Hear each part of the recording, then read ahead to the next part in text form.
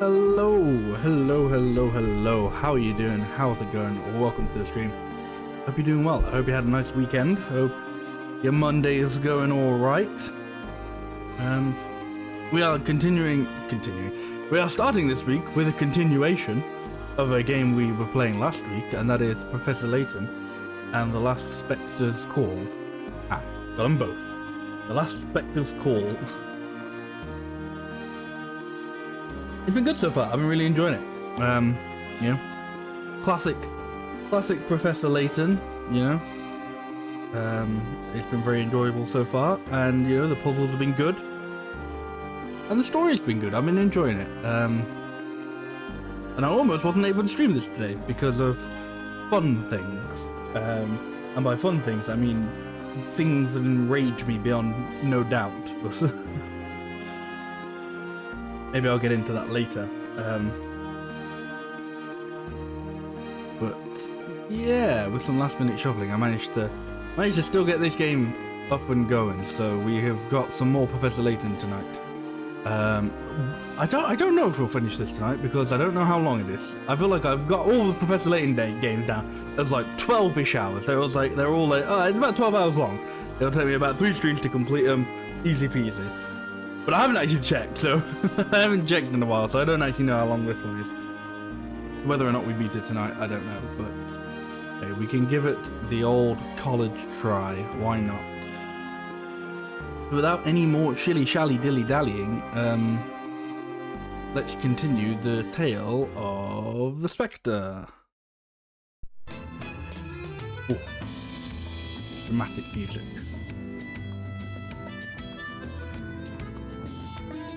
Right, I wonder if he'll give us a little catch-up since... I don't know. I wonder if he'll give us a catch-up, because the game knows it's been almost a week since I last played it. The story so far. Well, Emmy is in London. So, okay, the story very briefly so far. Like, not at all the whole story so far, but more so what the last thing we did was. Well, Emmy is in London. Layton and Luke continue their investigation around the High Yard Hill area. Can they find any significant clues to help solve the puzzle of the Specter? So there you go. That's what we were doing. I guess if you want a better recap of the story, watch the previous stream. Fuck you. No. We're looking for a Specter. There's a giant, like, evil Specter, and we're getting to the bottom of it. That's pretty much it.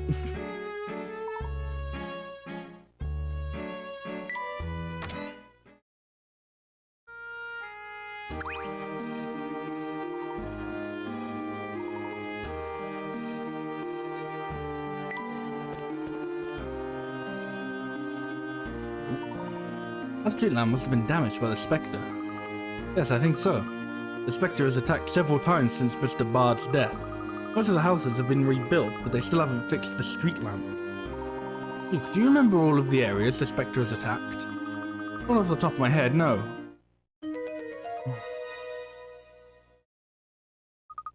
But I have kept a record of every spot that the Specter attacked. I was hoping this might come in handy someday.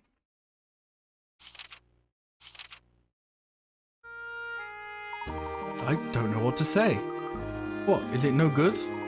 On the contrary, Luke, your organizational skills are very impressive. I'm stunned. This is wonderful data. It's the groundwork we need in order to make sound deductions. The more information we gather and cross-reference, the greater chance of us finding the truth. So it's helpful. Extremely. Great work, Luke. Let's continue our investigation.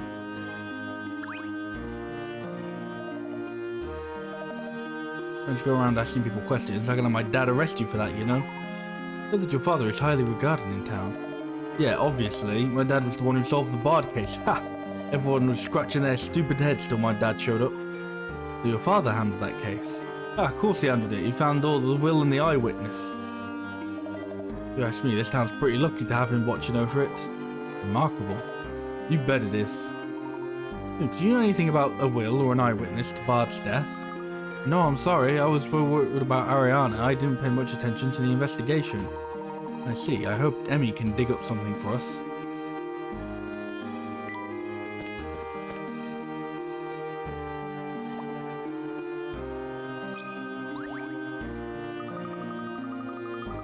The town is in such danger. I did kind of wonder if I should leave. With Chief Jakes, I feel safe. I actually offered to pay for my stay to make up for all the Specter trouble ruining my vacation. This must be typical in small towns. The authorities truly care for townspeople. Although it wasn't easy getting into town at first, I came because of the stories in the paper about the Golden Garden, but they turned me away. How did you get in then? The road into town was guarded by the police, but my friend and I took the back way over the mountains. The Spectre appeared on my first night here. The cops were pretty quick. Were pretty quick. They had the area blocked up so I couldn't see anything. You've remained here ever since. Well, having come all this way, it seemed a shame to leave. Plus, the police have been so kind. My friend got totally terrified when she heard about the whole Spectre thing, though. She ran off at the first opportunity. She's in one of these pictures, actually. Can you work out which one my friend is? Yeah, it's the one with you, in the picture with her.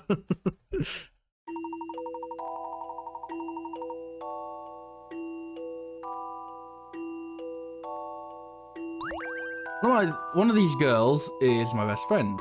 My best friend has blonde hair, doesn't wear glasses, and has a mole under her right eye. Can you tell who it is? Right. So it's blonde. No.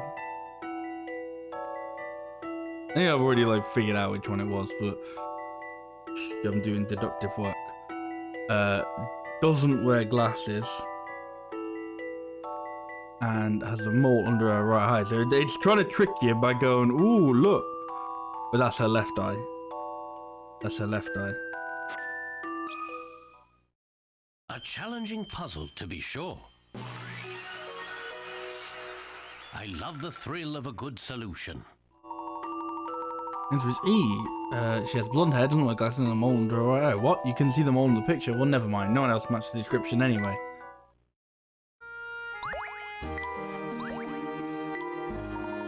Oh, did you see the Golden Garden in the end? No, it's too bad.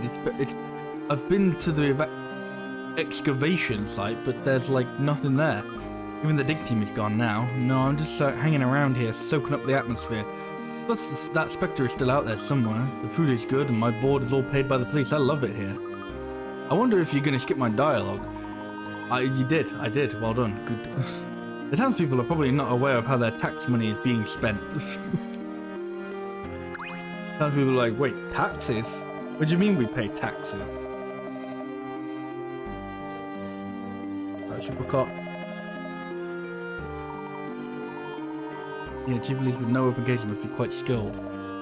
Yeah, well, some people use their skills to solve cases, some people use their skills to do their hair. The cops do seem to be pretty good at telling people which areas to evacuate. Look, didn't you say that Dolan communicates your predictions to the townspeople? Dolan tells the police and then they deal with the evacuation. I see, there certainly was a police presence in North Ely the day the Spectre appeared. I'd like to meet this third-eyed Jakes. Along with the Spectre and the Witch, and all in the Golden Garden, right? This town is too much. This reminds me, I haven't yet seen the excavation site for the Golden Garden. It's nearby if you'd like to have a look. As an archaeologist, I find it hard to resist. We do have a little time before Emmy gets back. I'll take you there, Mr. Layton. It's just west of here. I appreciate it. Thank you, Lou. Of course, it's all part of our investigation after all. Right. The screens are going to go probably just away for a second, but do not worry. No. No. There we go. I was switching around on my monitor. Where am I supposed to be going? Not that way.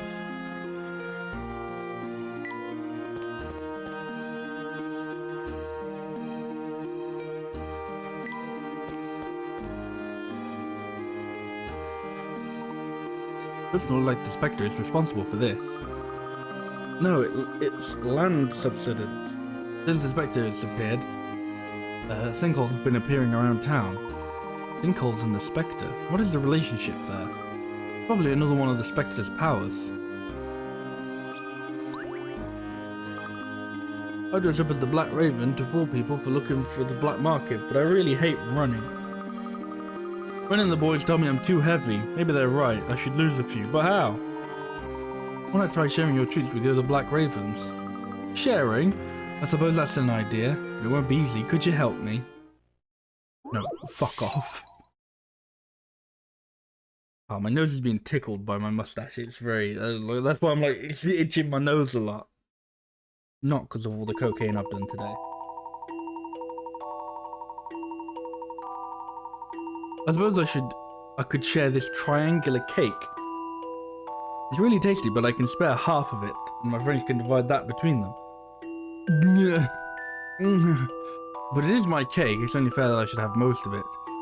I'll just cut 2 pieces with a ratio of 4 to 5, and take the bigger piece. That's still pretty generous, isn't it?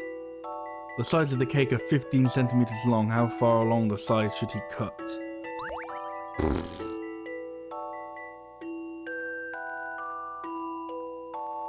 I don't know. Hey Scott, how are you doing? Back to puzzle solving and the brain melting, yeah. I think I got one easy puzzle in before they were like, right, it's time for maths. And I'm like, oh. You doing good? That's good to hear. Right,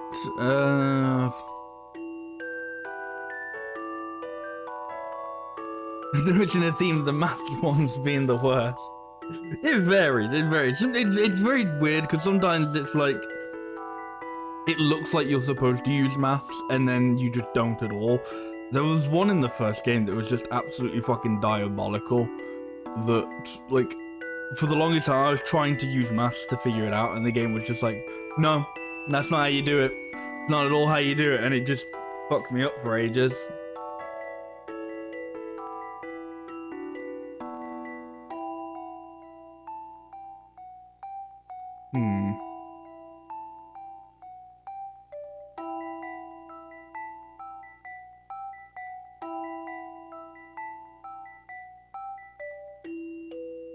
I mean, based on where the cut is, I'm gonna say that's just like a little over halfway.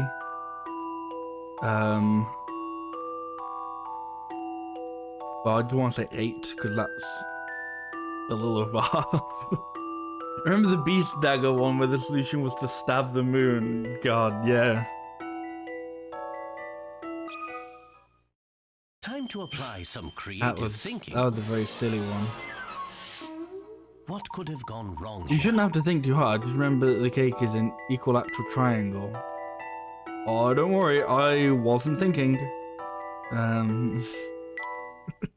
Oh, you shouldn't have to think too hard. Don't worry, game. I wasn't thinking anywhere near hard enough. I just went, I reckon it's this one. Oh, well, I've narrowed it down to 2 options.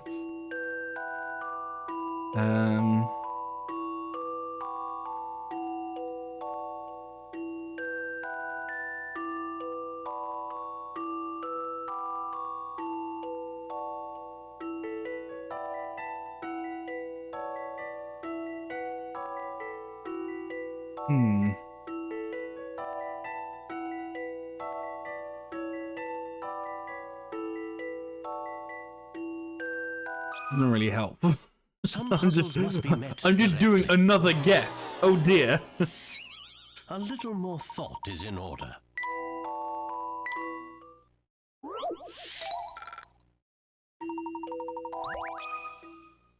Time to apply some creative thinking.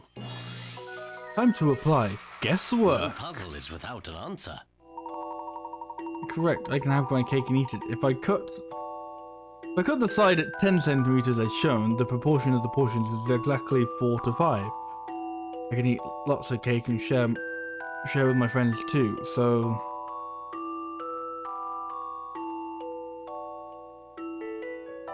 Like...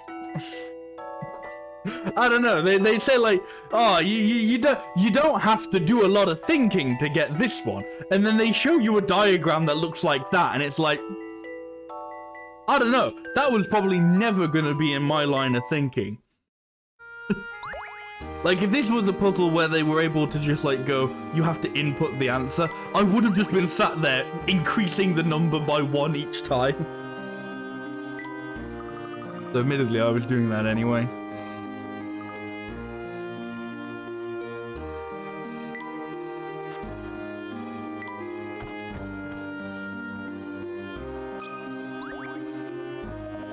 Hi, I'm Nate. I'm part of the dig team looking for the golden garden around here. Dig team, you say? Where's the rest of your staff then?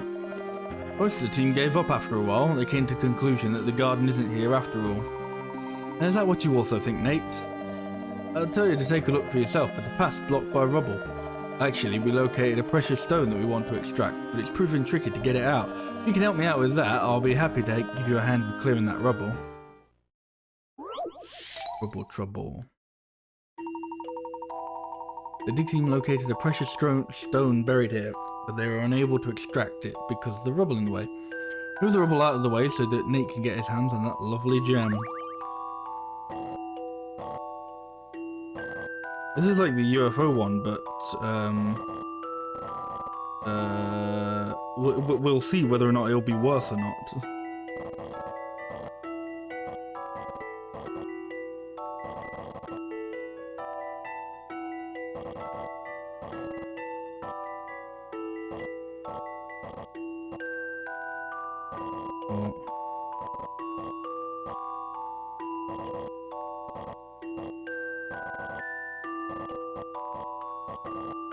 No, that was way easier than the UFO one. A challenging puzzle, to be sure. And they gave you way more space. I love the thrill of a good solution. Success! Knowing how to use the tight space is key.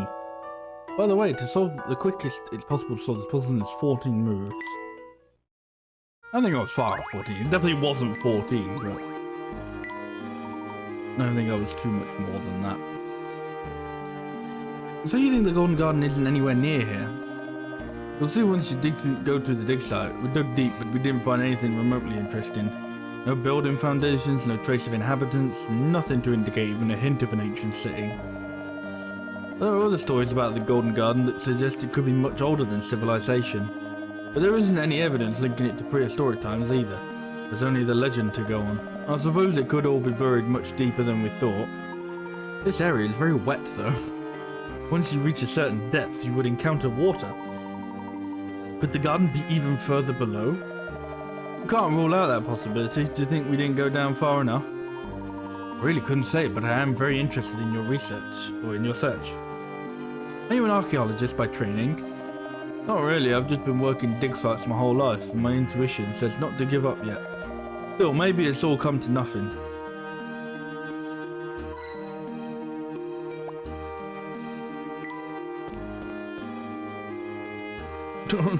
Ooh, a big fucking TNT plunger with a skull and crossbones on it. That's definitely good.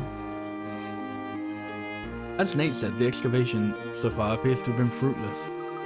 What makes you say that? I can tell from the exposed strata here. Your father knows more about geology than I do. My father, really? Yes, in his university studies, Clark excelled at identifying organisms in strata like this. Take it he hasn't ever told you about that. He's been so busy with the town that we haven't spoken much recently. He seems like a different person since he became the mayor. I think maybe my mum left because she couldn't deal with him anymore. Alright, Luke, calm down. I bet he's not even my dad. What if the Specter kidnapped my real dad? Yeah, what if, eh? Settle down, Luke. He's fucking pipe down, child. I too thought that Clark was acting strangely. The Specter's controlling him. When did you notice this change in your father? When he became mayor, right before the Specter appeared. I'm sure Clark will return to his old self once we sort out this case, but I need your help to do it. We'll get to the bottom of this. You believe in me, don't you, Luke? I believe in you, Mr. Layton. Thank you. Once we hear from Emmy, we'll speak to your father. Now perhaps we should make our way to the library. You think Emmy is back by now? If not, then we can look at some of the archived newspapers. Maybe we can find something. I see. You know where the library is, don't you? It's east of the crossroads. Ah, that's right. Let's go. Let's click on this fucking plunger first. Whoops! Whoa! That was a real live explosion! Hey, surely can't be using this dynamite to excavate the Golden Garden. That doesn't seem like a very safe way to do a dig. No, not at all. I rather hope that the Golden Garden isn't here. Stop it, Professor! Stop it! Stop it, Professor! No!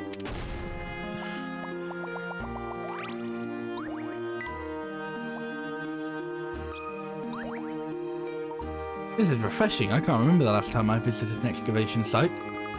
I thought you always explored places like this, Mr. Layton.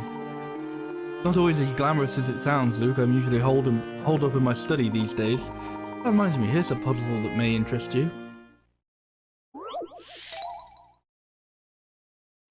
You can't remember last time I destroyed part of the world. It's been a while since we used plungers of dynamite. Archaeology shows you some ancient runes found on a dig. These runes were divided into two groups, but I seem to have mixed them up. Oh, my mustache is making my nose so itchy. Awful. You know the runes into the correct groups. Only the top left rune cannot be moved. Okay.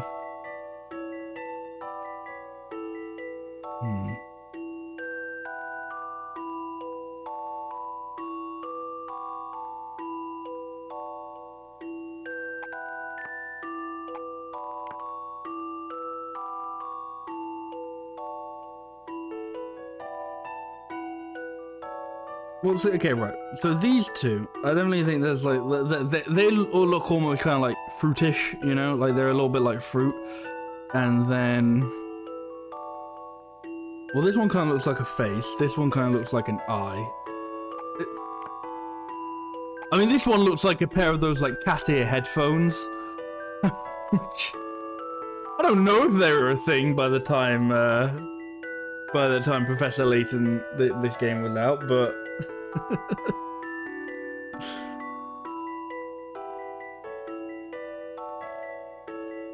One looks like someone tried to draw an apple blindfold. The other one looks like a melting pineapple. Yeah, that's one of the left. Yeah, I don't know what this is supposed to be, nor this, to be honest. But I feel like these look more like, I don't know, more similar to these two than they do the others.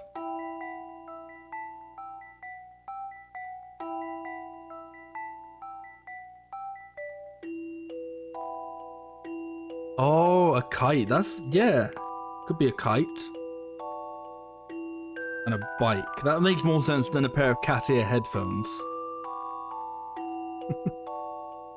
And the Eye of Sauron. Yeah. Okay, if that is a kite, then that could stay on this side. And this is supposed to be, I don't know, natural things but versus man-made things. Hey, Mizaru, how are you doing? If it's supposed to be like natural versus like man-made, then obviously the bike and the kite go together, but then the face and the eye would go on the other side, I think. I don't know what this is supposed to be. A telephone, maybe? I'm gonna try that. I'm gonna... yeah. How about this? Oh.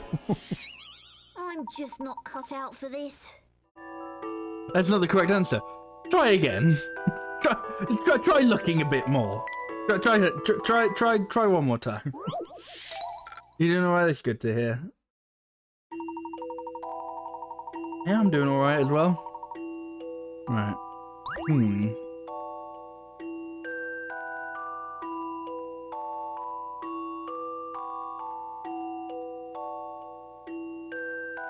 I mean, I think those two are definitely supposed to be some sort of fruit.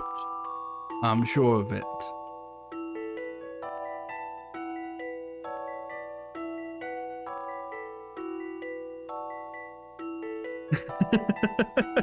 you eat the melting, the wrong apple and the melting pineapple, and you turn into the Eye of Sauron.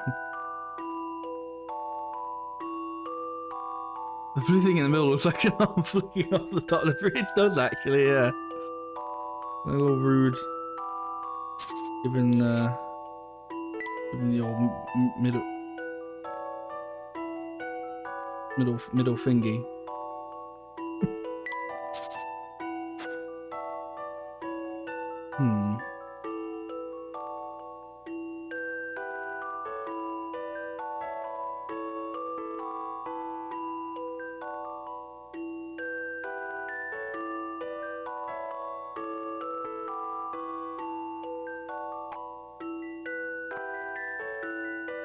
I kind of want to try this, but just kind of the guess slash hope that this is that like the idea is supposed to be I don't know, nature versus man, I guess, where man is represented by the face of man, the eye of man, the bike of man, and the kite of man, and then nature is represented by apple, pineapples, and maybe that's a banana. I don't know. I think this is right. Oh. Some puzzles are impossible. Yeah, this one is impossible. It's weird that they put an impossible puzzle in the game. It's kind of rude, to be honest. But, you know, there just isn't a correct answer.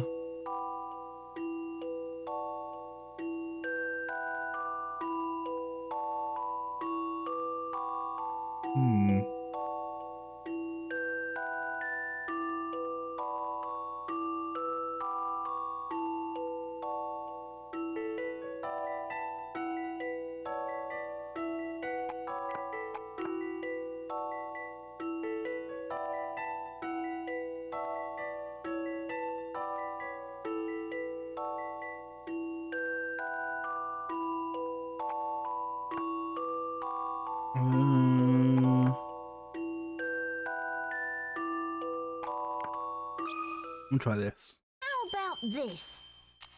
I don't entirely know what the logic behind it, but don't worry, it wasn't correct.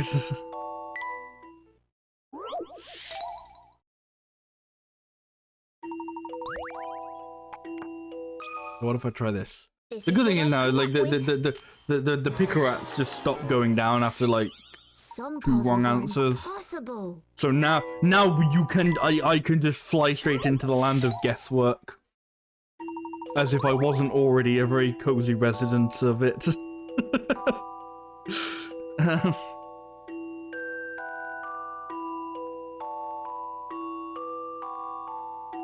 We'll be here a while then, yeah. Yeah, unfortunately, there's quite a few combinations to try out, so.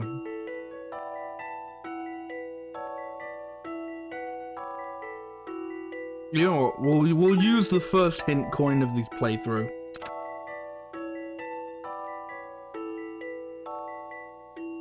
Now, if you're familiar with Professor Layton, you know that there is a big problem with using the hint coins, in that they range from two things. Or not range, they are one of two things. Completely fucking useless, or they tell you the answer. The key is to look at the symbols. Oh, see, that was my mistake. I was playing the game, fucking looking over there, going, where, I think I've got this right.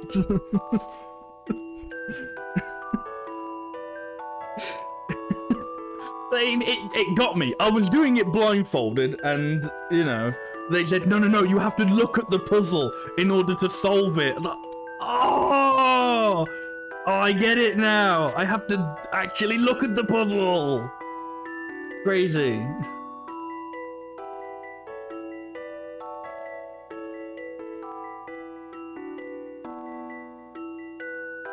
But yeah, so obviously either you just get like clues like that, or you get the complete inverse where they just go, here is the answer. Get your few picker-outs left, you worthless loser. Like, I bet if I get to like hint 3, they just go, okay, here's what like the two things are. They go, the puzzle is, oh, we don't know what the two groups are. Hint 3 is, here's what the two groups are.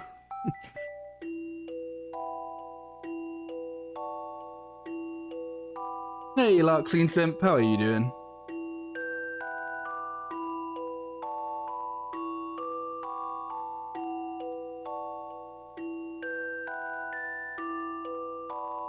Oh, you know what? Maybe that's not an apple. Maybe that's a mouth. What if it's that? Like that's a, like the top one is a mouth. This is the face. This is the eye. And then that could be ears, I guess. Maybe. I don't know. I think this is right. I can't work it out at all.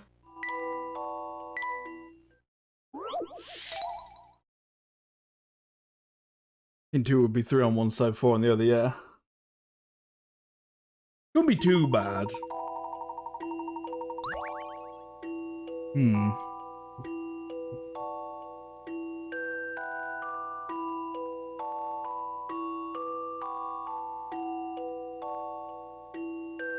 Doing good, just finished Southbound Legacy and I'm doing daily puzzles before going on to Curious Village. Nice.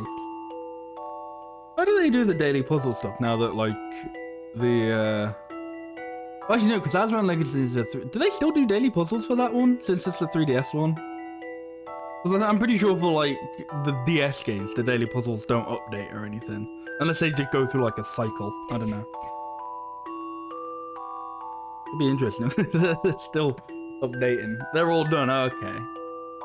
Did they just give you like the here are all the daily puzzles we had. Here are like all however long we did them.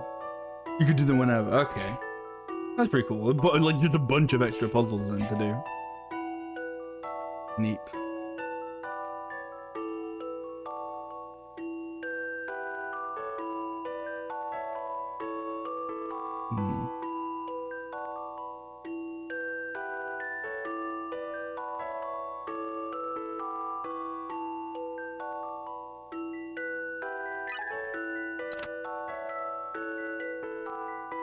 Yeah, you're right.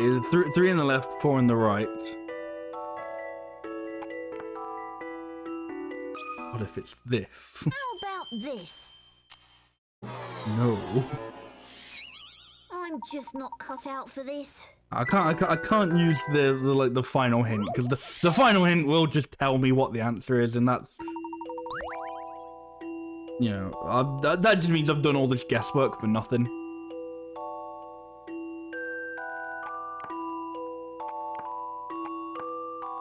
I'm pretty sure I've tried this one. Watch the final hint also be useless. The final hint just like goes back on that. Look at the rune on the top left, you know, and think about what that could be.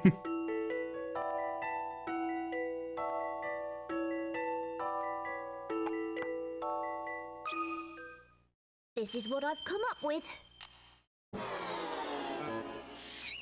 Some puzzles are impossible. Over the top left is a butterfly. Oh, maybe.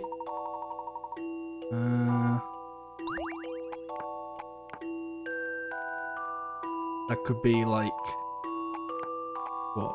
That's probably the closest resembling a caterpillar. And if that's like the cocoon... I think this is right. Yay! That was it.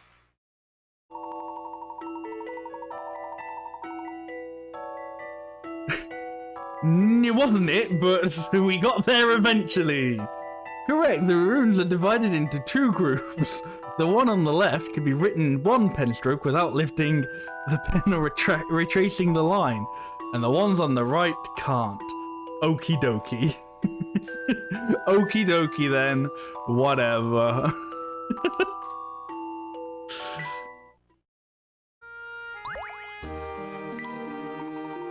Wow, Professor, that puzzle was bullshit. Fuck you. What was my dad like? Well, he was a very hard-working student, always on time and incredibly diligent. He was a favourite with the faculty members, and they often assigned him particularly tricky tests. We were both so enthralled by our research that we regularly studied through the night. And despite all that, he still felt he had a duty to help out his friends and family. That's not what he's like now. I can understand why you would doubt your father. We'll get to the bottom of his behavior, I promise, then you can see the truth for yourself. I'm sure I want to. This is how that puzzle makes me feel.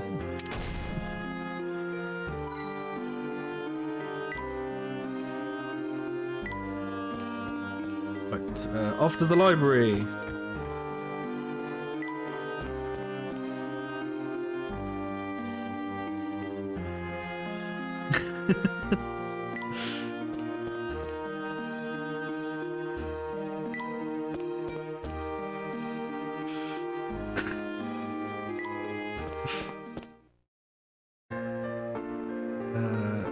How far is the library? I might be able to.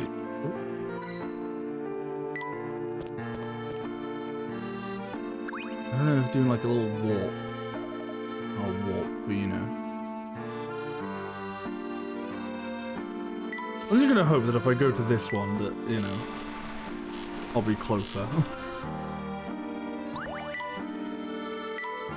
Yeah.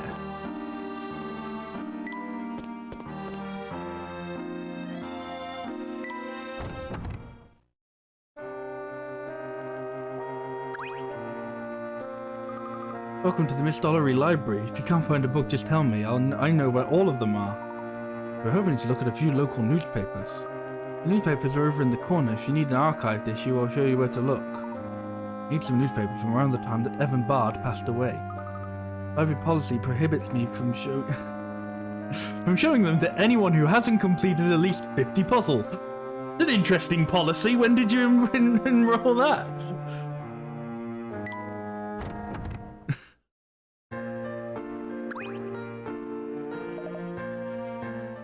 It's a good thing the puzzle cat's right out. Oh, it's a good thing, one, the puzzle cat's right outside. Two, it has exactly the right amount of puzzles we need. Unfortunately, it's one of them was one that I couldn't do. I hope you like, if you like me ramming my head into a wall until the puzzle gets solved, you're gonna love this one. Imagine you go to the library, they turn you away because you don't look smart enough to have beat 50 puzzles. It's not even you look smart enough, they know. They know that you haven't done 50 puzzles. They're like, don't even lie to me. I know your ass has not completed 50 puzzles.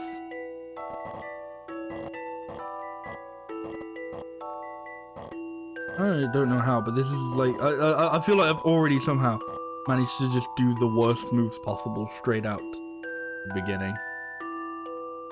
Definitely not because you don't have a library card.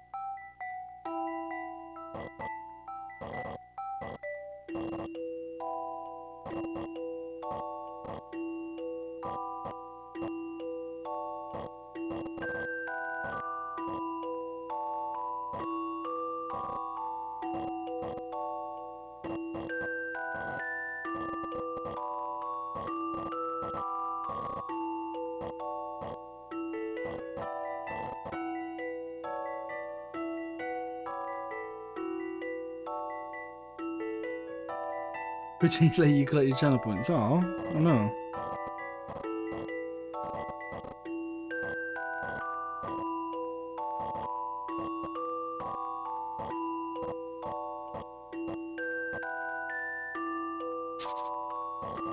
See, I managed when I did this puzzle, like, this is like a puzzle you can do really close towards the beginning of the game. And I somehow managed to get the ball into, like, this area, and then I just couldn't do anything else with it. And now I just can't even get that far.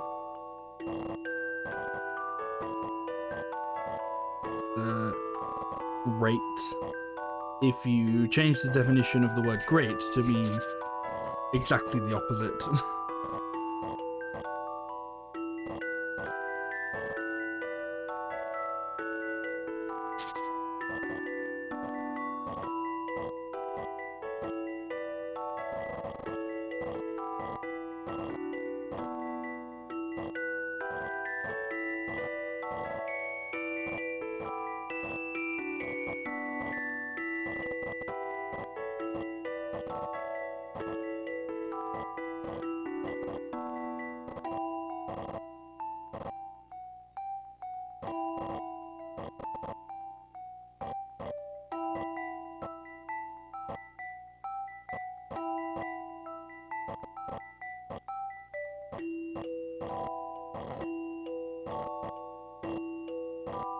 Cool.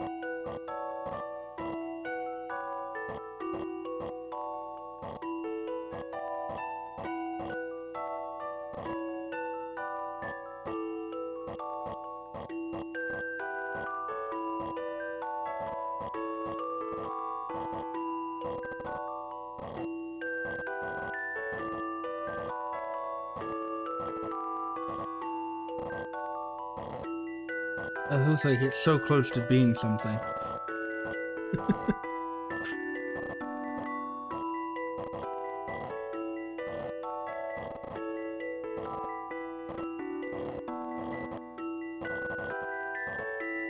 It's like so close to being something.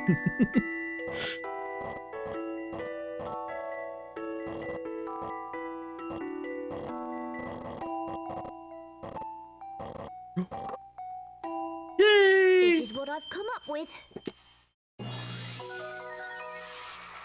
I knew I could do it.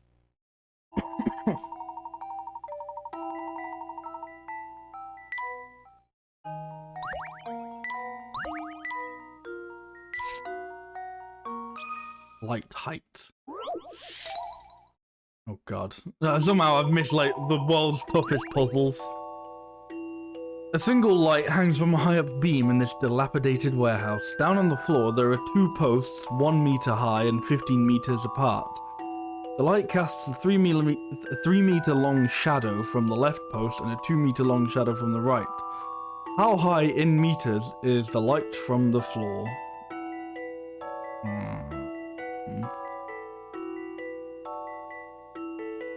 That's a good question.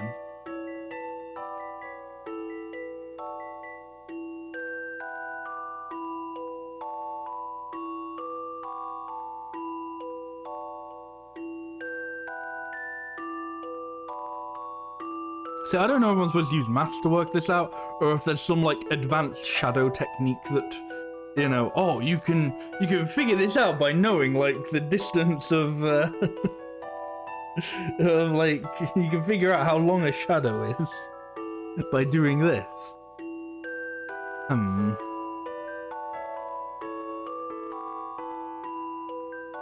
First 1 millimeter high, well, 1 meter high, right?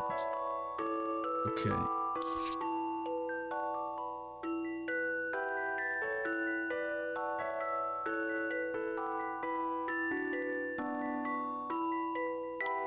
Absolute dog shit line.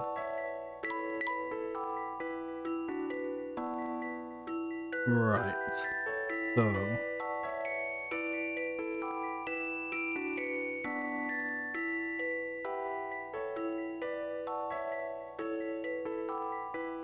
Well, my mind was going straight work out like what this little bit was. I don't think that's helpful. Definitely don't think it's helpful because I'm pretty sure it would be some weird like. Oh, it could be 1 squared plus 2 squared. It would be. I don't know, whatever the square root of 5 is. Which is like, definitely not a number I think they'd want you to use, so. Ignore that. Probably something to do with angles, maybe. I don't know.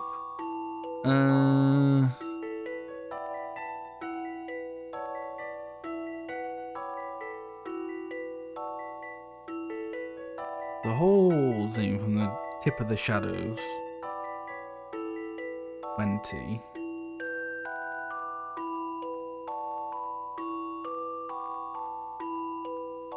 Don't know if that means anything.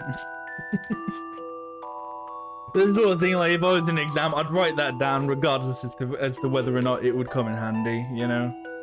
You may get points for your working out, sort of thing.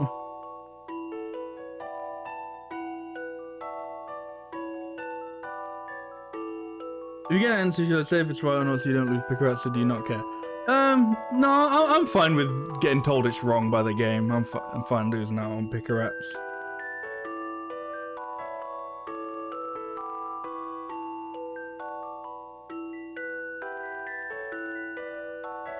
I mean, with this one, I feel I'm going to struggle to get an answer, let alone a wrong one.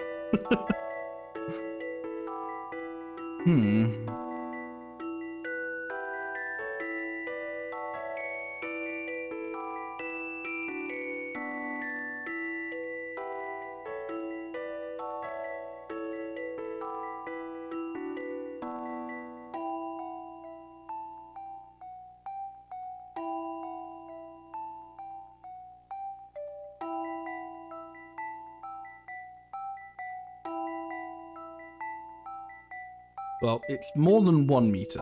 That's... I have figured out that much purely by... Otherwise it wouldn't make sense.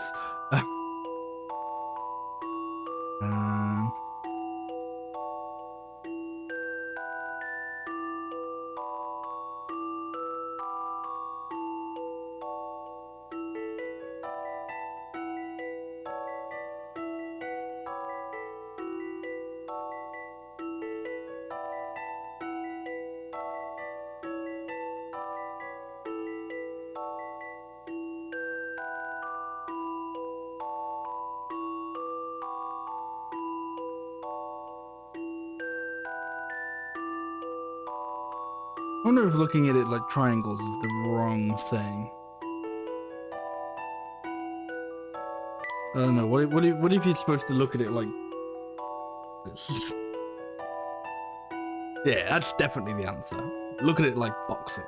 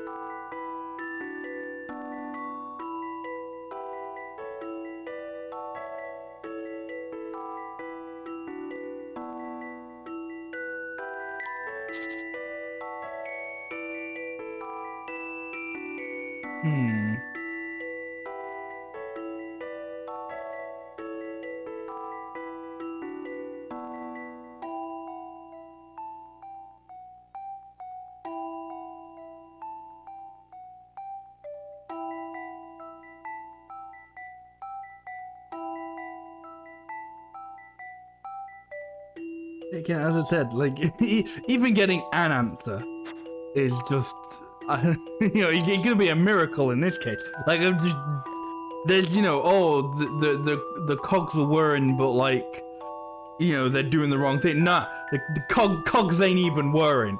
Nothing in my brain is spinning. Like the hamster wheel has stopped. The hamster has fallen off the wheel. And has passed out from exhaustion. Not even exhaustion, it's just looked at the question and had a stroke.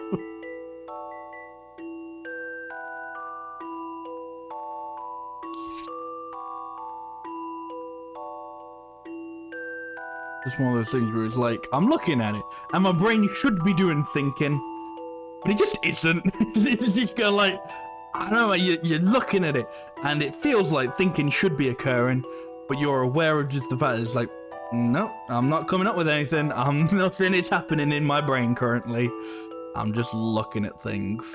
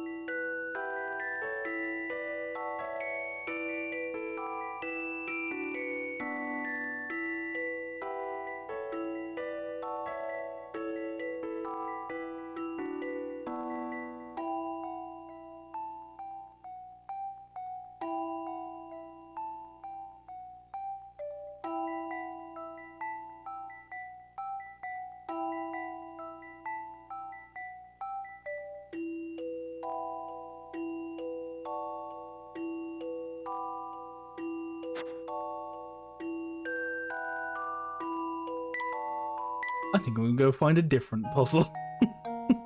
I think I'm gonna do not that one.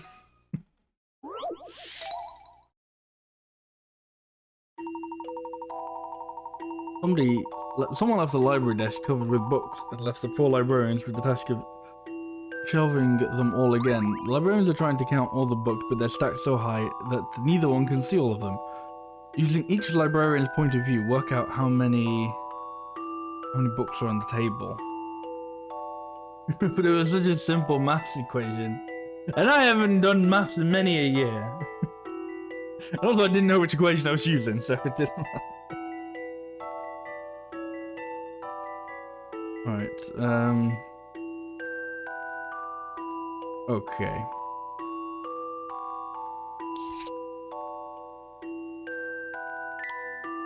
Hold on. Couldn't see because it was so atrocious handwriting. But that's those two.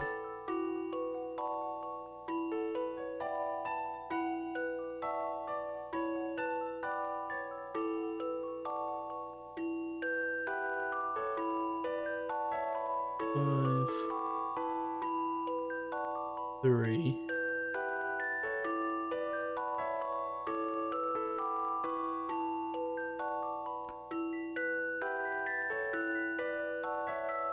And that's right, so 15. Some puzzles must be met directly. What? What could have gone wrong here?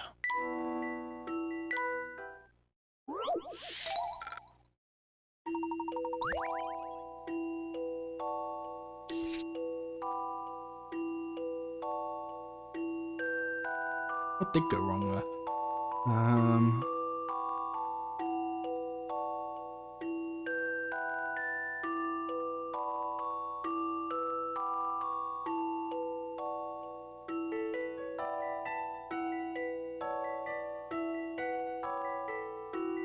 Oh, that's 4, not 3. Oh, that's why. I miscounted.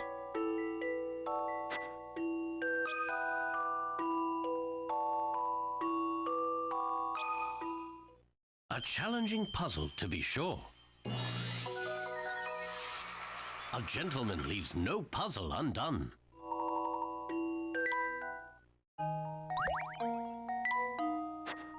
Right, time to find anybody else.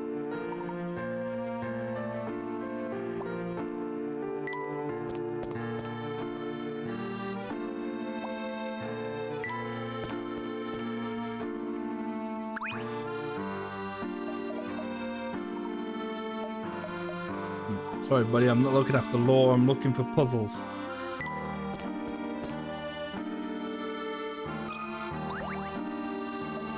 I like the police around here. Can't they spare a thought for a poor old fella? There's nothing they could solve the puzzle. They're too busy with the Specter, they said. It's downright an insult. Lanky lamppost. Oh no! No! No more shadows! No! No! No! You can work out the height of this lamppost in meters just by looking at the shadow cat. Oh, no, I can't. Next question. The bollard next to the lamppost has a height of 1 meter and casts a shadow of 1.5 meters long. Have I reached the factory? No. No, I haven't. Right.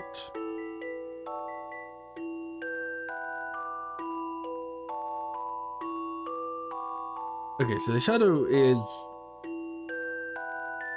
presumably 5, which means the shadow is times 1.5 if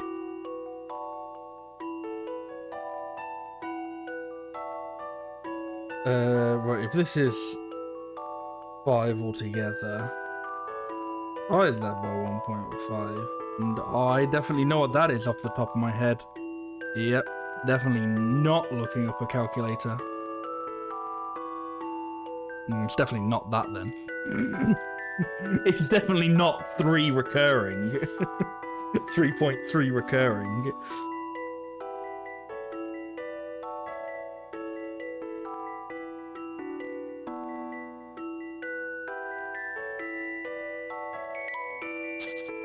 Well, what is with all the shadow ones though? I know. They're like, quickly, he ran off from a previous shadow puzzle. Throw him a new one. Send out all the shadow puzzles.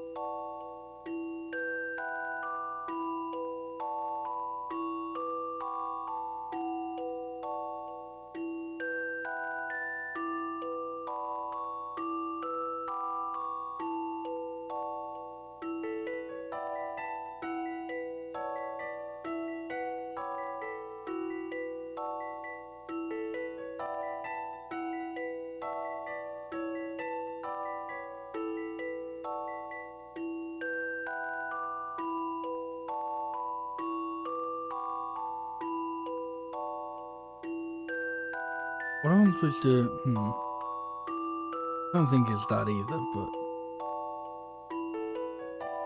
Oh no, it could be. Well, instead of times by the whole, or dividing the whole thing by 1.5, I gotta do it like in separate bits, so...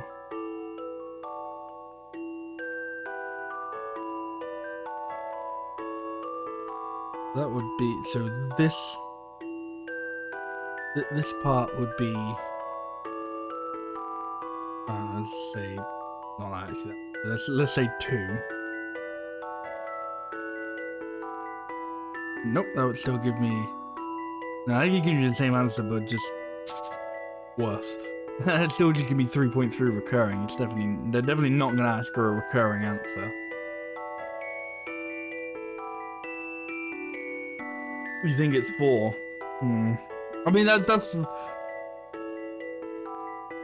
the closest, like, whole number that's realistic. Like, it's not gonna be 3, because... I don't know, maybe it could be, I don't know.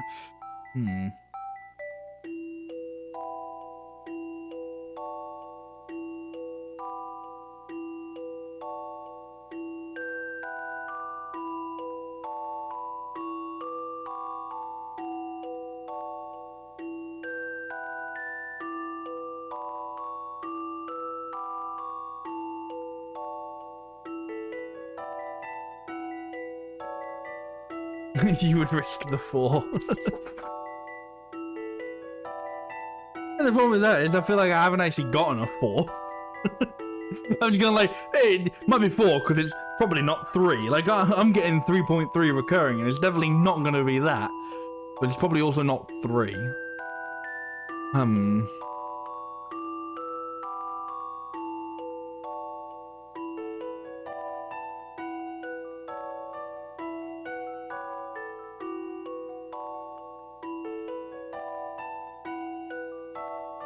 I don't know, the only justification I can think of is like, you are supposed to do like the 1.5 thing for this, but then because this is up against the wall, it goes, oh, you don't have to do it for that.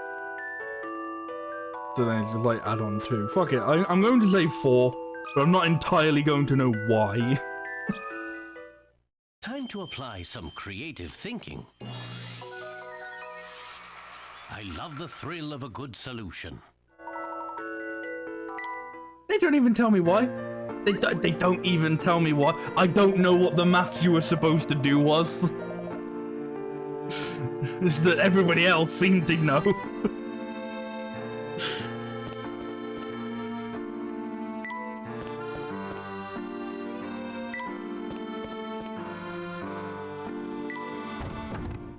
There we go, we've solved 50 puzzles.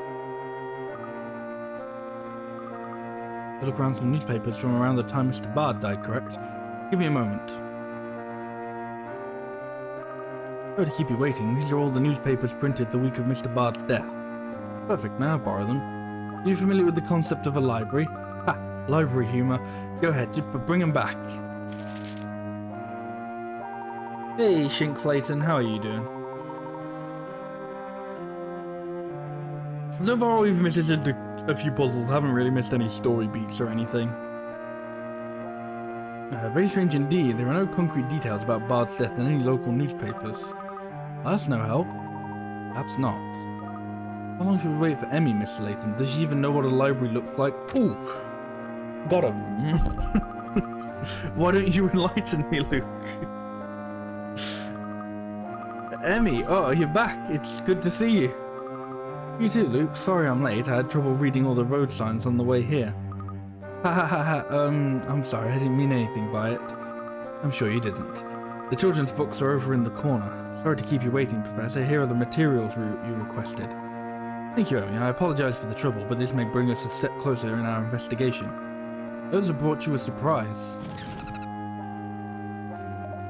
Well, if it isn't Professor Layton. Keeping well, I take it? Inspector Grosky.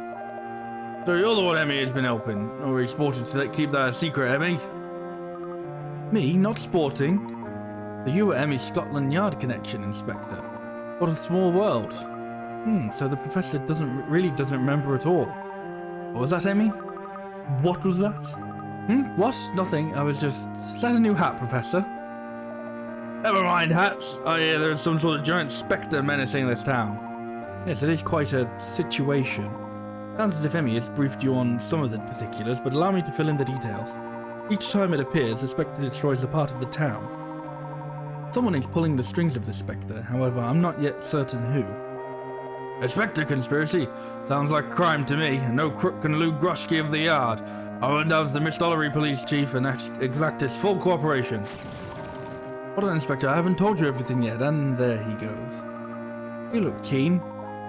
Well, let's have a look at what Emmy brought us. I think we'll find some useful information here. Oh, Professor, I had my film developed as well. I think these photos should come in useful. Good thinking, Emmy.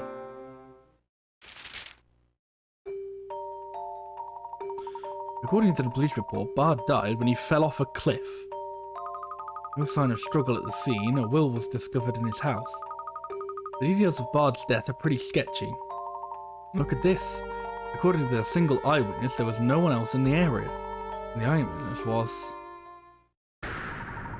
Clark Triton! No. What? My dad? Mr. Triton was the witness at the scene. Did he ever mention anything about that? Did you know about any of this, Luke? No, this is the first I've heard of it. Mum never mentioned it either. And as well, Mr. Bard left his rights to the town's land to Clark. He left all of that property to someone he wasn't related to. Why? That's not all. Look. There is no mention of the Specter in today's London newspaper. No mention despite the massive damage sustained by the town. Don't you find that strange? Now that you mention it, we hadn't heard anything about the Spectre until we came to Miss Dollery. Someone trying to keep this story from getting out? It would appear so. Who would be capable of controlling information like that? Let's confirm the report at Miss Dollery police station before we jump to any conclusions. Perhaps Grosky has tracked down the police chief for us.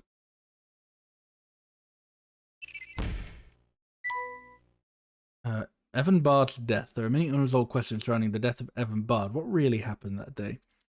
I'm positive that the key to unraveling the mystery of the Spectre lies in Evan Bard's death. Clark isn't a relative of Evan Bard, so why was he mentioned in Bard's will?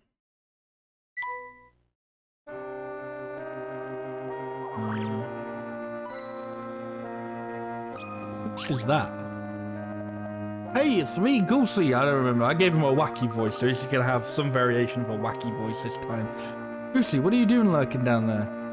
Well, I wanted a quiet place to hide, so I thought the library would work. I still stick out, don't I? Mother, and I was really trying to sandwich myself between the bookshelves, too.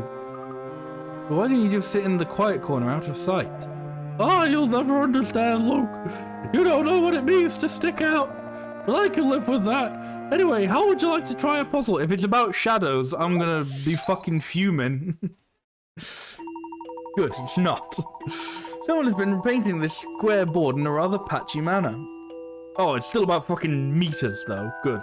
Always about meters. The board has sides of 20 centimeters and the paintbrush is 10 centimeters wide. With 20 centimeters wide. With every layer of paint, the surface gets darker. The color code shows the number of layers needed to make each color. Where's the minimum number of brush strokes to get the required pattern shown below? Okay, let me actually take in what that means now.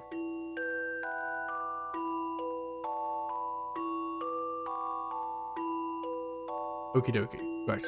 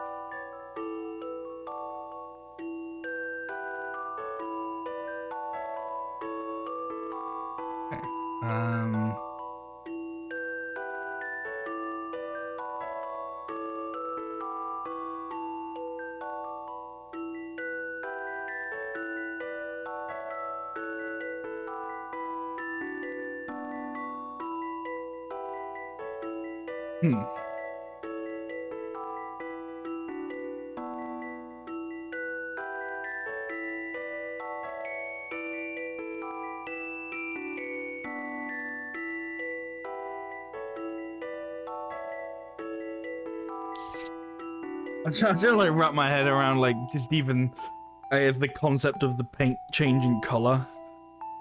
Because it feels like it looks like it. I mean, this may not even matter at all, but it's messing with my brain regardless. It looks like it's just changing color, but I think it's supposed to be every time like a bit is repeated, it gets darker.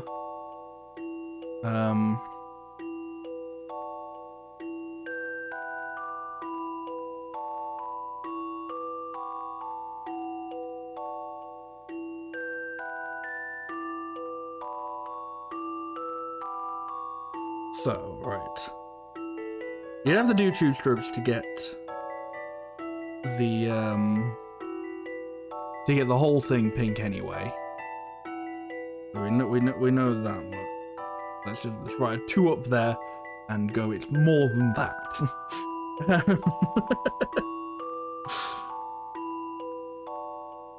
They need a thing saying like, you know, this is not to scale or whatever. Because I think that's what's racking my brain. It's like that really doesn't like that doesn't look like a 20 by 20. Like obviously I know it's not 20 by 20, but you know it doesn't look like a square in the thing. And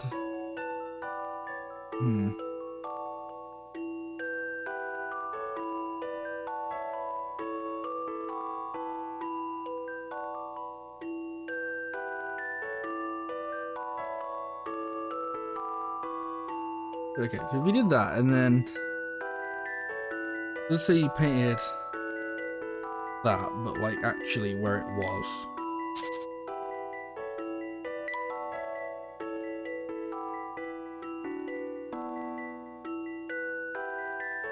Let's just say you did the two strokes of like undercoat to make it pink.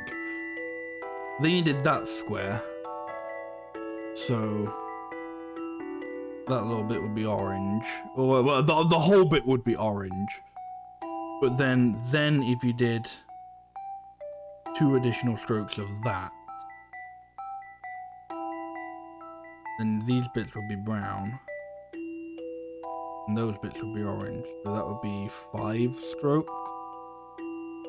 But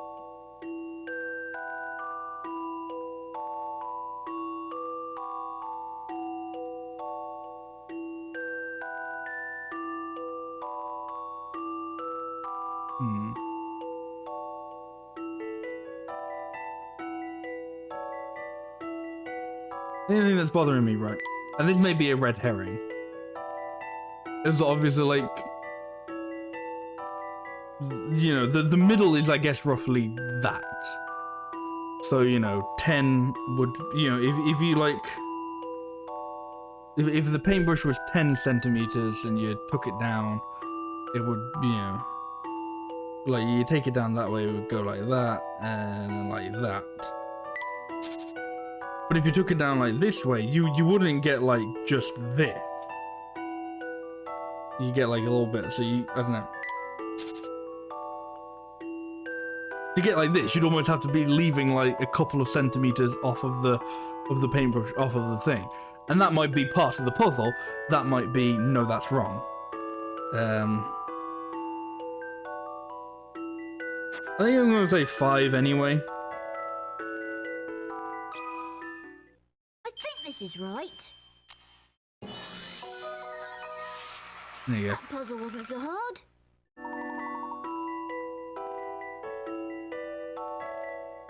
Kind of what I was thinking. I think I did it in like a slightly backwards order. Yeah, I think I did 5 first. Well, not first, but you know, I did 5 before 3 and 4, but I don't think that mattered.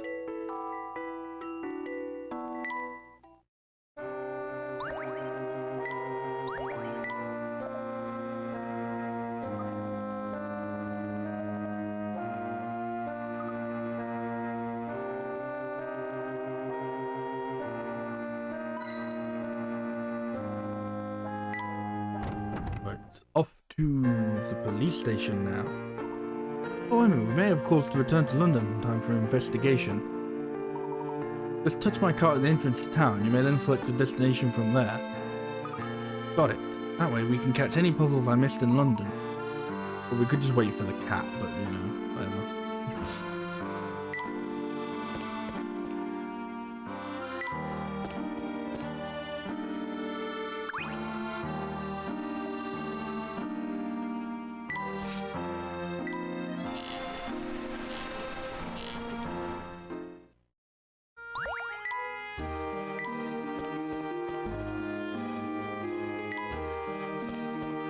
I don't know if this is right. I don't think it was, but I'm here now anyway, so it doesn't matter.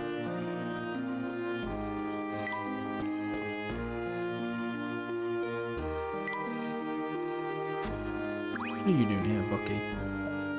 Oh, the round trip between Grand Bridge and Highlight Hill is a long haul even for old Bucky here. Yes, I imagine so.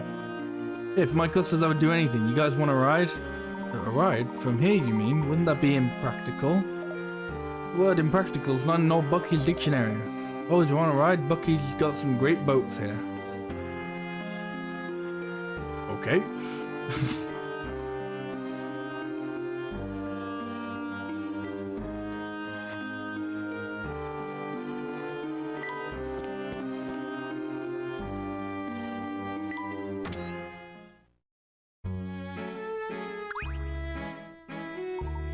Oh, there you are. Chief Constable Jakes will see you now. Our chief is amazingly talented, so you show some respect and tell him I said so, will you? His office is just down the left corridor here.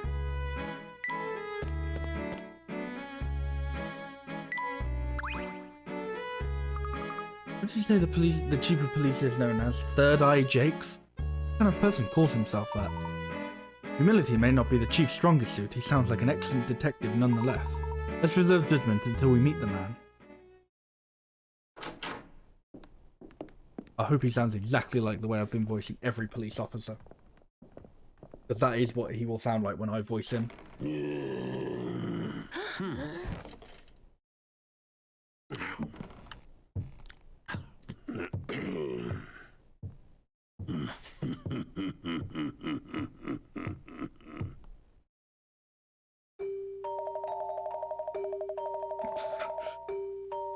Oh, you're the archaeologist who took it upon himself to investigate the Specter, eh? Yes, my name is Layton. It's a pleasure to... To get his voice, you need to have a huge ball of phlegm in your throat, yeah. Layton, huh? Never heard of you. Nope, that's gonna kill me. How's your investigation going?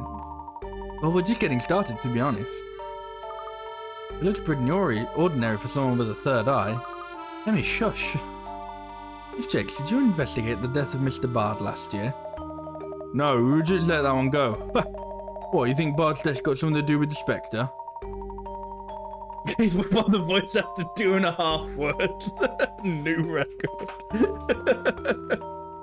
I was just like, I instantly felt that going like, nope. I believe there is the possibility of a connection, yes. We determined that the death of Mr. Bard was a suicide. How were you able to determine that? Ozu, we found a will. The mere presence of a will is not enough to indicate a suicide, is it? No, it's not. Almost like how a big hat isn't enough to indicate someone with police experience. I'm not challenge your judgment, nor your hat. I just need to confirm some facts. And allow me to confirm. I know that Mr. Bard threw himself into the lake because someone saw him. Clark Troughton was your witness.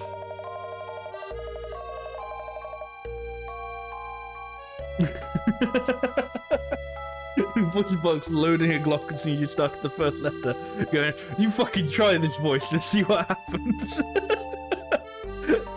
Yeah, pretty much. It was just like, no, you do this and you're going down with me.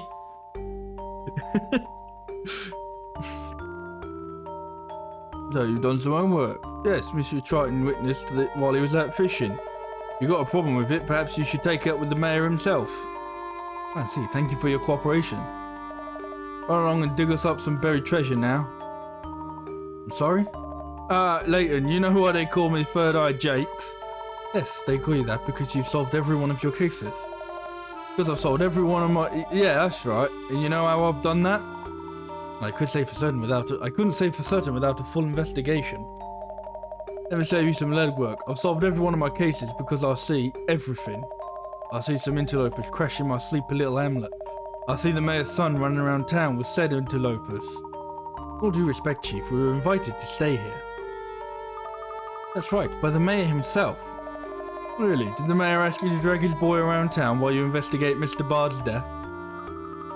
My father doesn't even know where I am right now. All the more reason he may want to know about Layton here, sticking his nose where it doesn't belong. He solves them because he caused them. You should be going now. Layton, I've got my eyes on you, all 3 of them. I want you out of Miss Dollery, you understand me? I'll give you 24 hours to pack your stuff, get in that funny little car of yours and go back to London. The clock is ticking, Layton. You can't do this. Hey, what are you trying to say? That's not fair. Let's just go, Luke. Tick-tock. Tick-tock, Layton.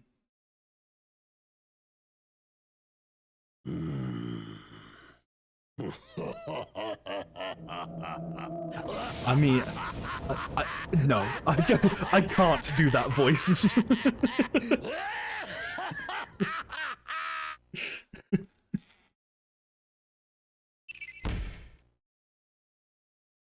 I go, he seemingly also just doesn't. I'm not sure the voice actor can do that voice either, because he hasn't said any words in it either. They got 2 takes from him and they had to run with it.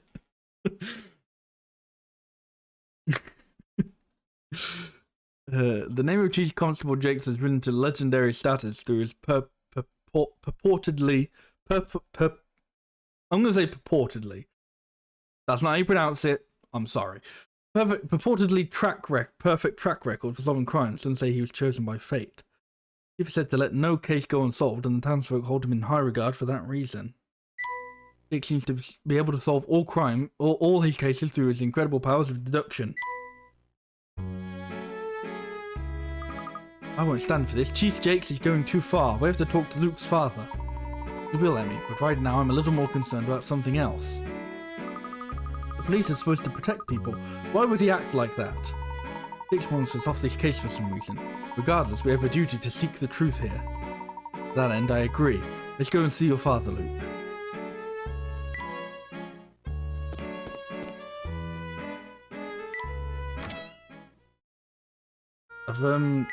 One thing I like doing is I like watching Columbo. It's a very fun detective show, absolute classics, brilliant. And one of the things that commonly pops up in that show is, you know, he'll be very close to the murderer, and the murderer will always be like, you insult me, Columbo, by looking into this murder and, you know, potentially suggesting that I have something to do with it. I'm going to tell, like, your chief and get him to get you off the case, and that never works. Like, like the moment you try and get somebody like off a case, all it does is just go like, I think I'm going somewhere with this. It's like never work. I think that's kind of the same thing. It's like, Chief Jakes didn't want us doing this. I think we're going in the right direction. Alright, it's got a big thing saying here, and I'm just like going every direction but.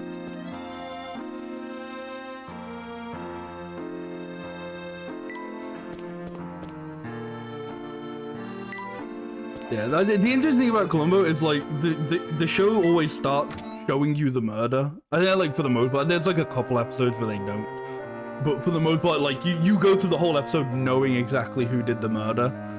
But like the whole thing is like how he solves it is the interesting part. It's very good. I'd recommend Columbo. Not exactly like a hot take, but it's good fun.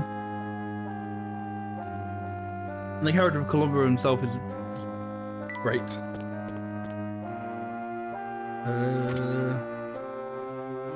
Yes, this was the right read.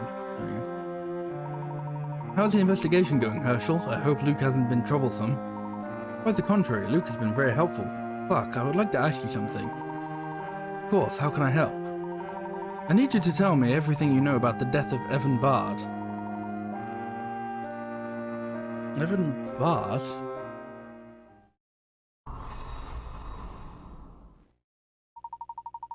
Yeah, the same thing I told the police. I saw someone fall off a cliff, that's it.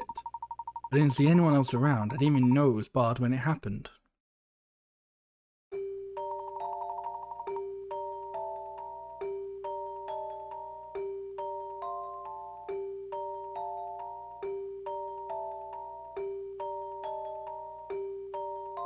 Chief Jakes closed the case as a suicide. Yes, well that makes sense if no one else was there. What about the will? Why would Bard leave you his land deeds? Evan was a friend and the only person in town with whom I could discuss intellectual matters. You would have liked him very much, Herschel. Of course, I was still very surprised by the will. Chief Jakes confirmed the will and acted as the executor. Executor, I'm assuming. He acted as the executor. No, he was already dead. Oh, the executor. There we go. He took care of everything for me. I became an extensive landowner overnight, and I've been dealing with the red tape ever since. And Ariana and her brother? They are still the future heirs as far as I'm concerned. I only plan to oversee the land until they're of age, unfortunately. Possible that Ariana will not live long enough to see that happen. Do you know about her illness? Of course, it's truly tragic. I don't know what I would do if such a fate were to befall Luke. Evan was always so attentive to his children. I was shocked to learn that he hadn't made adequate provisions for them. Do you agree with Jake's conclusion about Bard's death? Well, he is much more qualified to make that judgment than I am. He has third-eyed Jakes, after all. Yes, that name derives from his ability to solve every case, I understand. I feel like they're going about the wrong way with that nickname. Like, you know, like third eye implies some sort of like all-seeing thing. You know, like even he himself said like, oh, they call me that because I see everything. That makes sense. Not he's solved every case. Like maybe they call him No Case Jake or something like that. Now that could also sound like it could be an insult. Like they call him No Case Jake because they don't give him any cases or something, you know. You know, third eye doesn't exactly imply that he's solved all his cases. You could, you know, maybe he just has a thing for psychics or something, you know, he likes, you know, oh, they call him Third Eye Jake because he always, like, asks psychics about the cases and stuff. Every case, yes, Herschel, the man has practically eliminated crime in Miss Dollery. Besides the activity of witches and specters, of course. The portrait down there just reeks of evil, yeah. What are you implying, Herschel? Please, just this once, stop speaking in riddles. Cases ruled as accidents. Unexpected confessions, complaints being withdrawn. Oh my god, it's Hot Fuzz! Oh, it's the plot to Hot Fuzz! It's all fucking accidents! A great big bushy beard! Crusty jugglers! The common pattern among solved cases. Herschel, you don't think Jakes has anything to do with Bard's death, do you? Oh, I do now! I do now that I've figured out it's Hot Fuzz!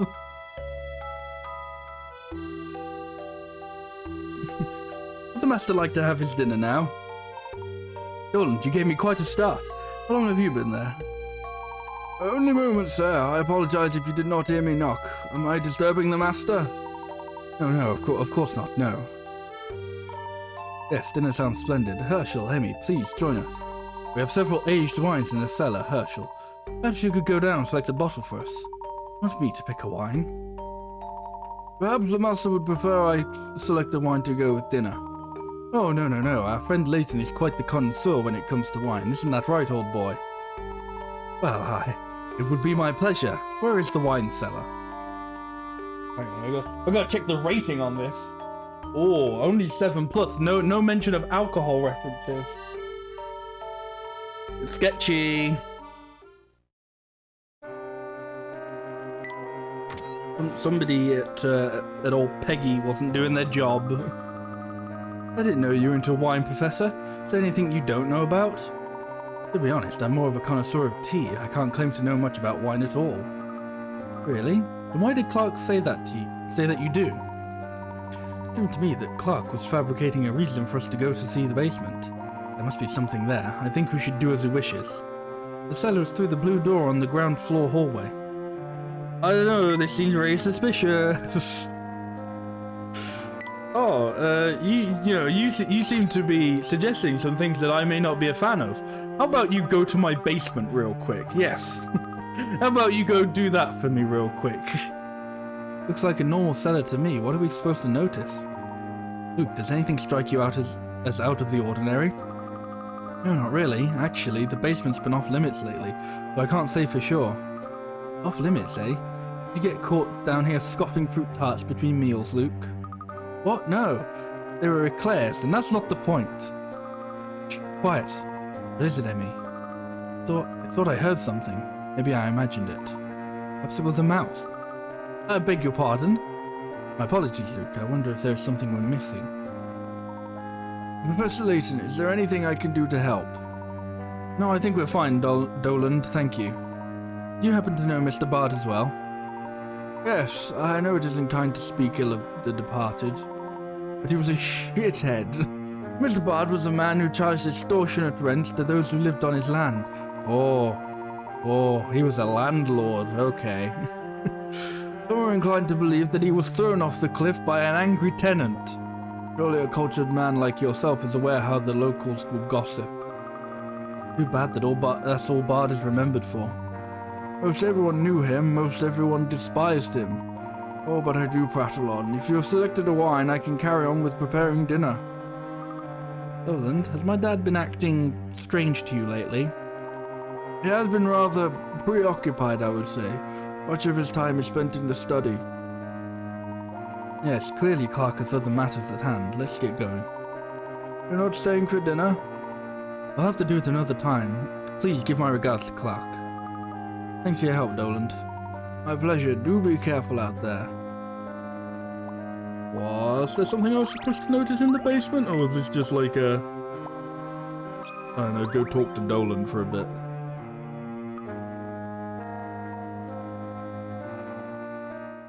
This reminds me of a puzzle about wine. In order to store this fine wine in an appropriate manner, the following rules must be observed. White wine should always be stored so that it is only one bottle... So there is only one bottle on any horizontal, vertical, or diagonal line. Red wine should also be stored so that there is only one bottle on the same horizontal, vertical, or diagonal line. Two bottles already in the crate cannot be moved. Okay. The same diagonal line? That's fucked, but okay.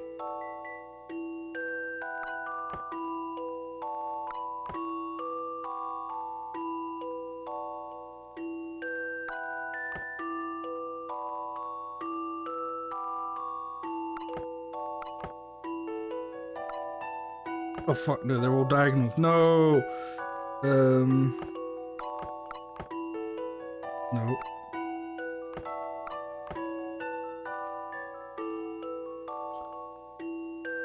Yeah, that's right.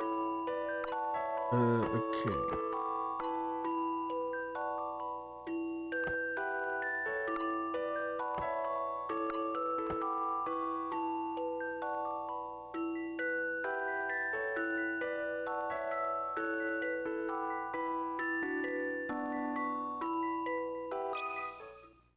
A challenging puzzle, to be sure. Nah, not really. A gentleman leaves no puzzle undone. Oh, done. The balls may be placed as shown in the two diagrams. Huh. Who would have thought that storing wine was so complicated?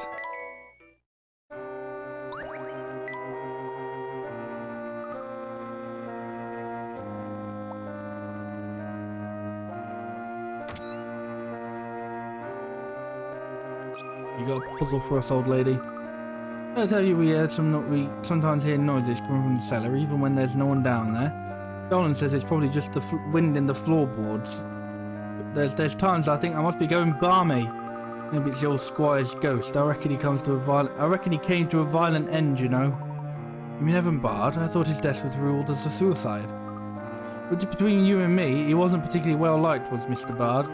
He owned most of the land in town and hiked the rent right up. That didn't make him any friends. Then he always acted so high and mighty. The only person he would talk to was Mr. Triton. He was dismissed from that household years ago. It was lucky for me that they took me on here, I'll tell you. But then you just don't know, do you? He might have had his own reason not to want to live. I see, and you believe he may be haunting this house? Why this one? Oh no, I didn't mean... There's no reason at all why he'd come and haunt poor Mr. Triton's house. Oh, don't mind old Beth theory. In fact, I have a little puzzle for you if you fancy it.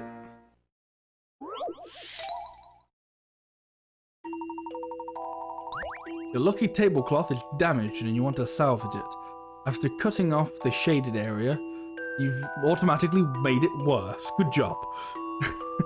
You cut along, you make 2 straight cuts along the dotted lines and end up with 3 pieces. Sewing these pieces together gives you a small square tablecloth decorated with 5 complete 4-leaf clovers. Drag 2 lines on the cloth to show the 2 straight cuts you make. Oi. Okay.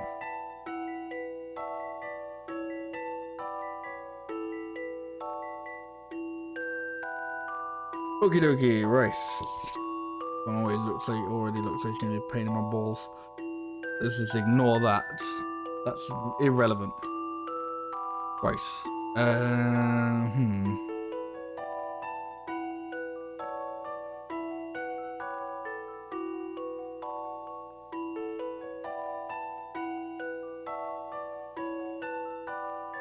Too straight.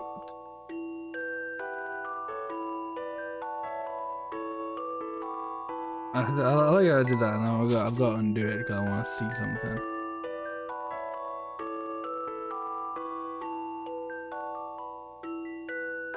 Yeah, there's not a way to cut that, like that size square. I don't think. You're like using the dotted lines anyway.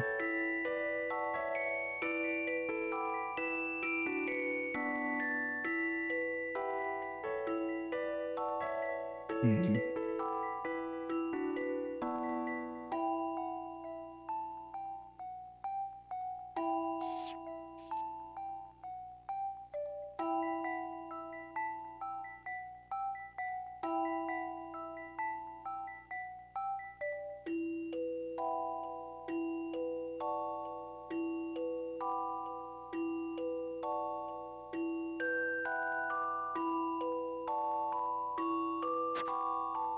It feels like it's way too simple to just be like that. But what if it... Thank you! Oh, Hydraulics, thank you for the raid. Welcome, everybody. Welcome. How was your stream, Hydraulics?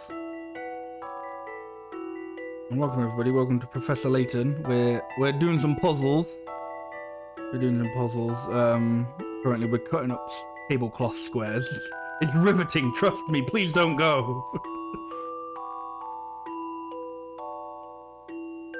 It's great. That's good to hear. What were you doing? What were you streaming tonight?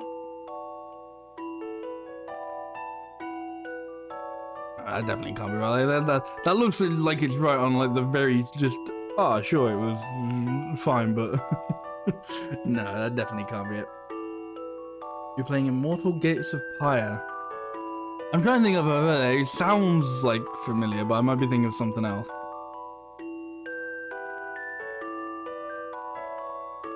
I don't think I'm familiar with it. RTS and Alpha right now. Okay. Oh, almost definitely haven't heard of it then if it's in RTS and Alpha. You're playtesting it right now. It's really fun. Cool. I'm glad you're enjoying it. I'm glad it was fun. Glad you had a good stream.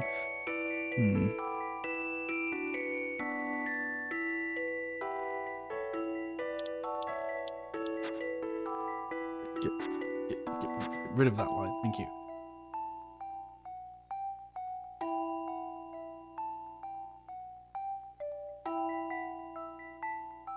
Ooh. If.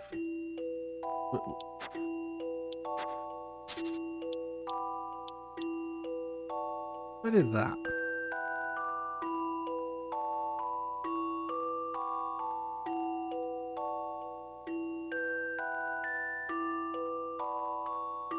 No, because then those two pieces don't fit together. Down.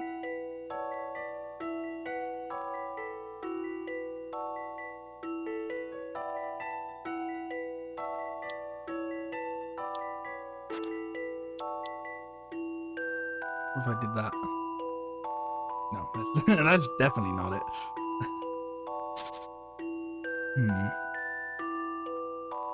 I was like, oh, you've got a small tablecloth complete with five complete 4-leaf clovers. It's like, I'm sure that's supposed to be like this really helpful thing, but it's like, I'm not figuring out how I'm getting all these different 4-leaf clovers. I'm making sure some of them fit, and that's it.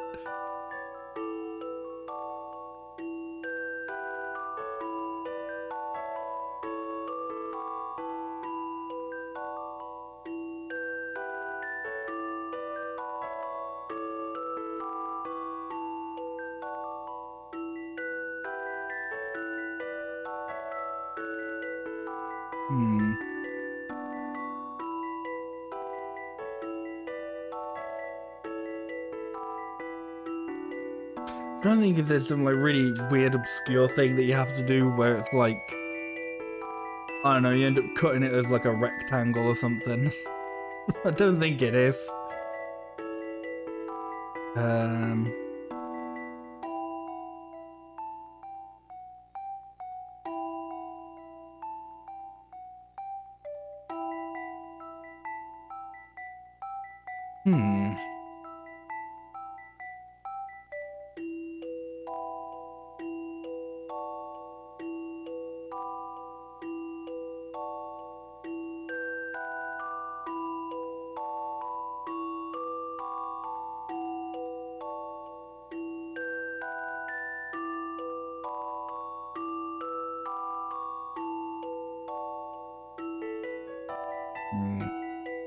Let's leave this one for now. Definitely nothing is happening there.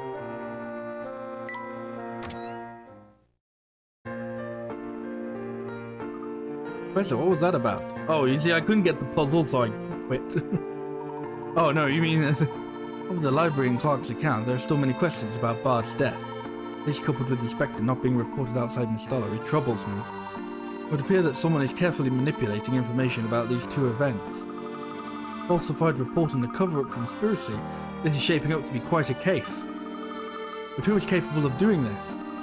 There's only one person I can think of. Who, Luke? Chief Constable Jakes. He's in a position to do both of those things. Luke is spot on. Jakes is the only one in this town capable of both. He's supposed to be a public servant. That's just unforgivable. I mean, your faith in public servants is inspiring. However, there is no doubt that Jakes is withholding information. We need to find out more about him. I guess I'll go ask people then. Oh, Inspector Grosky, your muscles glisten in the country just as they do back in London. How manly. You again, what are you doing here? With Grosky, I would walk through fire. Luckily, I didn't have to. I just took a taxi out here. Henry, do you know this woman? Sort of. I bumped into her in London. Grosky told me he had a lead. He must be on the trail of a notorious criminal. Oh, it's too exciting. He seemed even more determined than usual. I wish he would search for me with that kind of passion. Then he had a lead. Which way did he go? He just ran off that way. He's probably at the crossroads now. Might still be able to catch him. Let's hurry.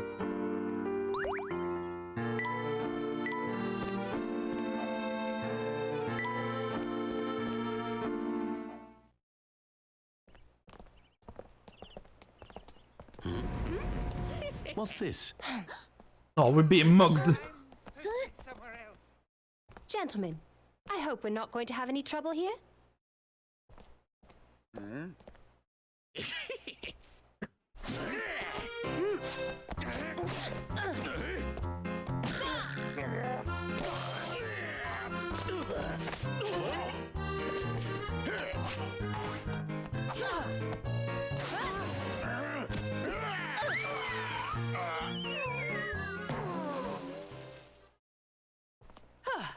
Emmy, your methods are unorthodox, but very effective.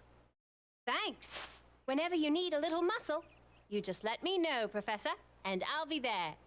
I'll keep that in mind. Who are these men? Do you think Jake sent them after us?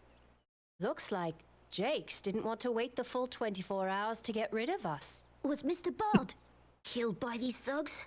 Unfortunately, we can't say for certain. Let's ask him. Did you kill Bart? There's literally no muscles on his arms. It's all internal. It's all internal muscles. Layton, Emmy, I've been looking all over for you two.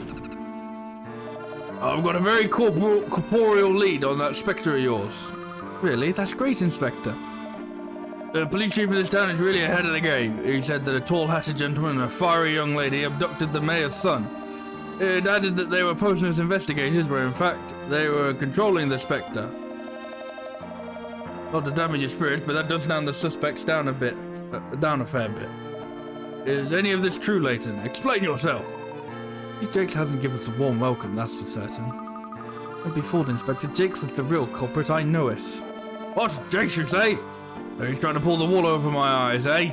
I, Groshki of the Yard, will not take such shenanigans sitting down. Inspector, wait. He really is quick for someone his size.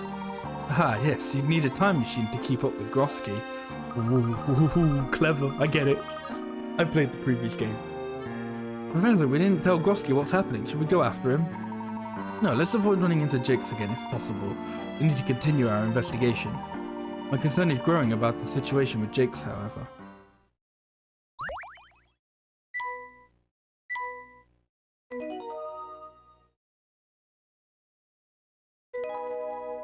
Face to face with the Specter.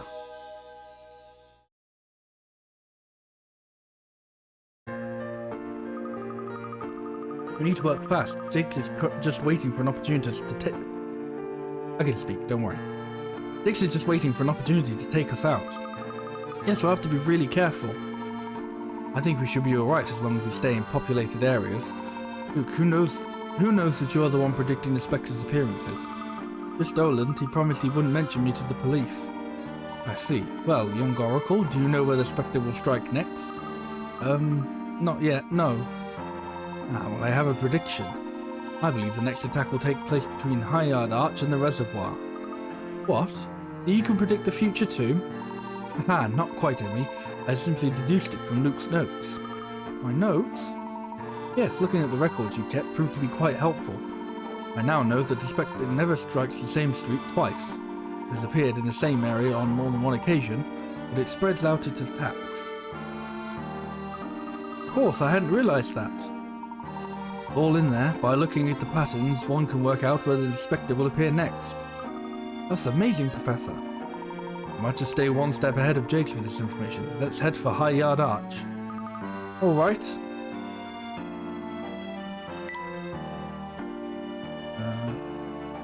I don't know how far away High Yard Arch is, so I might take the boat.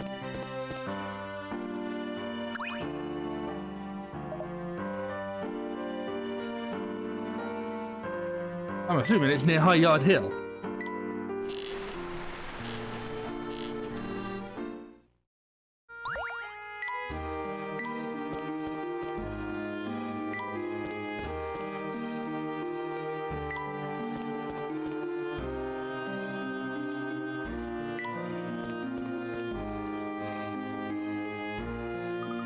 Looks as if you were right, Mr. Layton. Why do you say that? The Spectre will appear here tonight. Really? Please go on. How do you know, Luke? It's the water level. The water level? What about it? I suppose I can tell you now, Mr. Layton. Of course, you know by now that I'm not some supernatural oracle. I've been able to predict when and where the Spectre would appear because of one simple thing. It was the water level in the canals. At first, I just noticed it by chance. I was walking through town and saw that the water was very low in one stretch of canal. I didn't think much of it until the Spectre attacked that very spot the same evening. It appeared just in the place where the water was low. Thought it might have been a coincidence, but I started tracking the water levels just in case. After that I realised there must be a connection. Whenever the water level fell, that meant the Spectre would attack there that night. You came up with that all by yourself? Wow! I wonder if the Spectre somehow needs water to appear. Hang on a sec. Luke, why didn't you tell us this earlier? That info might have been useful. It's just, I didn't know if I could trust you, or Mr. Layton. So that means you do trust us now, I suppose. Hey, hang on another sec. How were you tracking water levels in town if you hardly ever left your room? I had help from my friend. This is Toppy. Oh. Why do you have a mouse in your pockets?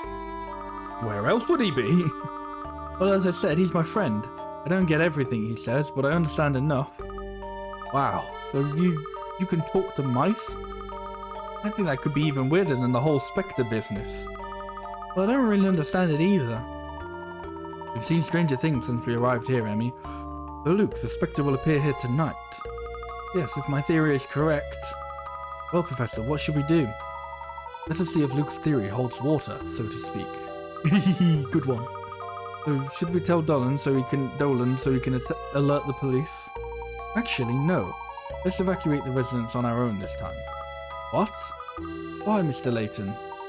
We're going to set a little trap for the Spectre. We are? What are we going to do? We're going to leave out a little cheese wheel. No, that'll attract them out. We're going to make like a cardboard cutout of a lady Spectre. And you can tell it's a lady Spectre because it'll have like a red bow on it. And we'll just have a big box above it. So that when the Spectre is brought to, fall for the trap and goes to the lady Spectre, we drop the box on it. And we've caught our Spectre. A foolproof plan that no one will see any flaws with whatsoever. Please don't question it. We're going to have a final showdown with the Spectre. How are we going to do that?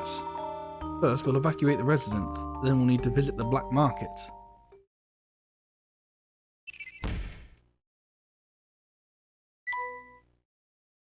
Luke had Toppy examine all the waterways to find which ones were lower than usual.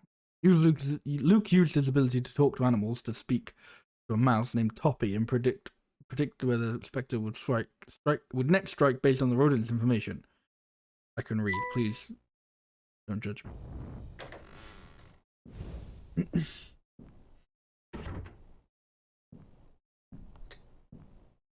We got a bit of a problem.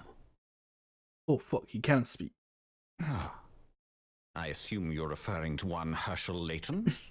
I must decide on a plan of action for when he finds out, and he will find out.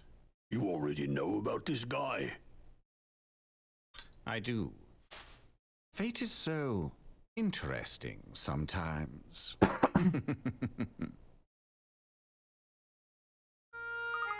Professor, how are we going to get everyone in the area to evacuate without the help of police? Luke, do you know anyone who could take charge of an operation like this? I think Grep would do it. He loves ordering people around. He's certainly scary enough for the job. Grep told people to leave, they would definitely listen to him. He's probably still at Paddy's restaurant, griping. Grepping. Aha. Splendid, maybe we can persuade him to channel his energy into helping the residents. Off to Paddy's restaurant then. I wonder what his special is today.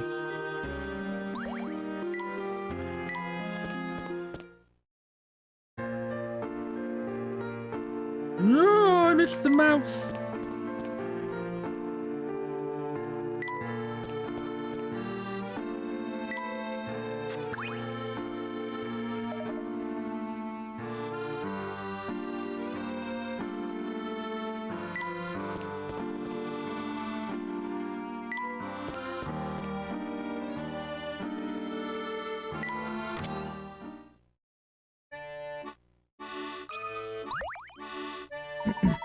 Mr. Grep, there is something I'd like to speak to you about.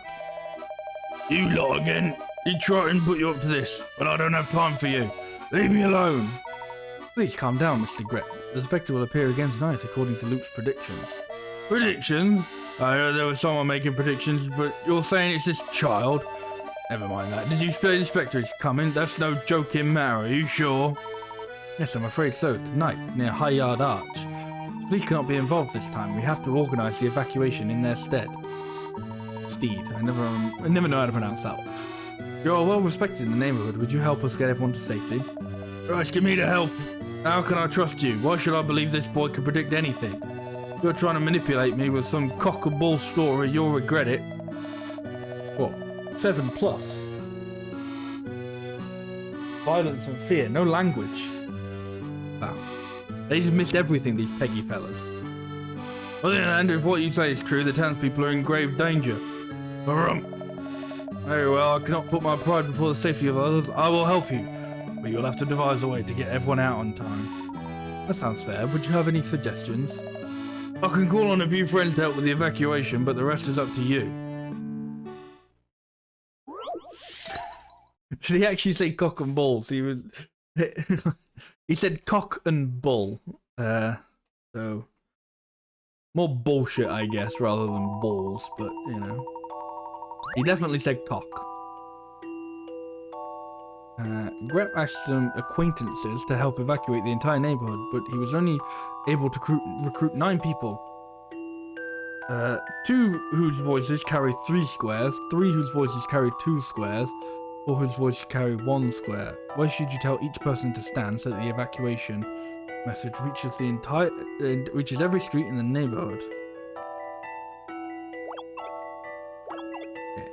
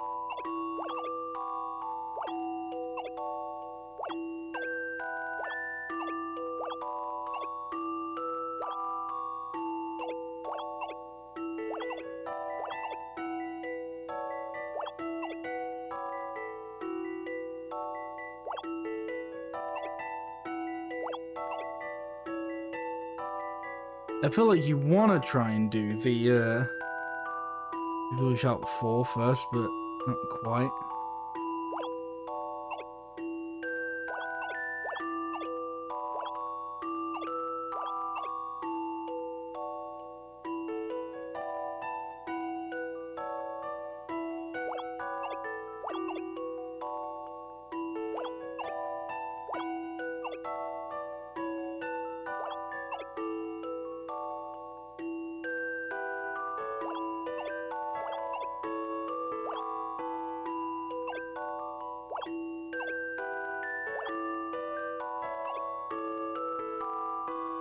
Just like so close.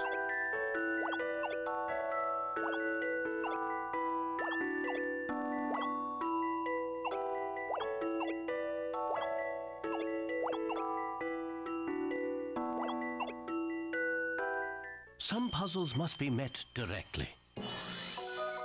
Told you I was close. I love the thrill of a good solution.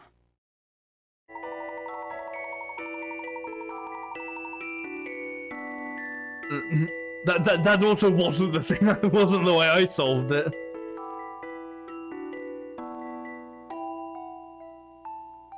Plenty of people who shouldn't have just one way to get the evacuation message out to the entire neighborhood. Can you work out the other message? Yeah. Well, I worked out one of them anyway. Now we can get the evacuation started. Let me handle the people. I won't let anyone in this town come to harm. Thank you, Mr. Grep. We will continue our investigation. Hey, you got a puzzle for me, Paddy?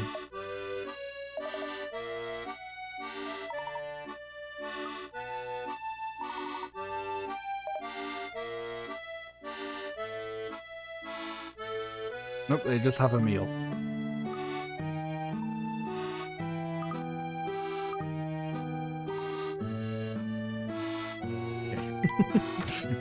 they just have a meal. No puzzles, just meal. Mr. Layton, what do you have in mind for this showdown with the Specter? I think it is time we determine the true nature of the Specter. The true nature of the Specter? And to do that, we need to lay a trap that spans the whole town. Oh, we're gonna need a very big cardboard box. Wow, can we do that? Not alone we can't, we'll need a few helping hands. Quite a few helping hands even. If we're not going to ask the police for help, we shall ask the Black Ravens. Ah, good idea, Professor. Let's head to the black market and find Crow.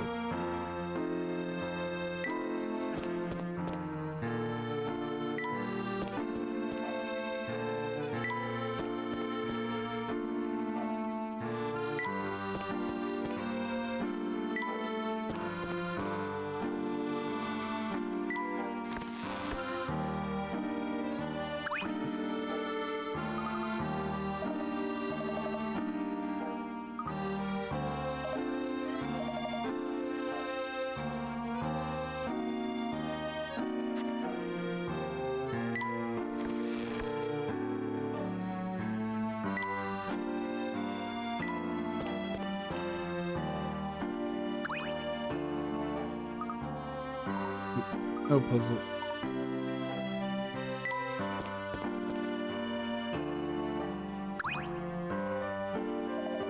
Ah, our very own city gentleman returns. What can I do for you, kind sir?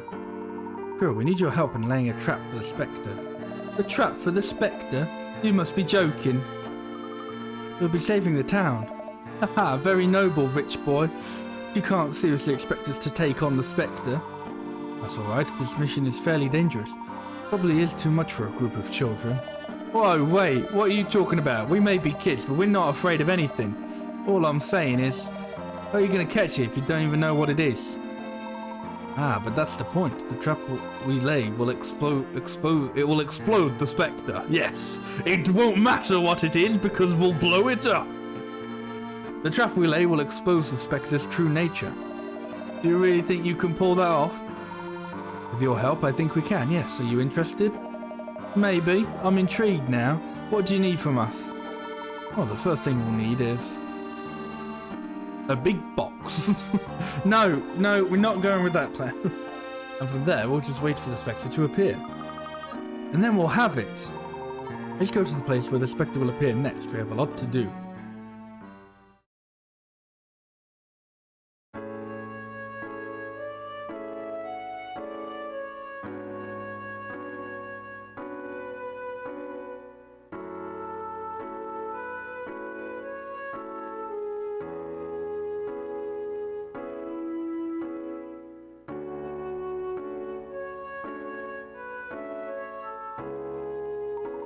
Emmy, Luke, I believe the Spectre will be appearing soon. It can be much easier to get a good view of it through the mist if I wait outside. It's dangerous, but it's a risk I have to accept. What are you planning to do, Professor? I should be able to get a good look at the Spectre if I wait for it here. Meantime, I want you two to hide somewhere out of the way. What? You want me to run and hide? As your assistant, I'm going to be right at your side, no matter the danger. Consider me your assistant as well, Mr. Layton. I appreciate this, but I can't put either of you in danger.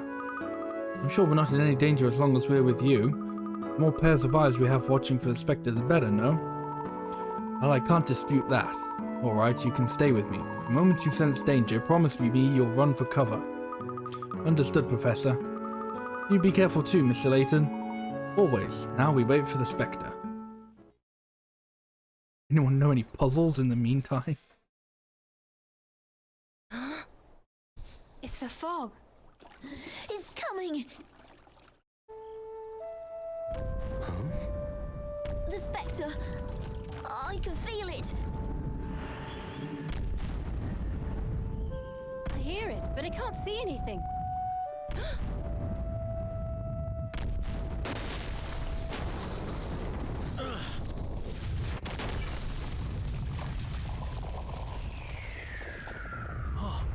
So this is a Spectre. Oh. Professor? Are you okay? Emmy. Layton! Luke. You saw it, right? You got a good look at the Spectre? Oh, yes. I got a very good look. Emmy, Luke, the Spectre is not at all what we had imagined. It appears to be. There they are, apprehend them. Chief Constable Jakes. They're behind this whole Spectre madness, they're responsible for destroying the town. What? That's a complete fabrication. Ah, you could die in oil all the way to the station, Missy. Don't you call me that. Chief Constable Jakes, you can't be serious.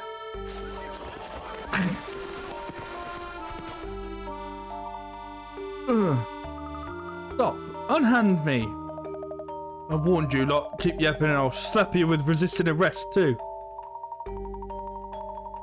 Jakes, you know as well as I do that we aren't the ones behind the Spectre. Far from it, in fact, the Spectre. Now, Layton, own up to your crime-sucker gentleman. Alright, take him away.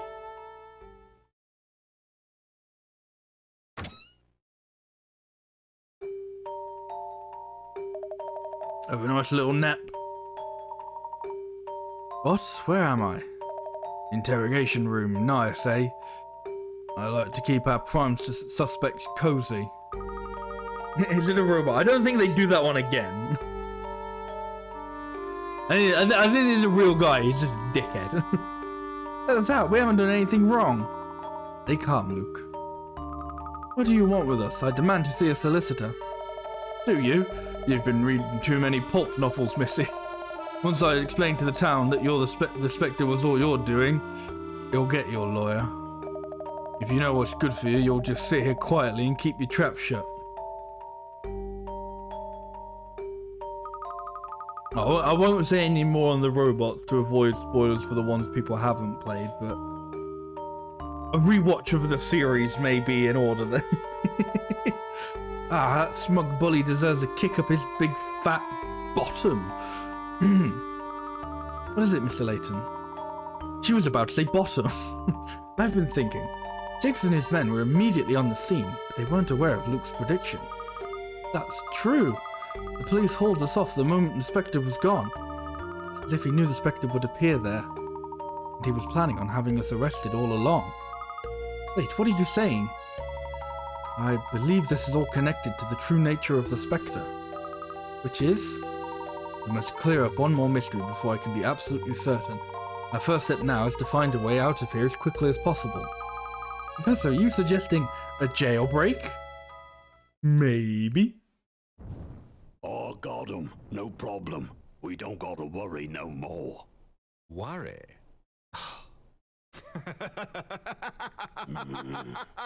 What's so funny? Oh, you must forgive my levity. I just find your confidence to be rather, what's the word?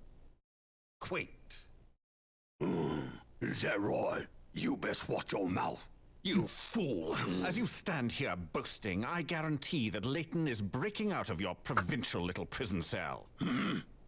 I wouldn't do that, that's illegal!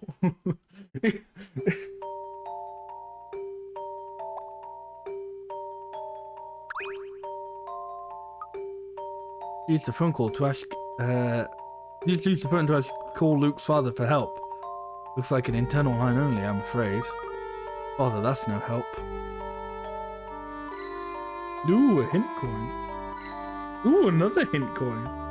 Ooh, the door was just unlocked. Mr. Layton, the door won't open. It must be locked from the outside. There's a keyhole on this side of the door too, but it's little use without a key. Oh, it's okay. They've left the key locked, but it's like you gotta solve a little puzzle on the door. Because that's how this town and every town in Layton, England solves puzzles and locks doors. Luke, Professor, stand aside, please. I think I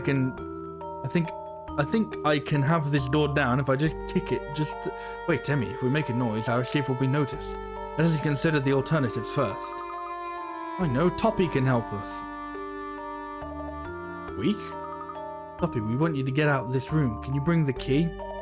Squeak. Oh, what is it, Luke? There are 3 different keys. Toppy doesn't know which one is right. Key quandary. Quander key. Layton, Luke, and Emmy need to escape the police station. Luckily, Toppy has brought them a bunch of keys, but only one of the keys fit the lock. If they brought a bunch of keys, try them all.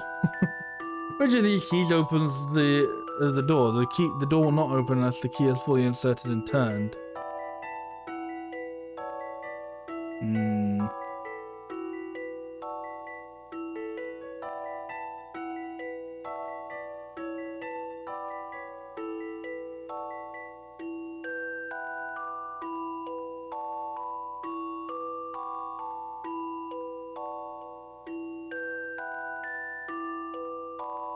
How am I supposed to figure this out? It doesn't like at all. You know, there was the like previous one with the key. But it's like I feel like they haven't given me anything to work with. They're like, the keys look different. Which one is it? It's like.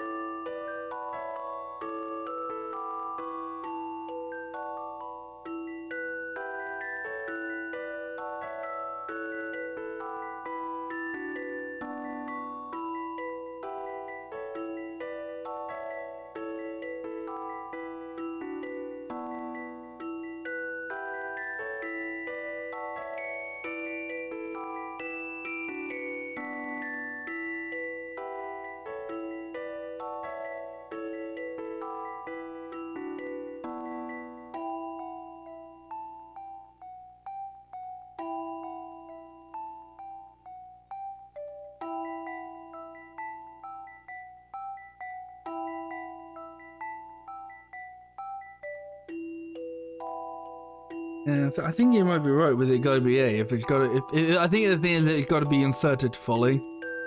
So I think in the same way, in the way that C is too big, I think because the things are on both sides for B. How about this? I knew I could do it.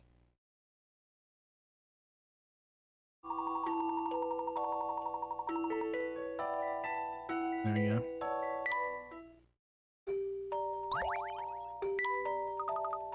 That did it. Now we can get out. Amazing stuff, Luke. You really can talk to animals. Okay, now let's go. We still have to solve the riddles of the Specter. Right, Professor.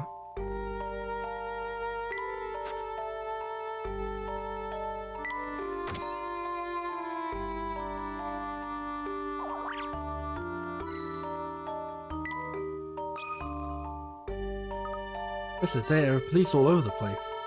Let's find some way to escape without being seen.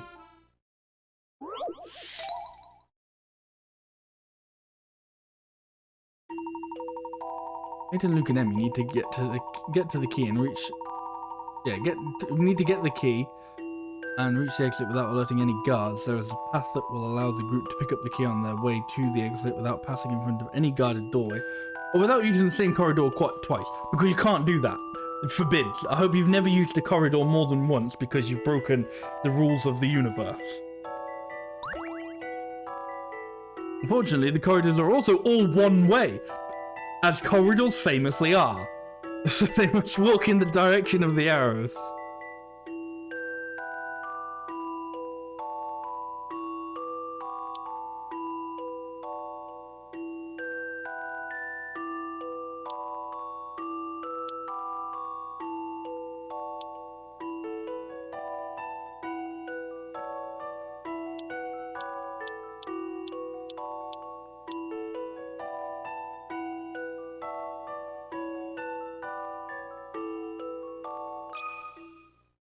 Time to apply some creative thinking.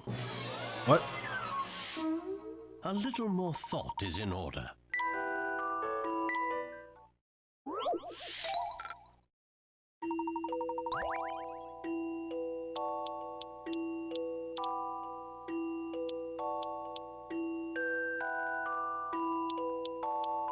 Oh, he gets. I didn't see that guy in that way.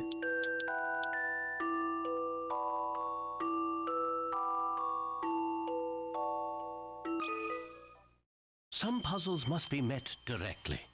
What? What could have gone wrong here?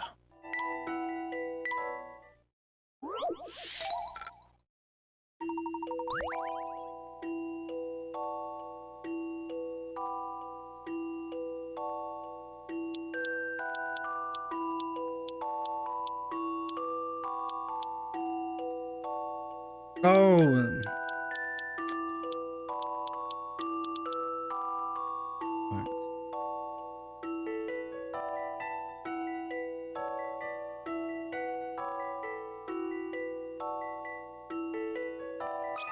Now we should be Time to good. apply some creative thinking. Time to stop fucking A up. gentleman leaves no puzzle undone.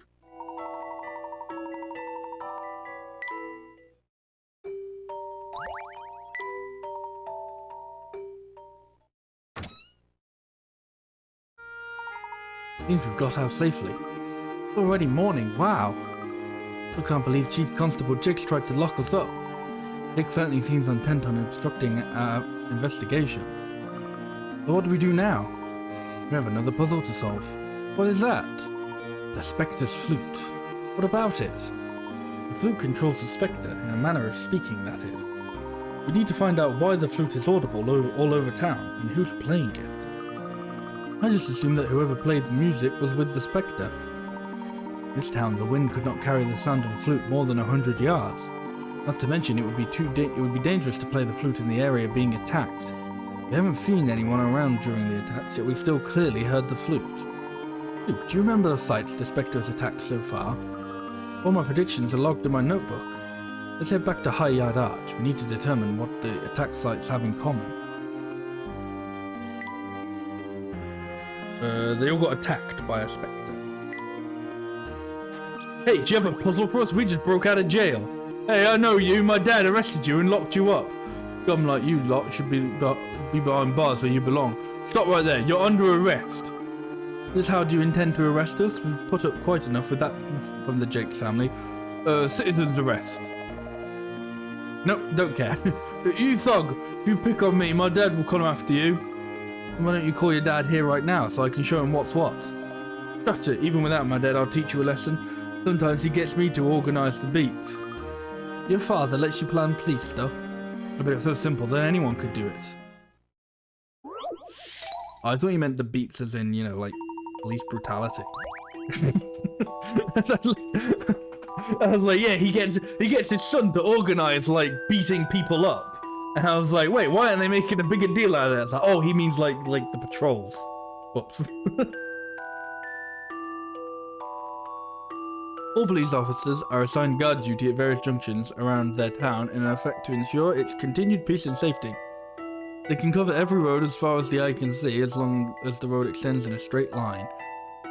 Place each officer on a junction marked with a red X to show how every inch of the pavement can be seen. Is this going to be nice like the other one where it's going to show me them looking, or no? Ugh.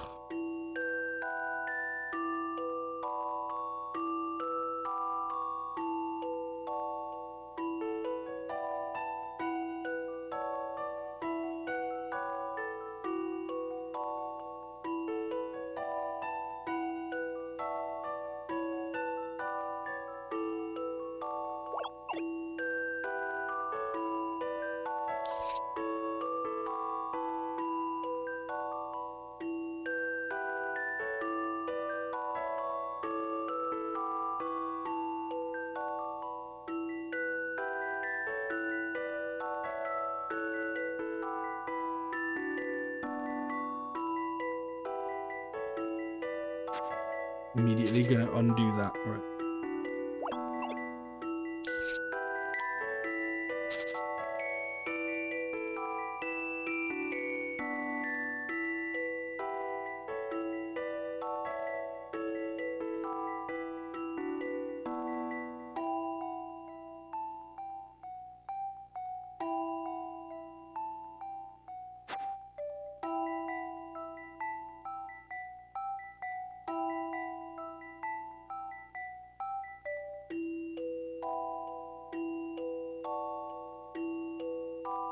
I might completely undo that as well. Can I see all diagonals? I think my problem is I don't know whether some of these, how far some of these lines go. Like I don't know if that is like all one diagonal, because to me looking at it, it's like it doesn't look like it, but it might supposed to be. It's just how they had to draw it. I don't know.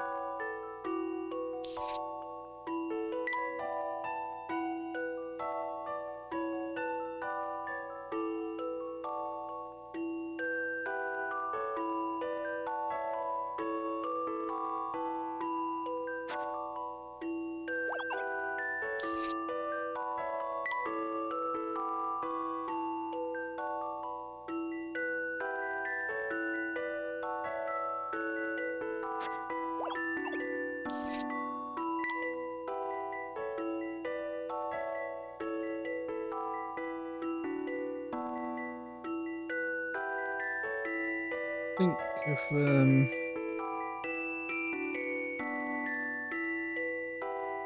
yeah, if that's I'm about to say if that's correct, then that's correct. But you know what I mean. If the thing with the diagonals is correct, that should be I'll handle this fine. one, Professor. Yeah. That puzzle was no problem.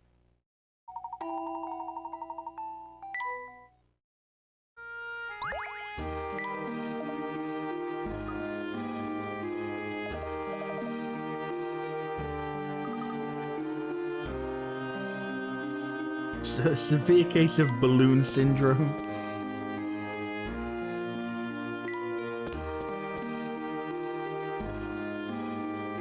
Nothing but rubble. The arch was completely demolished. The fog was so thick you couldn't see 2 inches in front of you. Seems to be typical of the fog that accompanies the Specter.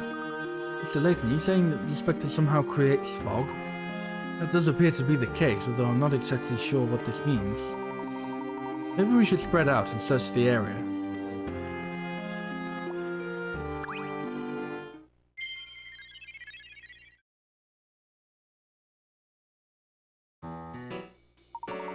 Of course, that's it. Finally, the puzzle pieces fit together. What is it, Professor? You two remember what the flute sounded like? Not the tune it played, but the quality of the sound. You remember? No! It had jazz fusion flair. Echoed through the town. Ah, yes, everyone said they heard it echo all over town. Exactly, regardless of where we were, the flute's echoes were still clearly audible. Everyone in town heard it, not just people near the Specter. Or anything that could carry a sound throughout all Mistollery, anything you can think of.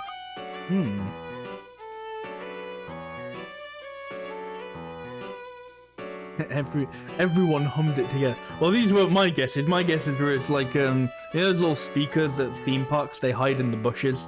So you have like the music playing wherever you go, but you know, there's not like, it's not like, hey, look at this speaker. It's like hidden in like, you know, little bushes of trees. I was thinking they were doing something like that.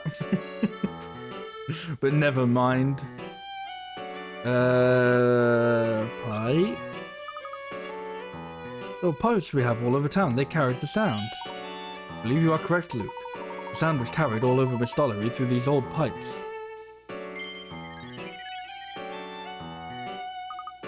There was the old water pipes all over Mistollery.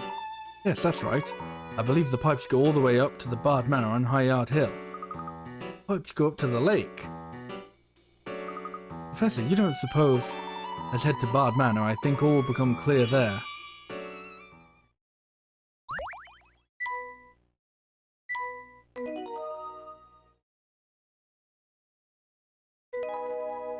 Specter becomes clear.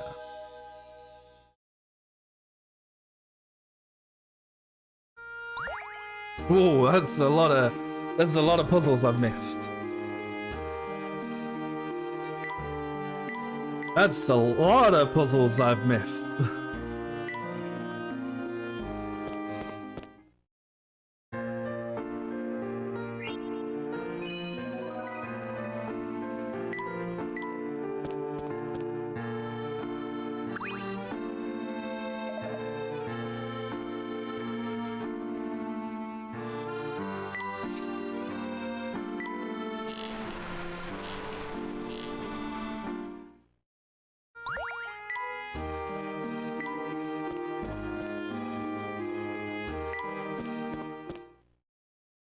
I said though, if the game goes, hey, you need to have completed all this many puzzles to continue. Well, I know where the cat is now, so I can just go, right, it's time to just solve puzzle after puzzle. Which is the thing I feel like as I've gotten further through the series, I've become, I guess, worse at.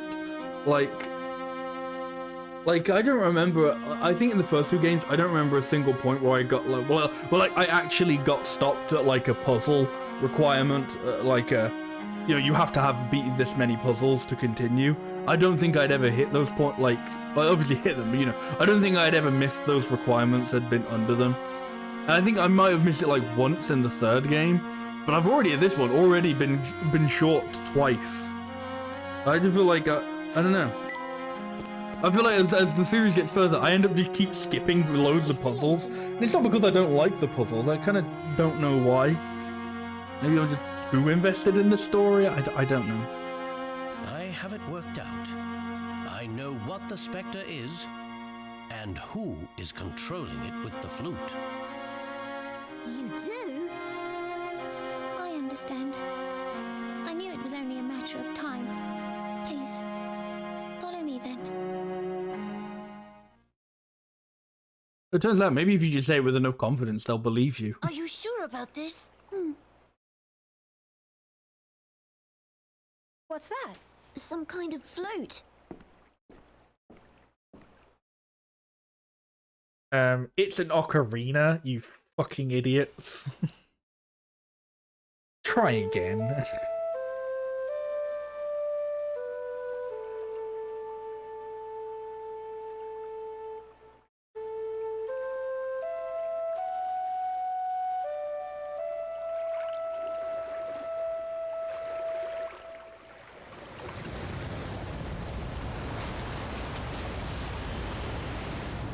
I don't believe it.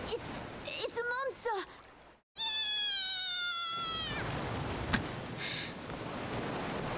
It's the Loch Ness Monster! Whoa! Come on now. Come on. Come on, stop it. Professor, is this the Specter? This is our good friend Lucia. She comes from an ancient race. Isn't she beautiful? I think she's one of the last of her kind.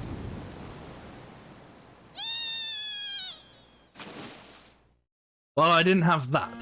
that wasn't in any of my predictions, I think. I wasn't.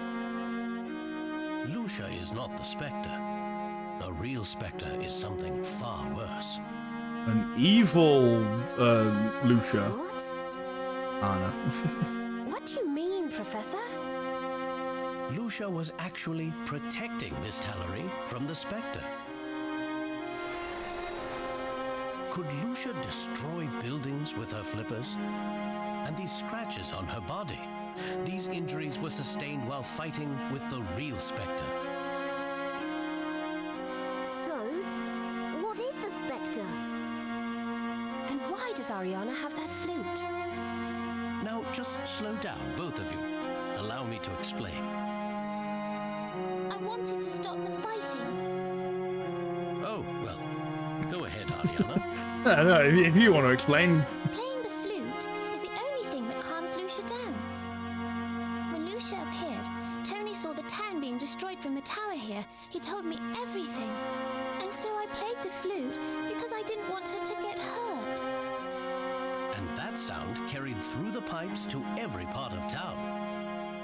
That's right. Sure, Ariana, why not? It's time you told us the whole truth. Okay. I understand, Mr. Layton. I will tell you everything. I will tell you what we did and what happened in town.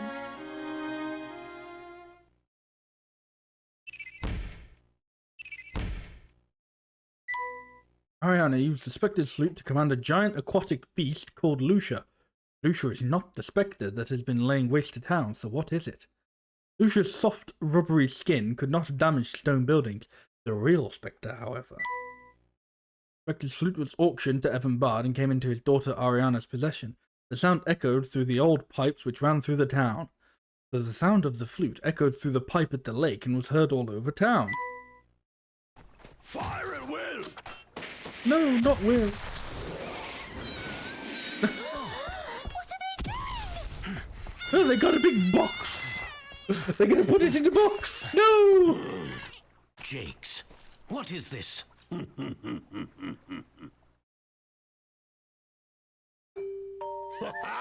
I caught a Spectre. Turns out he was just a big old ugly dinosaur. Third eye, Jakes, triumphs again. And this here is the witch what was controlling it. Two birds with one stone. Peace is restored, and everyone lived happily ever after. Oh god, this voice actor is going ham. Chief Jakes, the real Spectre is not this creature. You shut your trap, Layton. You're just lucky I don't throw you back behind bars. You hear? Stop! You can't do this! Ariana, no! Tony! This guy's really good at false imprisonment. We have to help Ariana! Luke, We can't just let this happen! Luke? Come on, what are you waiting for? We have to Luke, catch up calm with down them! for a moment. What do you mean, calm down? She'll be fine.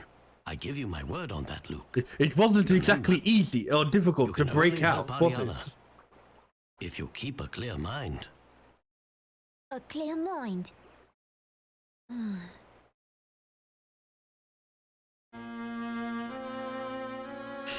Currently 0 for 2. And never mind everyone who was like, "Hang on, I thought you said Professor Layton was the Spectre." Shush, shush! No, it's the girl. Shut up. They took her around and they took my sister. Tony, we will help her, I promise. You're going to take on the police? Yeah, you did a great job just now. We'll find help, and rest assured we will save your sister. No one's going to help you. Everyone in this town hates us. That isn't true, Tony. You ask for help, they will answer. I am certain. Boys, you have to calm down. I don't know. We're gonna help her. I didn't remember the exact wording. It went straight out of my brain, but something to the effect of "Calm down. We'll solve this. Let's do this." Take this note to a boy named Crow in the market. He will help. Tony, you've got to believe us. You really think that you can save Lucia and my sister? Yes, I know we can. We're going to need your help to do so. Alright, I just need to deliver this note. I'll do it, but how is this going to help? I always keep my promises, Tony. A gentleman would never go back on his word. Hold on a minute, if Lucia isn't the Spectre, then what is? The real Spectre is something that resembles Lucia in size, but is quite different in nature.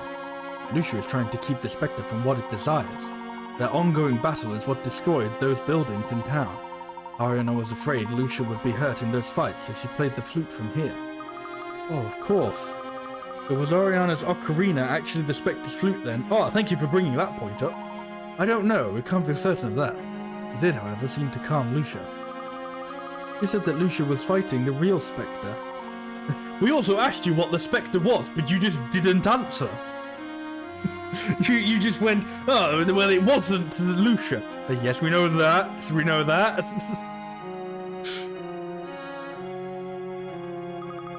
Professor, you have to tell us now, who or what is the Spectre? I could tell you, but I'd rather show you. Yeah, he's gotta have his big aha moment, exactly as you said. He's gotta have his big aha moment. It was like, I could tell you, but no. Of course, the trap. The trap that Crow and the rest of the Black Ravens helped you with. The very same. Now let's go. I know that people called Ariana a witch, but they have no reason to harbour ill feelings for her. We need to prove to the town that Jake's is wrong about this. We'll have to find some evidence that will convince the townspeople. Correct, this trap will help us do that and save Ariana as well. Let's head to the site of the last attack.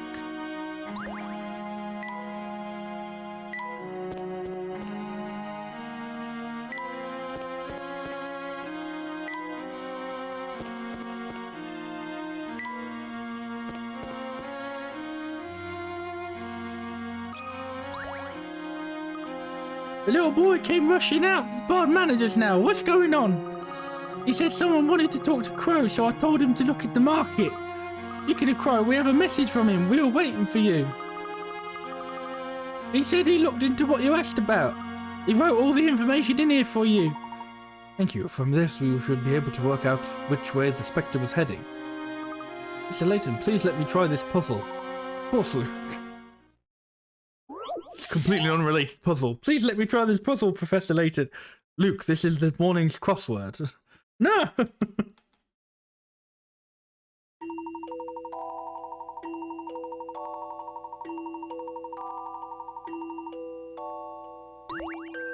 Perhaps was said at every intersection in town. All the intersections the Spectre passed are marked with a red X.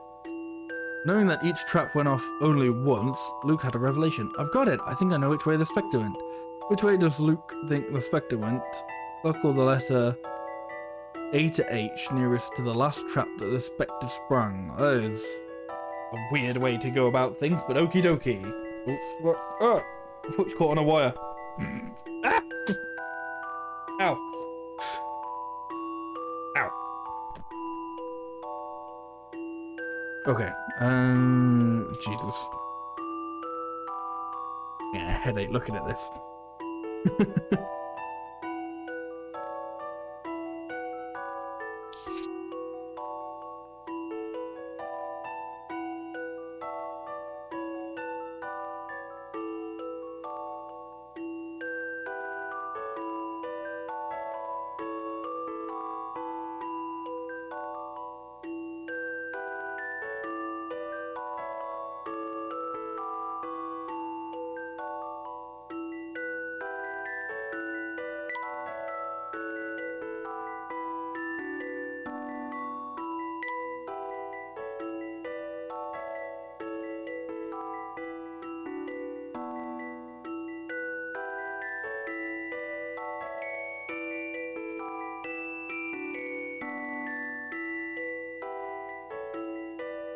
Um.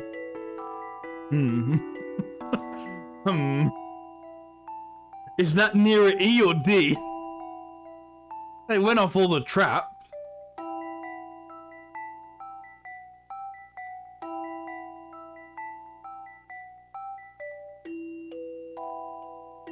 This trap only went off. Oh no, it couldn't have gone off. Okay, no, hang on. Like this area was a mistake because it would technically be going off twice. It's not like it can't go down any path the same times, but. So can I still go that way, or is that like, nah, you're fucked, mate.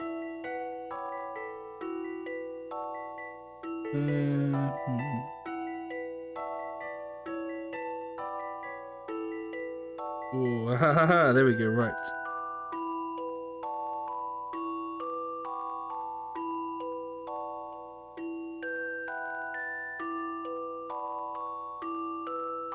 Yeah. This is what I've come up with. No, I was right. Fuck you, game. I can't work it out at all.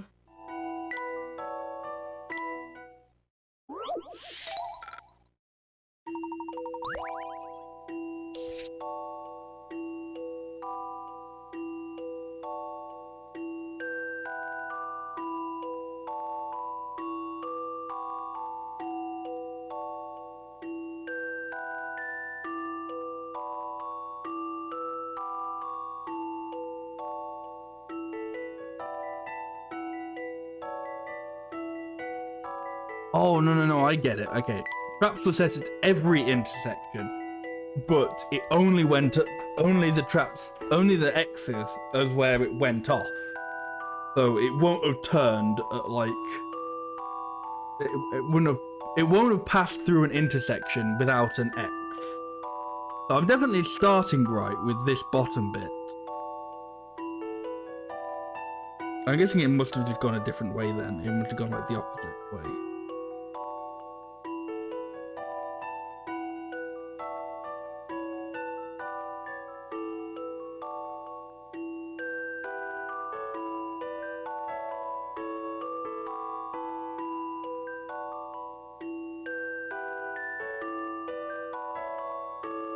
No, that's not right.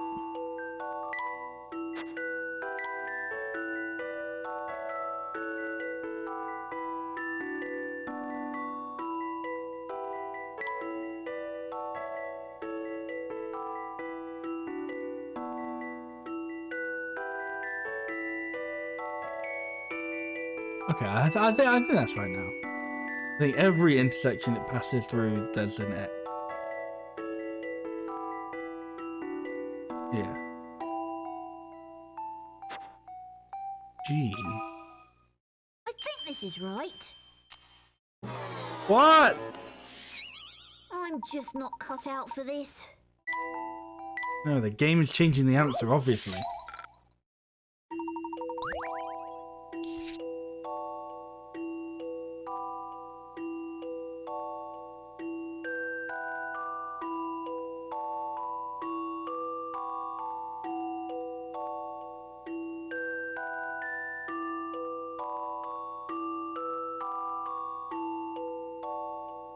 And as it thinks F is the closest one, which... No. Which...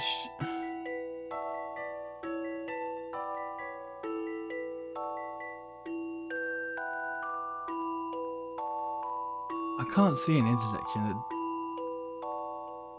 went through that doesn't have a trap in my note.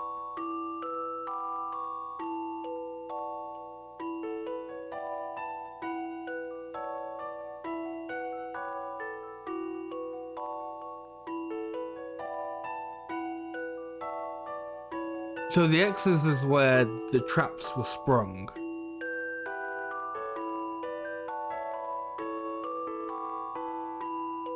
So the X's is how you follow the Specter.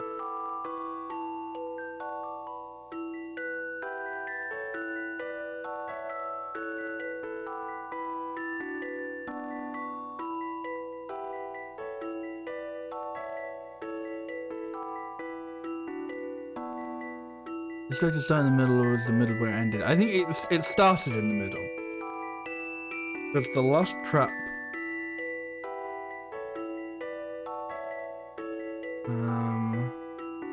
Circle letter A to H nearest the last trap the Specter sprung. I'm pretty sure that's what that's supposed to be then.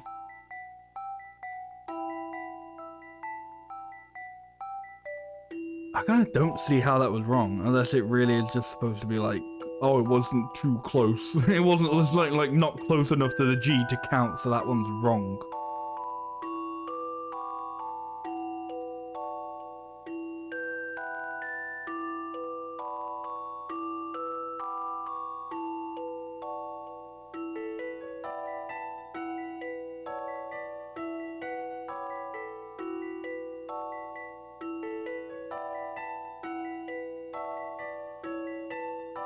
Like, I can't see an intersection that doesn't have a trap gone off that I've, like, marked it going through, which was my mistake the first time round.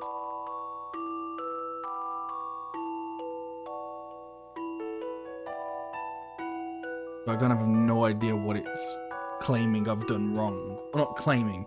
The thing it's claiming I've done wrong is it's just not select the right answer, but I don't know, like, how... like, my working out has gone wrong.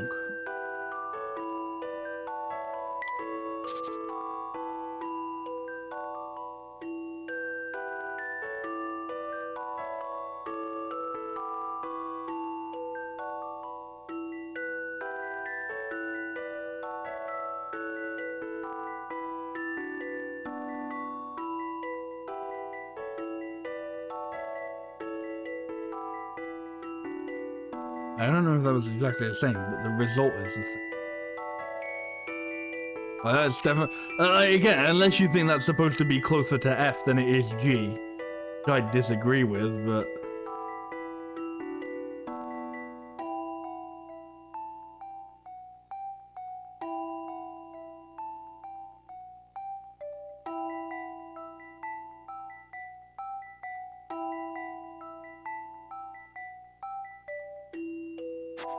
I mean, I've lost all the picker ups I can at this point, so... How about this? Some puzzles are impossible.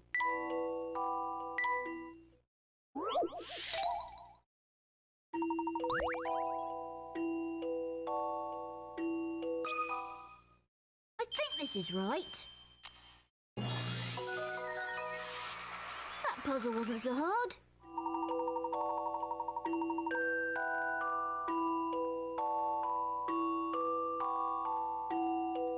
I mean, was it supposed to end on, like, an outer thing? It didn't say that, it just said it in the nearest one. So... bullshit to that.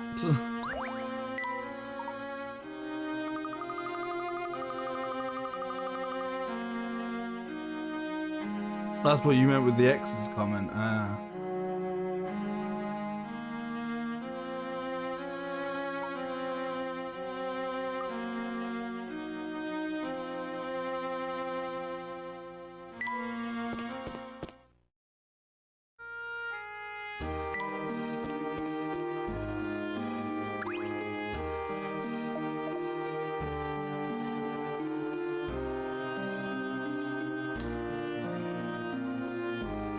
I'm assuming one will be the closest.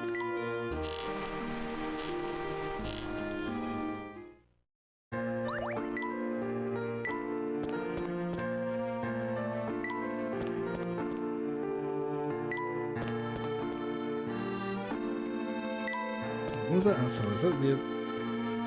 Oh, there was the cat again, okay. I guess the cat just appears in different places, maybe.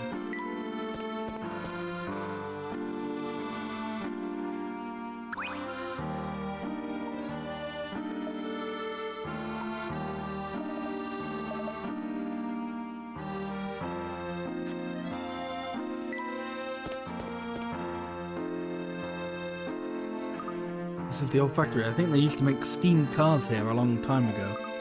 How odd to have a factory like this in a town with so much clean water and lovely greenery. Actually, they closed the factory because it was polluting the water. Oh. This place gave me the sack. I don't remember when, can't remember the past, ain't got no future. Used to produce steam cars there, you know.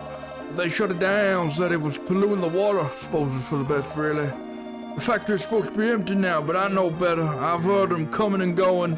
Now I spend most of my time just standing here, thinking back to the good old days. Who's going in and out of the factory? I haven't seen them, not exactly. But those machines in there ain't running themselves. Is there another way in besides the front gate? Yeah, there's the back entrance. We used to sneak in that way all the time whenever we were late.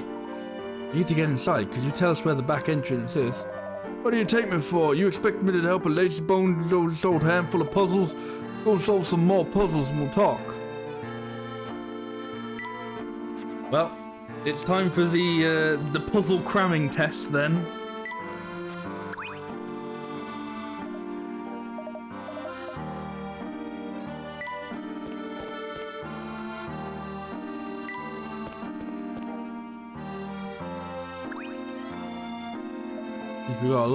Since we got a lot of puzzles here, we'll just be rolling one after another. So get ready for some high octane puzzle action. You are tasked with filling a reservoir by pumping water from a nearby lake using 4 pumps. If you filled the reservoir using only 1 pump at a time, pump A would take 3 days, pump B would take 6 days, pump C would take 10 days, and pump D would take 15 days. You decide to get an extra pump to make life easier. Which pump should you buy in order to get the job done in exactly 1 day? What?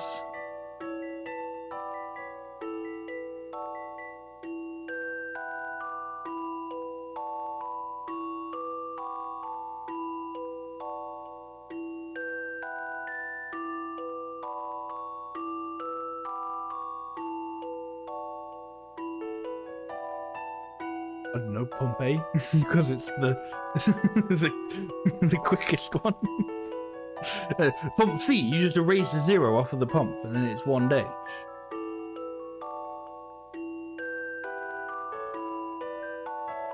Okay, right. So okay, I didn't understand. So you already have those pumps. Already have those pumps.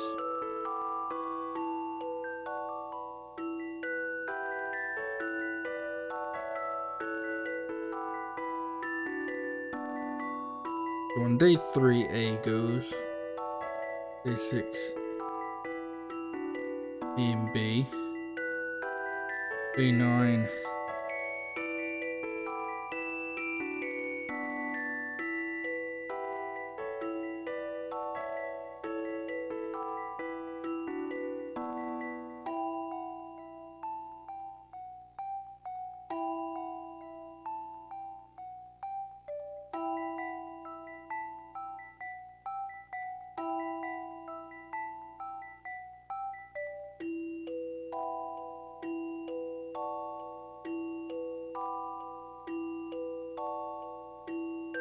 No, not ABD. Just I didn't even write that correctly, but that's fine.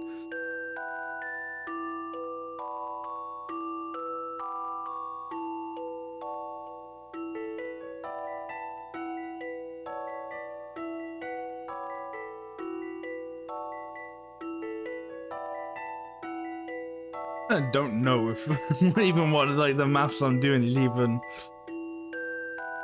what it should be.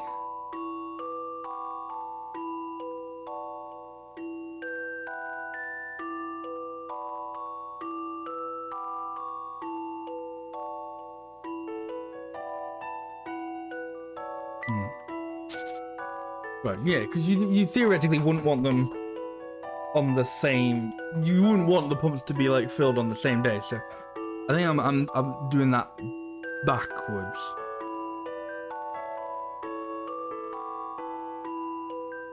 So I think work backwards from 15. So day 15.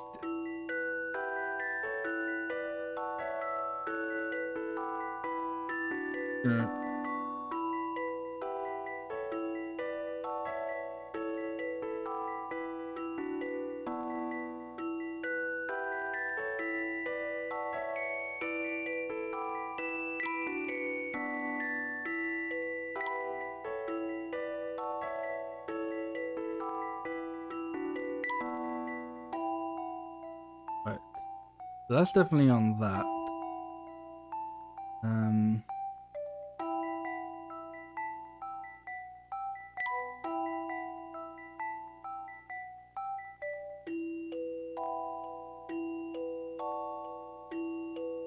Well, this is the same thing I'm doing again, but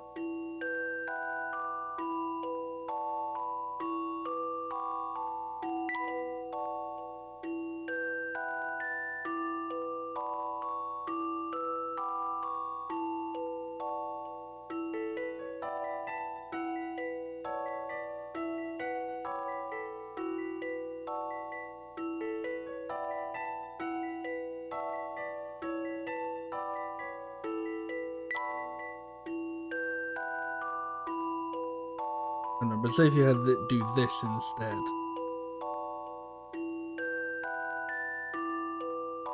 You'd want a different day.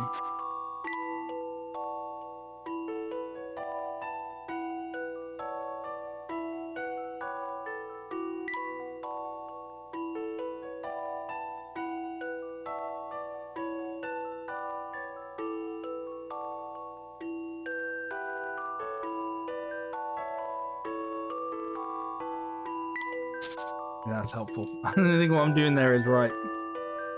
Irritating.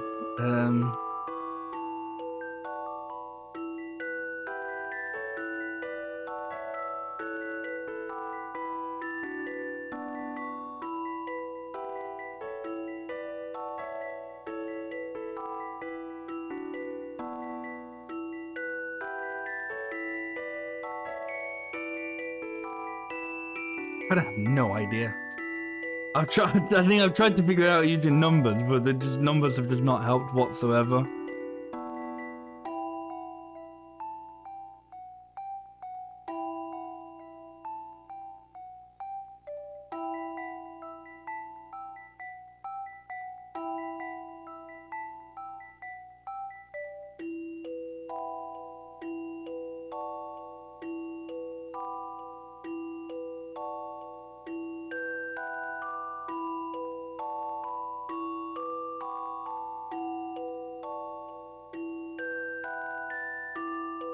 Yeah, no, all I can think of is like, it's just, oh, yeah, it's A because A is the lowest number. So, like, obviously you'd want to buy the one that like pumps it in the quickest time, regardless. Like, I can't see how there would be the downside to that, but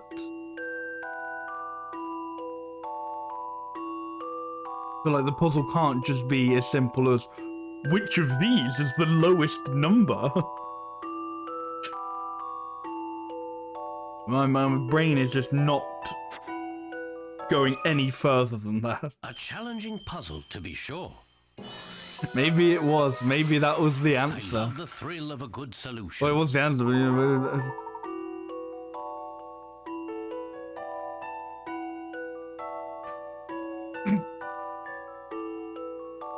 See, there was a maths way to do it. I just wasn't doing it right.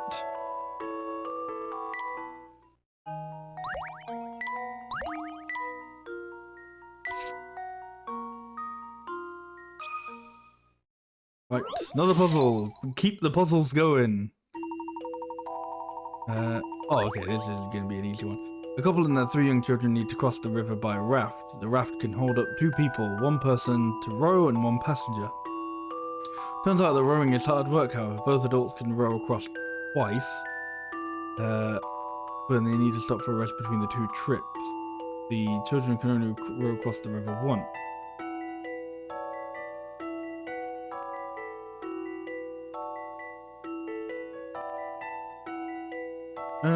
It doesn't say there needs to be anything about...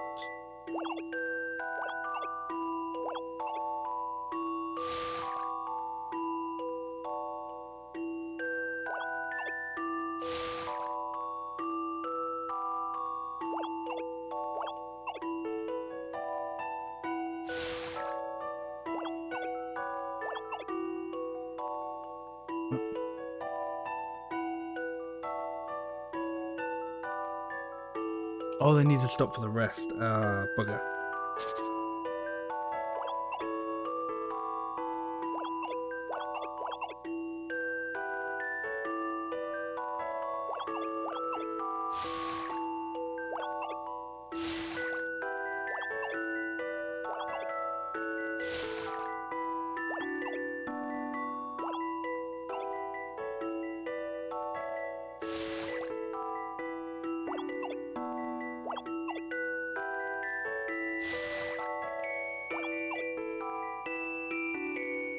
Bollocks that. Oh, bollocks that again. I see, did I?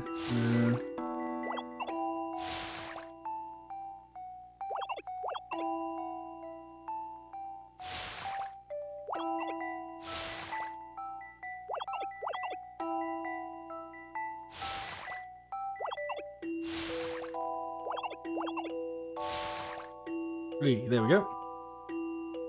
Time to apply some creative thinking. A gentleman leaves no puzzle undone.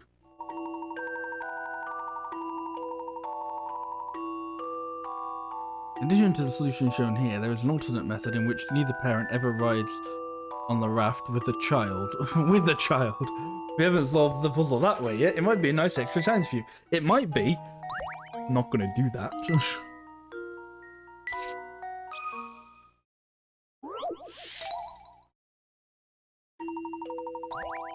Forget batteries and silly old springs. I have no need for such fiddly things.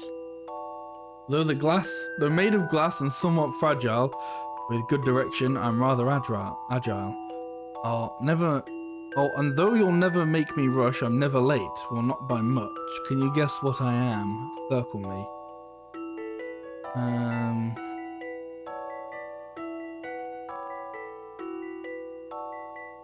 want to go the egg timer.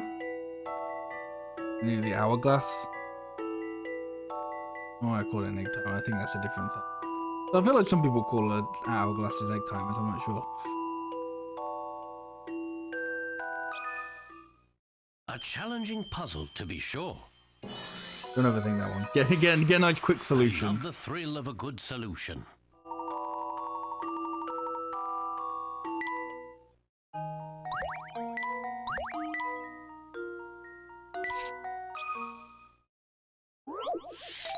Maze ones are nice because you can just you can just sort of go through them without having to worry too much. Sweet little cat has got herself stuck and needs to be rescued. She won't come out on call, so you'll have to coax her out with fish. So hungry, she'll head towards the fish. Any fish she spots in her direct line of sight and eat it before looking around for the next fish. Get the cat to the star using only 6 fish.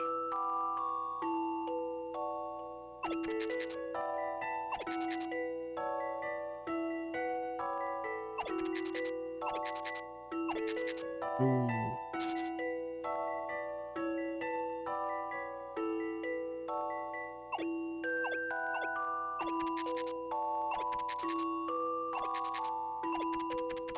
Oh, that was wrong. Fuck.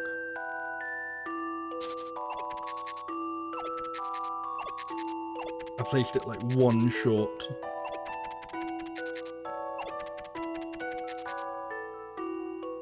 How about this? I knew I could do it.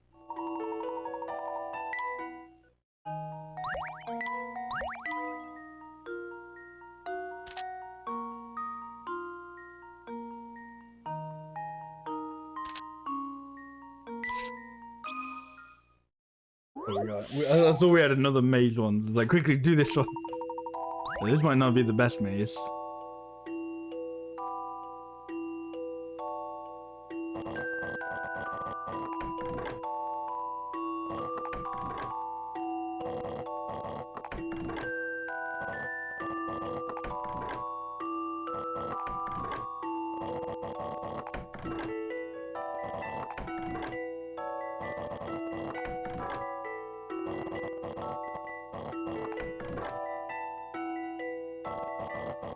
Further away, I fear.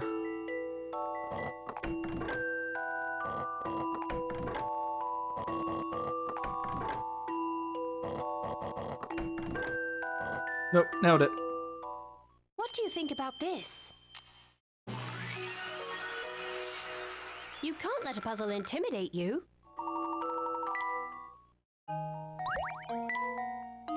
Right. We're gonna solve 18 more. As I said, this is what I mean. Like, I don't know why this happens. This has happened like more and more each game. Why I just end up missing so many of the puzzles. Like, do I just not talk to enough characters? Do I not just do I not just click on enough random objects? I don't know. Gotta finish that London one you asked for. Yes, and it looks great. Hold on, guy, you've got a letter wrong. Here, check my sketch and make sure you do it right this time, will you? What? No, that's... Oh, you're right, I did. I'm sorry, I'll fix it right away. Which letter did the son get wrong?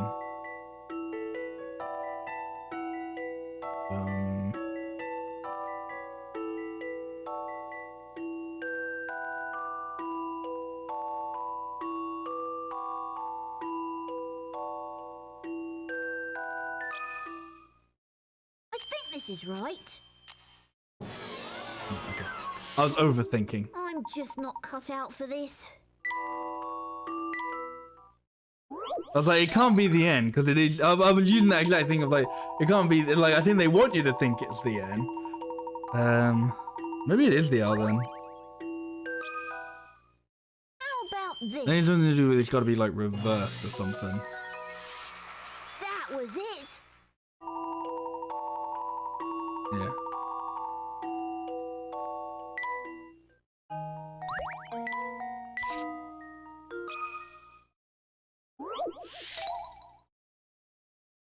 Thankfully, I've missed a lot of easy ones, apparently.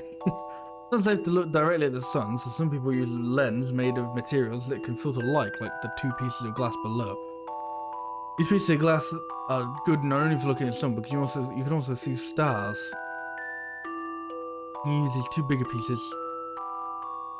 You use these two pieces to see a star. The bigger, the better. Can you rotate? You can.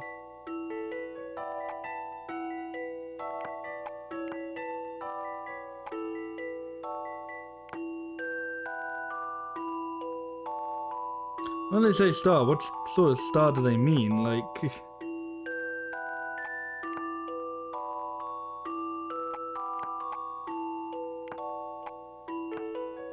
Oh, I got it, look! There's a star.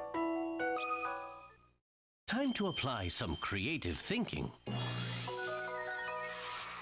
No puzzle is without an answer.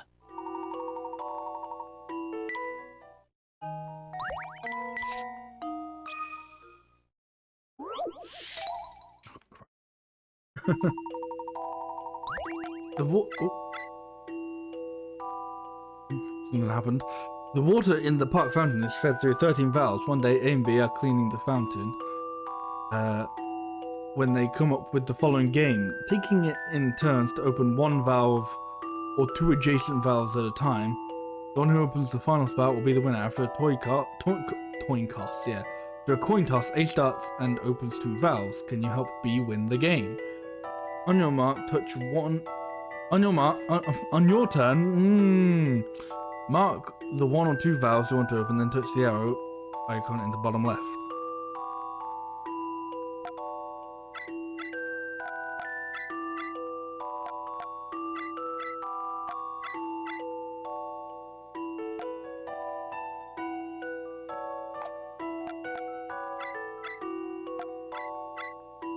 Oh, fuck.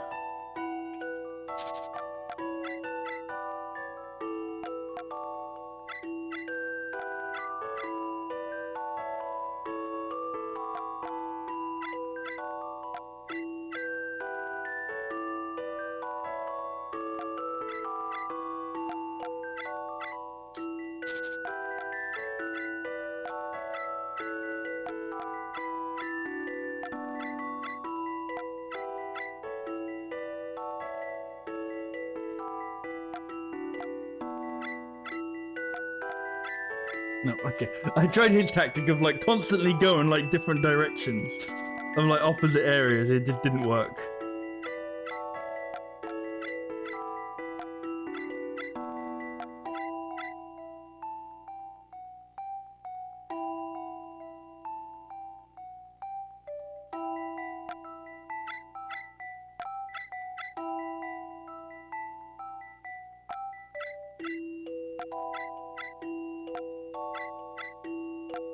Oh fuck, I didn't see that one. Shit. I didn't see there was one undone. Fuck. I was like, hey, I got it.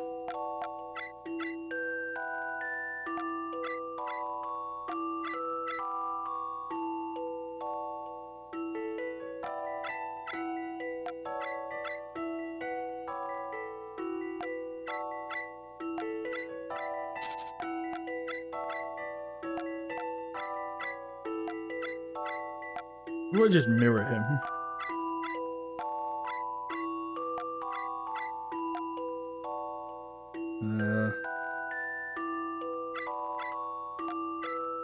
It hasn't exactly worked. Oh, there's only 13. You can't mirror. That's why. I was like, hang on. How is this mirror not working?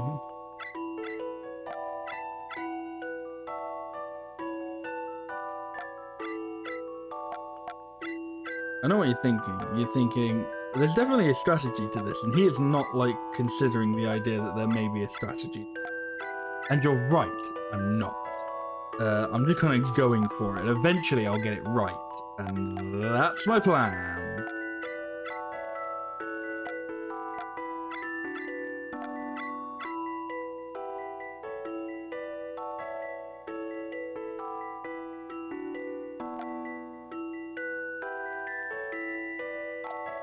I think I'm already fucked, to be honest.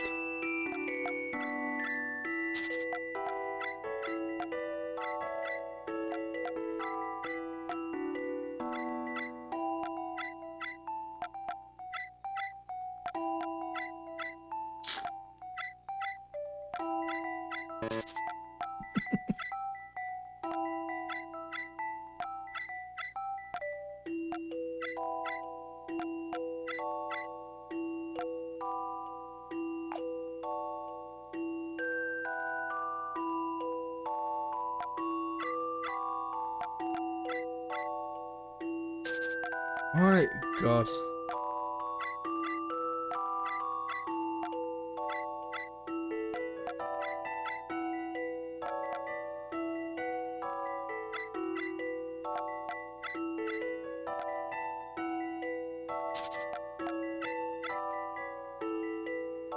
They need to make it so that there are 3 next to each other at the end.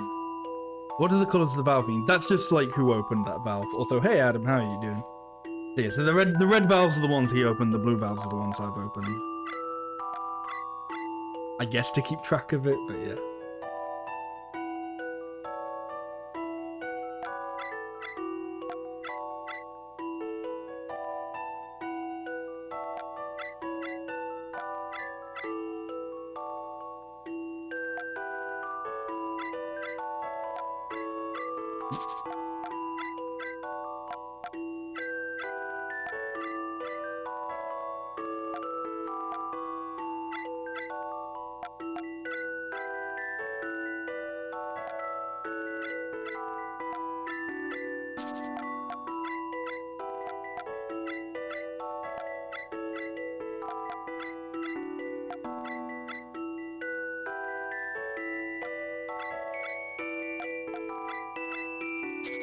I'm trying to do that thing of see if I can get 3 next to each other in, but now I just can't even do that. Maybe that could possibly be like, you know, the end game if that's hard to do.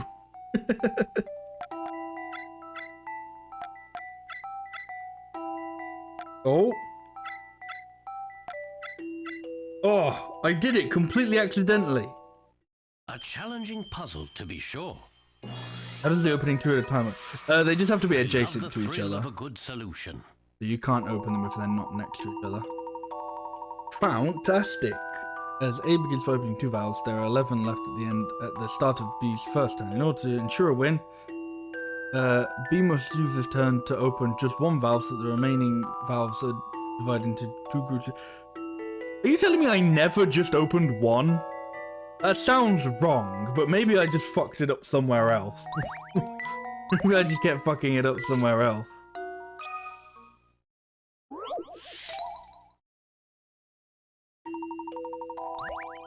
The owner of the Hotel Joe has challenged you to a little game. There are 15 empty bottles on the counter. The player takes turns removing... Oh, it's the same game! The player takes turns removing 1, 2, or 3 bottles at a time. Whoever takes the last bottle loses the game. Ladies going first. Can you help him? I'm going to try the strategy of take 2. That worked well in the fountain game.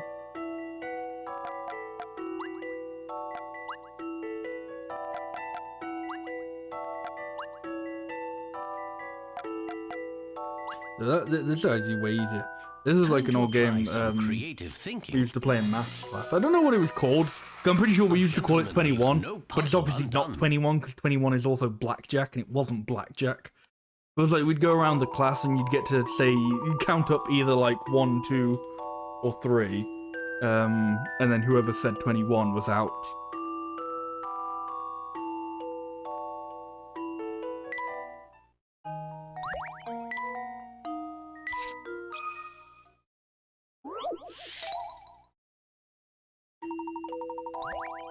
A, B, and C live in a row of houses that runs west to east. Their roofs are coloured red, blue, and yellow. A local resident is trying to describe the streets, but can only remember a few details. A lives west of B. The red roof is east of the yellow roof. The blue roof is west of A's house. Okie dokie.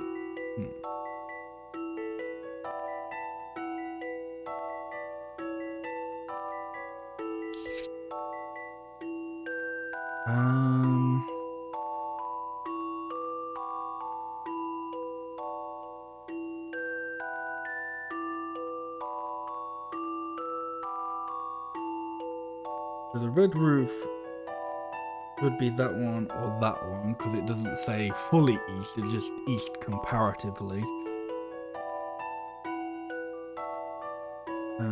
The blue roof is west of A's house, so that could be that one or that one.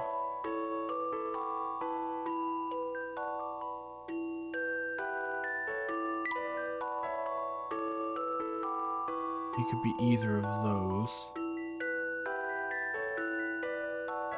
Right, okay, so blue house is definitely on the left then.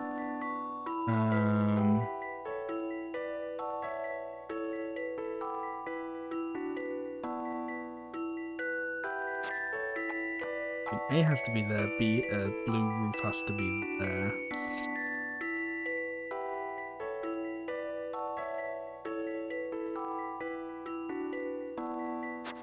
Red would be there, yellow would be there.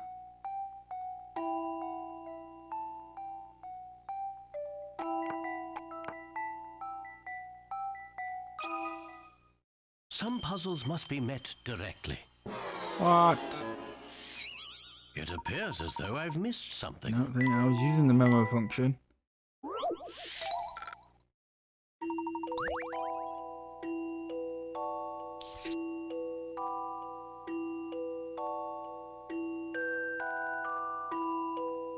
Oh, I think I got the roofs wrong.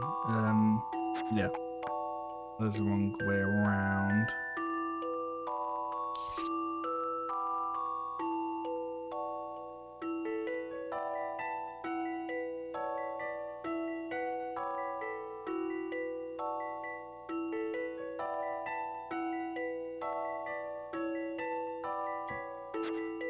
Now I think it's right. A challenging puzzle, to be sure. Yeah, there you go. I did a temporary I love the colorblind thrill of a moment. good Don't worry solution. about it.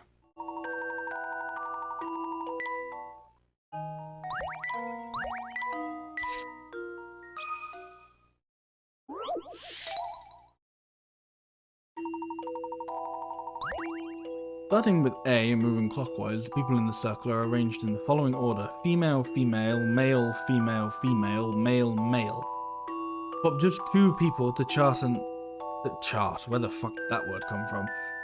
Swap just 2 people to create an arrangement where, starting with A, the same male-female pattern occurs, whether you count every first person or only every second person. Boy, then you make the swap.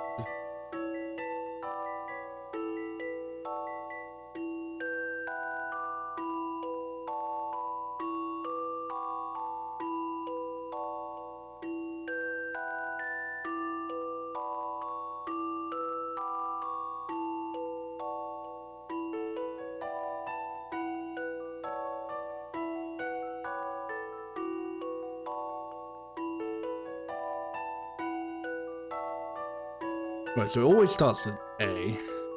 So...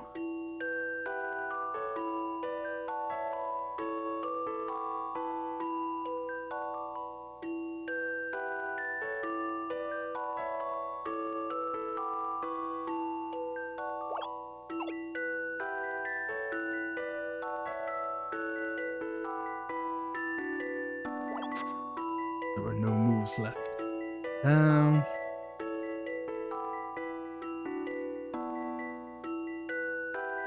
Curious is the same male-female pattern, male to female pattern.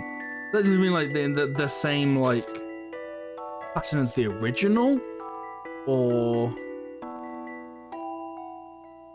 just the same pattern regardless.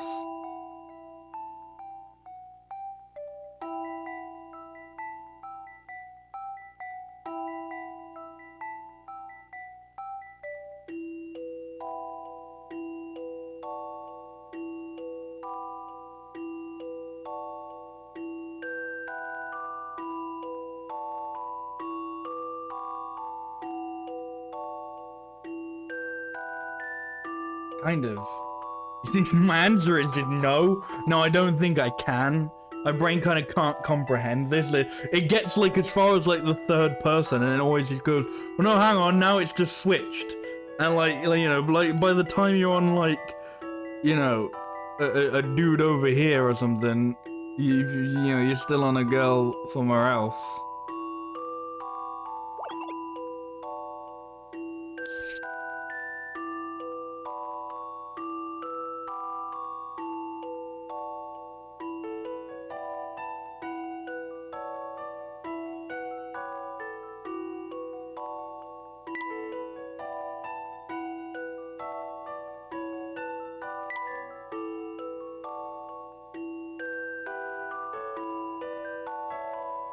Oh fuck, maybe I've done it.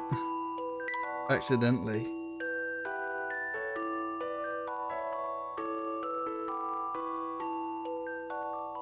No, that's a guy.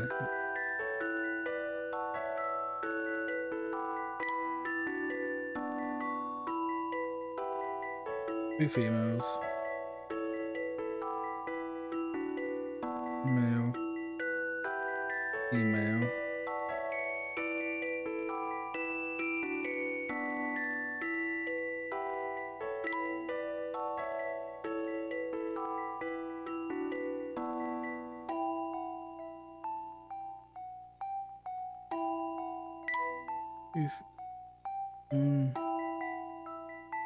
Two females. Male. Female. Male. Oh, shit, I did it. Yay! I think this is right. Completely accidental. I knew I could do it.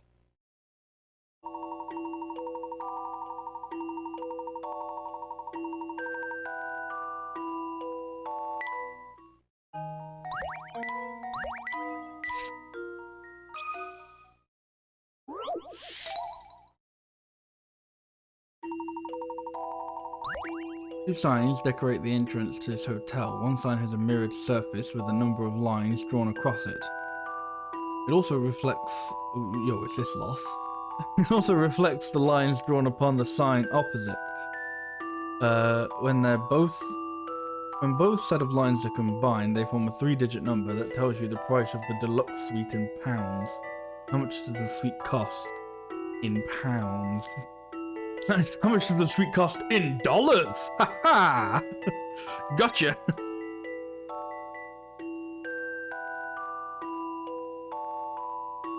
So, okay. Alright,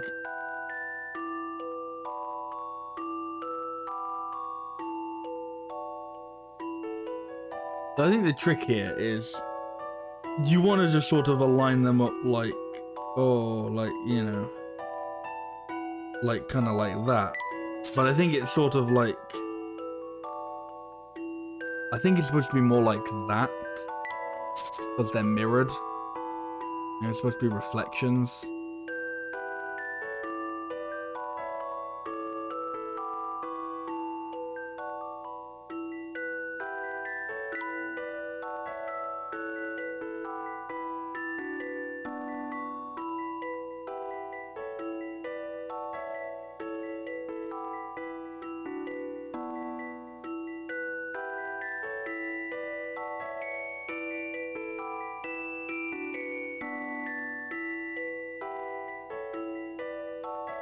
I want to see if that works the same. Going the other way.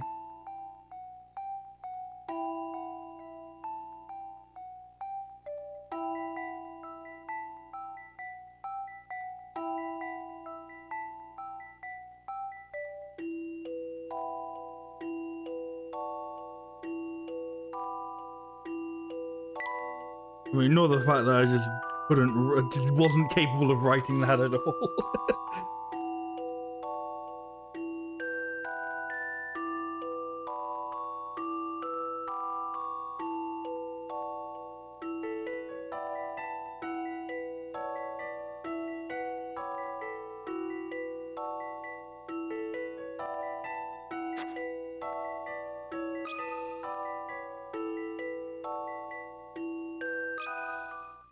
Time to apply some creative thinking. No puzzle is without an And answer. the other side didn't really matter. Yeah.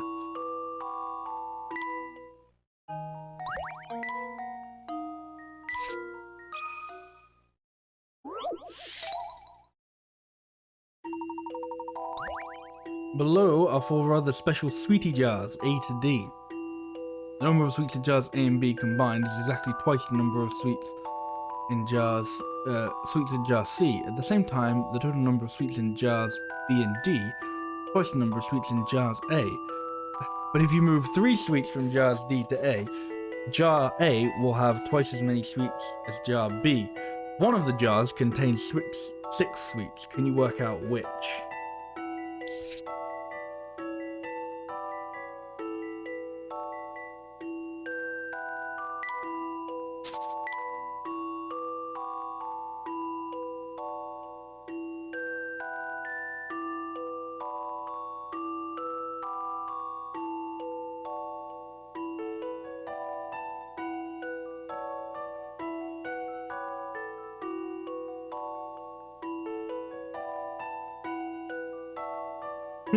Oh no, algebra. Pretty much, yeah. I think this one might actually be something where you kind of have to use algebra instead of the ones where it's just like, I think I'm going to use algebra, and the game is like, you don't need to do that, bro.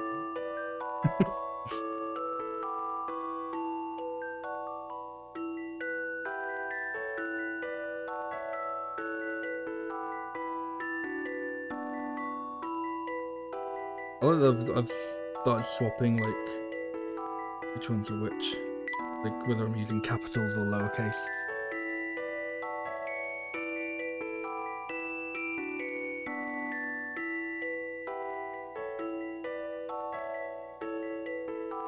Right. I think my answer is, oh not my answer, but I'm just going to go through a substitute one by one.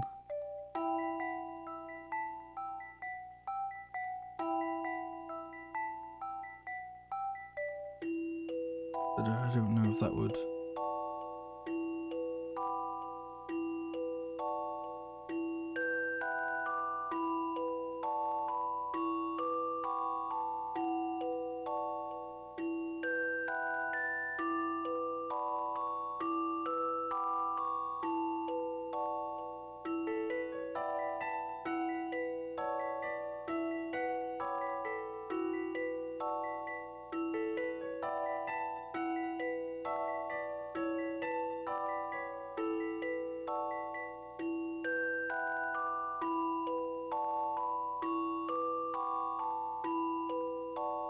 Which we.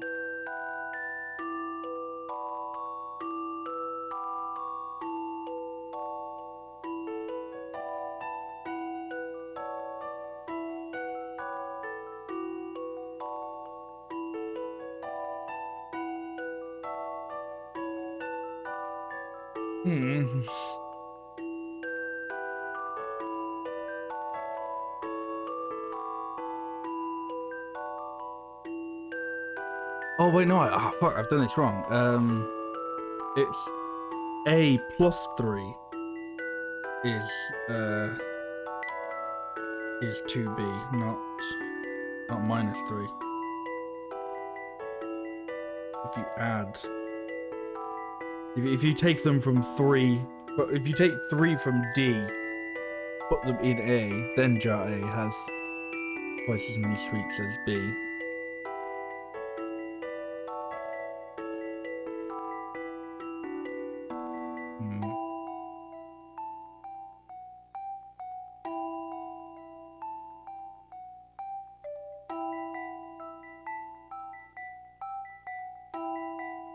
Question is, where does that lead me?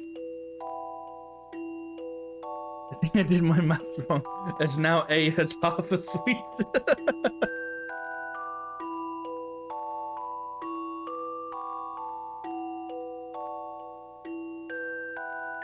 Right.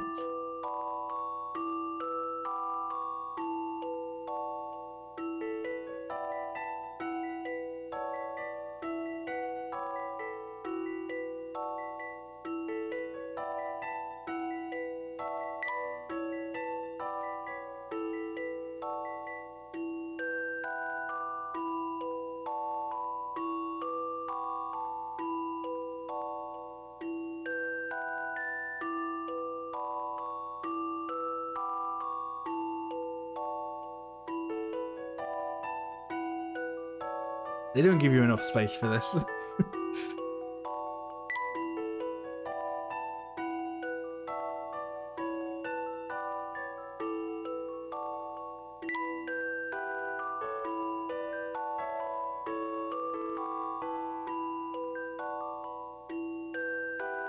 That's supposed to be 2D.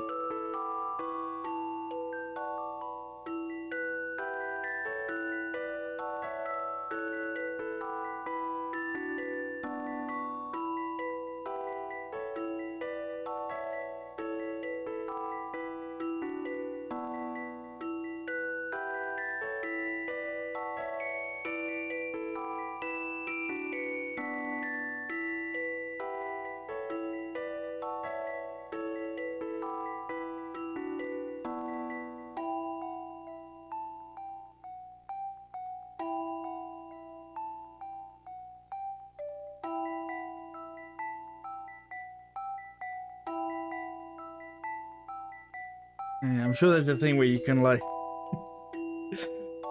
times them both by like you're supposed to get like a common number, you know.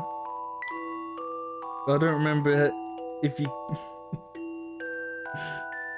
if you can just do it, if you gotta do something first. Like if I just go right, if I times that by 2 and times that by 3, plus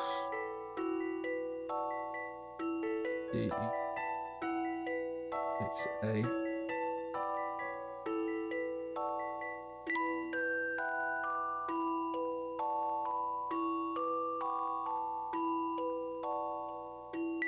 Divide all that by 6. A equals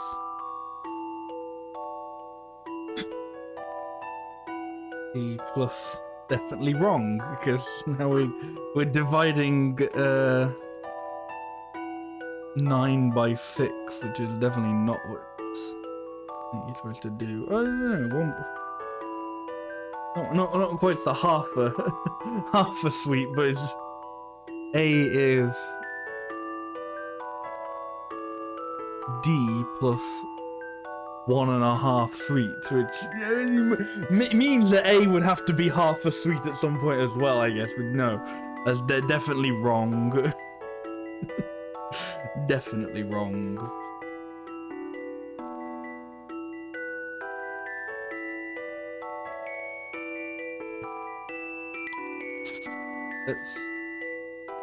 Well, I don't know where we start, but maybe I should just, I don't know, go. What if I just assume 6 is A, and then just see what happens.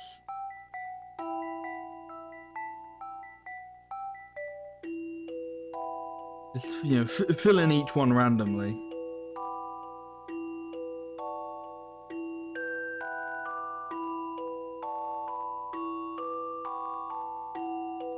It can't be A, because then otherwise B would have 4.5 suites, I think.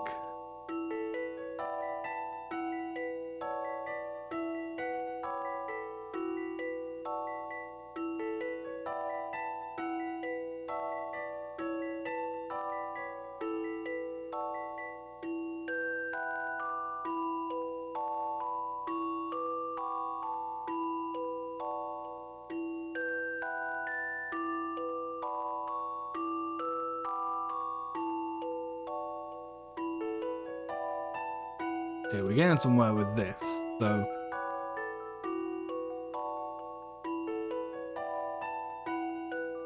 I mean, A would equal 9. B would equal 15. No. Problem again. C would end up with half sweeps.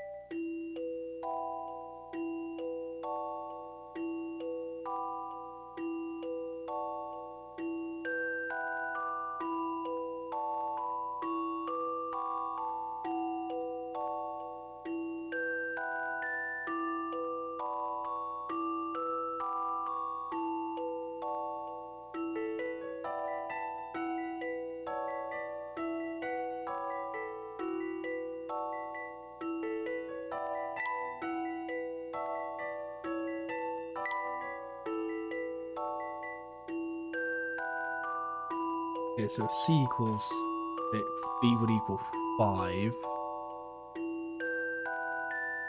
A. Okay, so remember B equals 5. Could be something.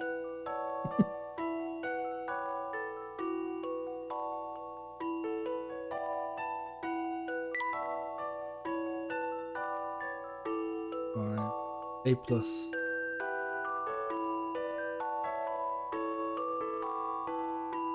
7. B not a B.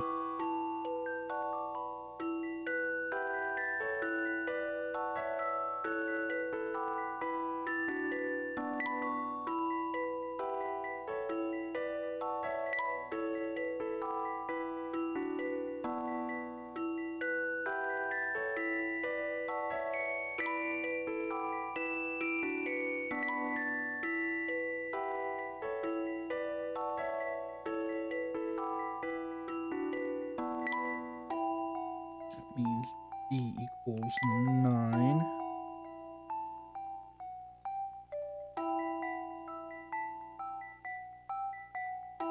Yeah, and 7 plus 3, which is 2 5s. Yeah, so it's C. Some puzzles must be met directly. Yay! A gentleman leaves no puzzle undone.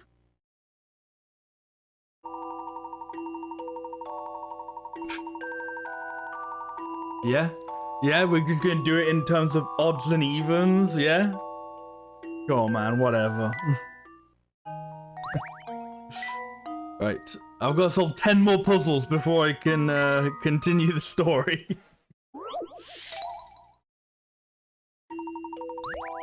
You must paint several cubes that form a majestic plinth when put together. All cubes are the same size. You have to paint all of them at once, and you can only paint the visible sides of the plinth. For example, if you painted a plinth made of 2 cubes, you would only paint 4 sides of each cube. If you wanted to make a plinth made up of cubes painted on exactly one side, 2 sides, 3 sides, and 4 sides, it's the lowest number of cubes that you would need. You can place the cubes on top of each other. What?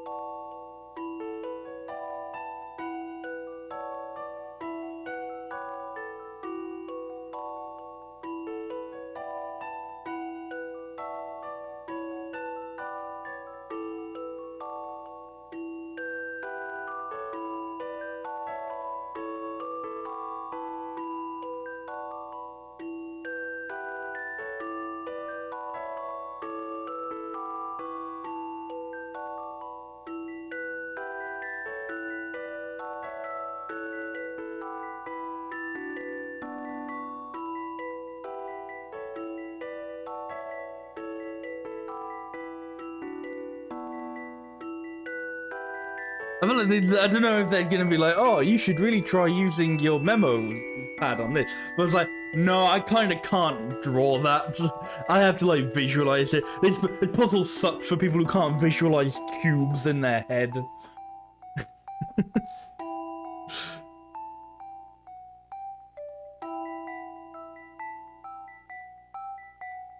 So you want one of... made up of cubes painted on exactly one side, two sides, three sides, and four sides. So, okay, I guess you... So the point is you don't... Like, the answer might not necessarily just be 4, because you have one of each. I don't think you can get it to that point.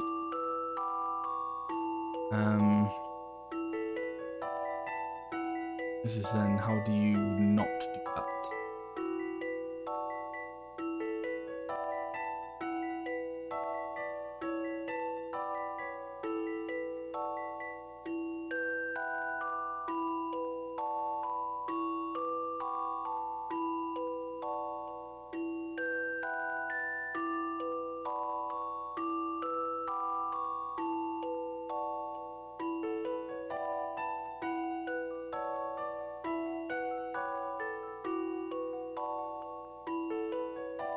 I don't know, maybe I do have to use... Maybe we'll have to use the memo. Alright. Pretend that's a cube and not a square. So that's the floor, so that one's not painted. So currently, there's 5 sides painted. The 4 around the 4 sides and then the top. If you put another cube on top, this one's at 4, this one's at 5.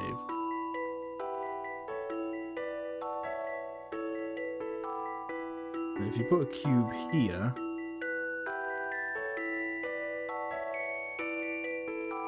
this one's at 4, this one's at 3, this one's at 5, don't care about that one.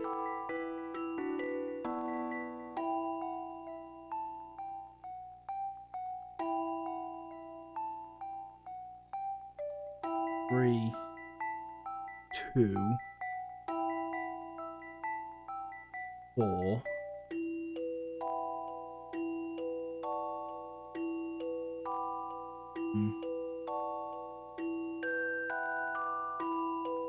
Well, the problem would be the 1.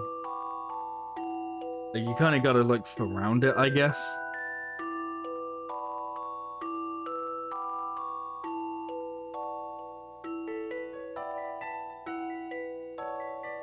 The problem with having like this. Okay, this is a completely different thing. This is me going to be talking about like this, just how the Layton series does progression and stuff. But it's interesting they do it based on like how many puzzles you've solved, and not like pick-a-rats are always for like bonus stuff, which is really interesting because it always like then like the bonus stuff is rewarded for like, you know, obviously solving more puzzles, but also solving them without like getting them incorrect. You know, solving the harder ones gets you more points and stuff like that. But like that isn't what like but the puzzles, you get stopped in the story by how many puzzles you do.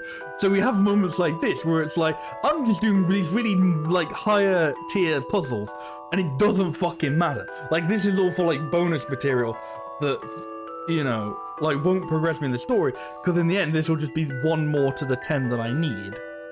And it's like I don't know whether I think that's good or not, because I want like, because they obviously have to be completely different depending on like if they were going to change it, so like it was based on how many pick-a-rats you'd done, but I don't know.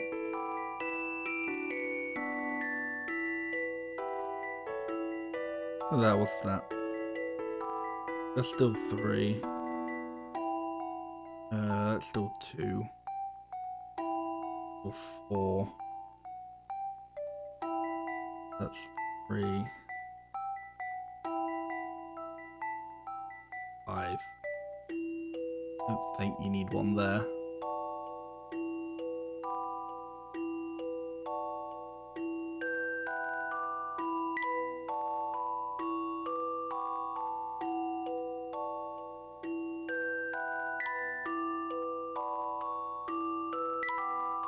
Put like another box here. We'll just do that by the red.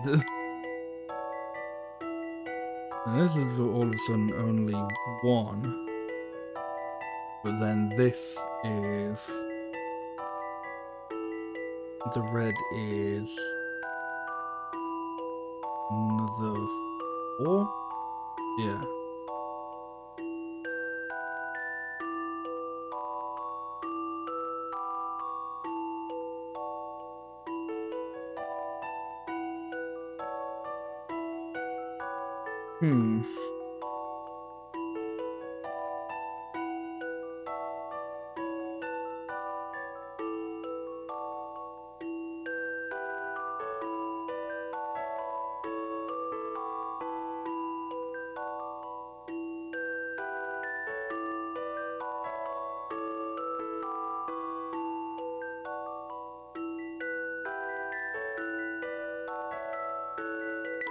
Where are these top ones?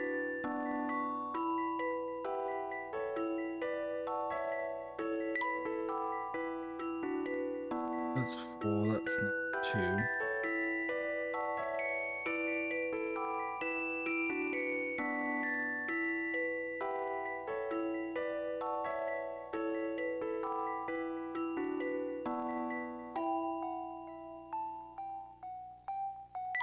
Get rid of this. I'm going to do it top down. And see how that would work. Alright.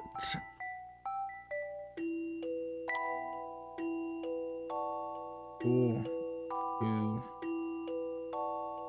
4.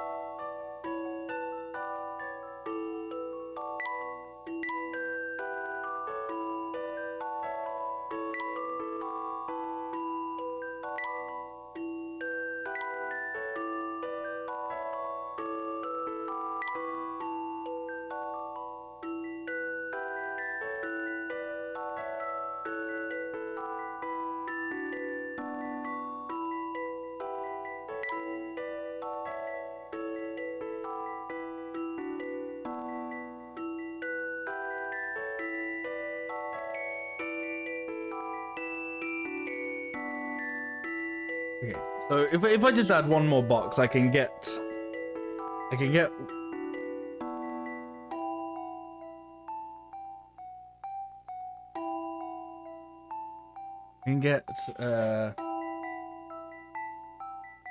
a 1, a 2, a 3, and a 4.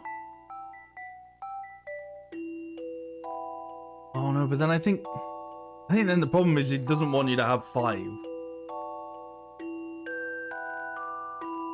So I'd probably have to add like 2.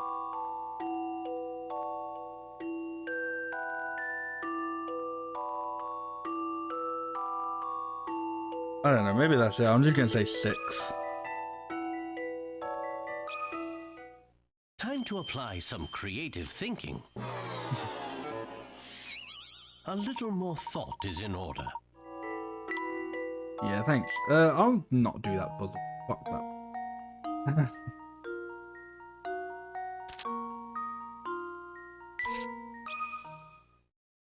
Yeah, so as I said, even though I've only got 10 puzzles to do before I can continue the story, they might all be really fucking difficult ones. The buses on this route leave at the times indicated on the bus stop's timetable. All the buses start at this bus stop and take exactly 1 hour to get back here. How many buses are necessary to cover all the bus departure times indicated? Okay, now to actually read it again, but take everything in. Buses on this route leave at the times indicated on the bus stop timetable. All the buses start at this stop.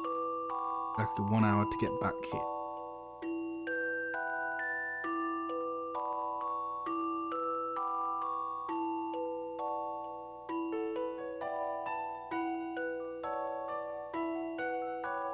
Does that mean from like wherever they were, or like?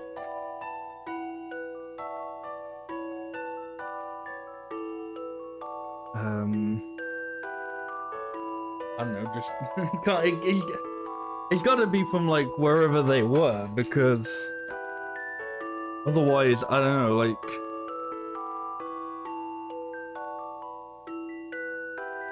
I don't get what the puzzle is.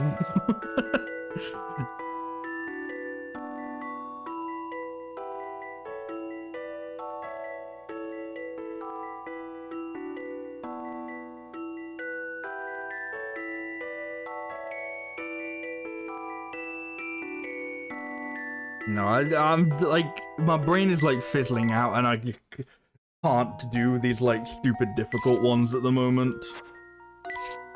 Which is a shame, because that's a lot of the ones that I have left. Even a fabulous chandelier isn't going to be much use in a blackout. Let's say you only need to light a room during a blackout using...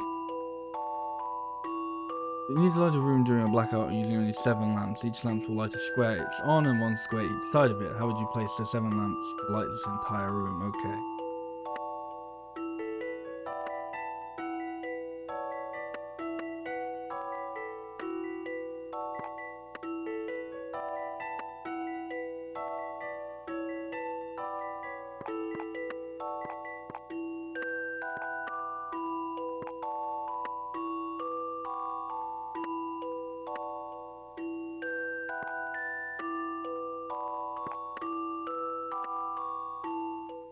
Some puzzles must be met directly. No puzzle is without an answer. Yeah, I can do the brute force ones, but as soon as it starts going, no, you need to like fucking commit an answer, I'm like, nah, sorry mate. My brain is, I'm not doing that at like 11:30 at night. Sorry, bucko. I managed moving a water jug using a round log and a long plank. If the circumference of the log is 20 centimeters, they've lost me already. How far ahead in centimeters would the water jug be after 1 complete turn of the log? Assuming that the plank, log, and jug do not slip out of place or get stuck.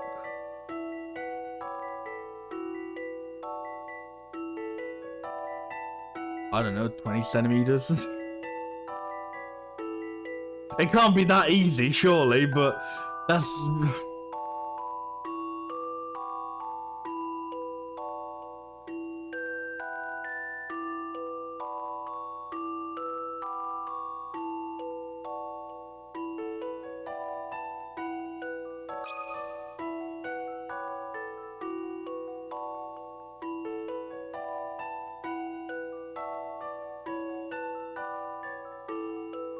I don't know, man. As I said, maths is just nope. To be sure. Nope.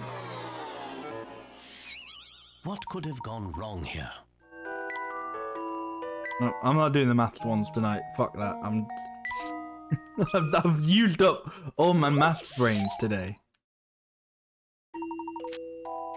Oh, this one. Okay. I think this is just like. I'm sure some people call it solitaire, but it's like not card solitaire. It's like different solitaire. I don't know. It looks like that anyway. It might not be. I'd actually remove all but one of the silver marbles arranged here in the shape of a spinning top. No, it's definitely that. Okay. You can move except those ones that are marked with an X. It doesn't necessarily mean I'll be good at it though.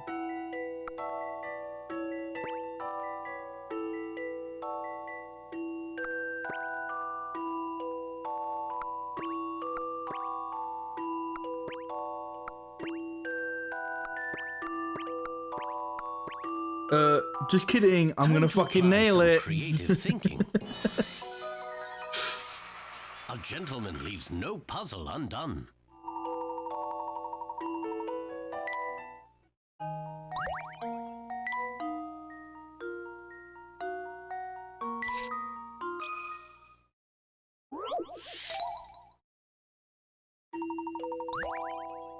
Planted 16 magic tulip bulbs in this 4x4 flower bed. Watering the space will cause all the magic bulbs in the same row and column. Sprout as if they are below ground. No, sprout if they are below ground. Or recede if they are above ground. How should you proceed to fill the bed with flowers?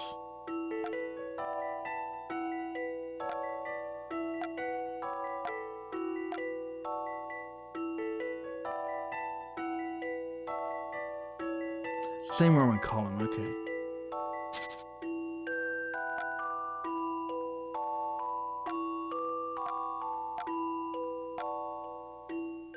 I'll Like handle that. this one, Professor. See, I can do these ones. Seemingly easy peasy.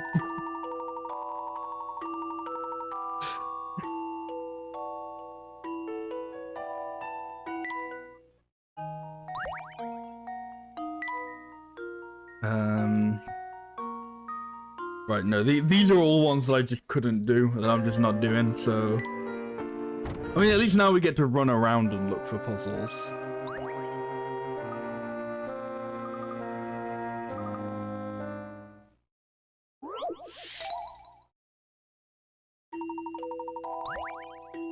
This bookcase houses a set of books wrapped in 5 different coloured bindings: red, blue, yellow, green and orange. Each shelf contains 1 book of each colour, but the colour order varies from shelf to shelf. Your challenge is to get to the books on each shelf into the same order in 3 moves. Swapping the positions of 2 books counts as 1 move. Okay.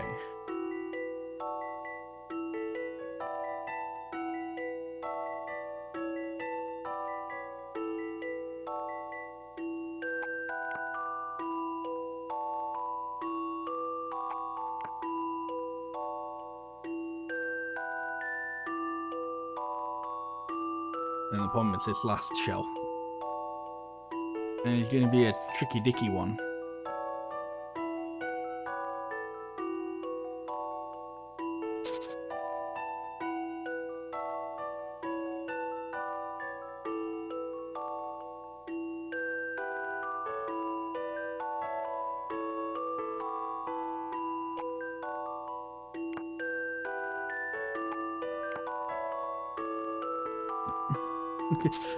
Whatever, like, ballsy thing I was trying there was definitely not the solution.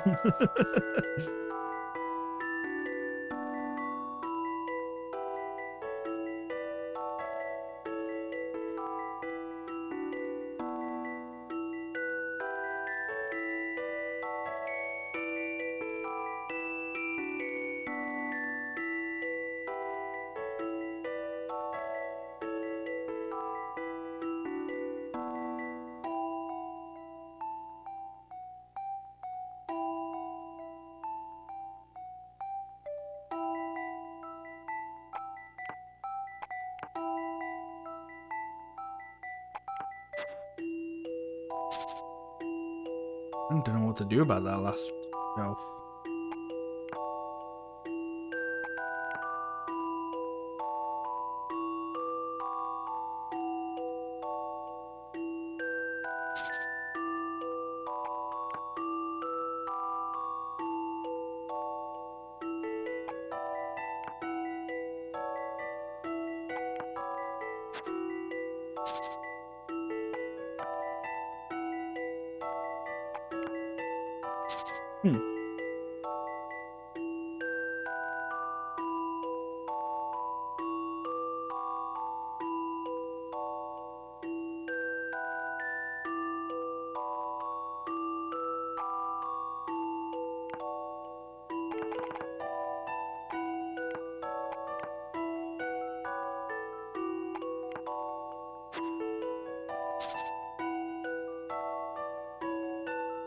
I don't think I'm gonna be able to brute force this one. This might require thinking. Oh dear.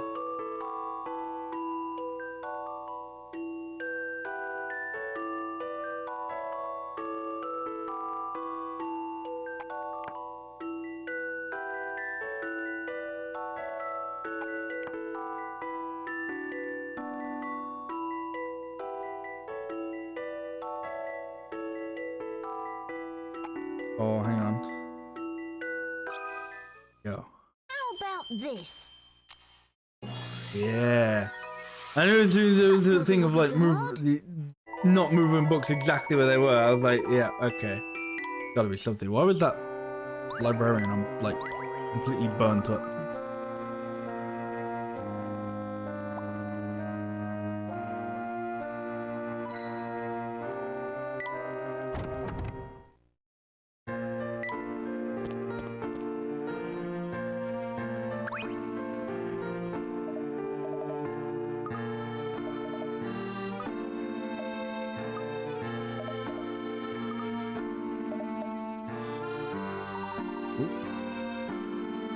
So, I was just skipping this guy, I thought it was law, but all of a sudden, a mini game. There's all the mice that pop out from various spots. The points depending on the type of mice you touch. If you touch Topper, you lose points, so be careful. Sure.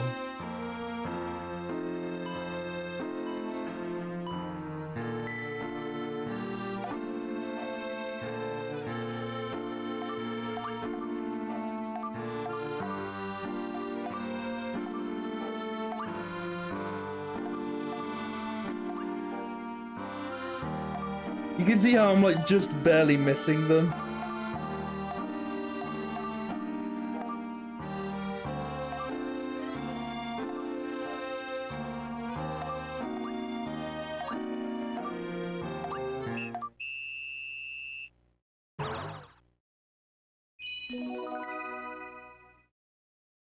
Yay!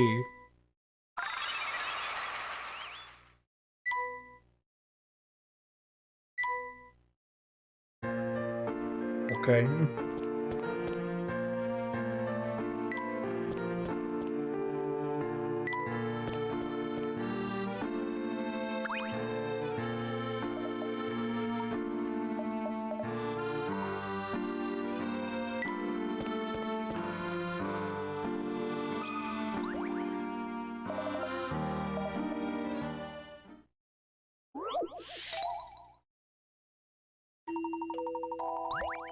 You find a large crane in the warehouse. It looks like it could be some kind of complicated device for moving a bucket up and down, but the cogs and wheels make it difficult to know which way to turn the handle. You work out which way the bucket will move if you turn the handle clockwise.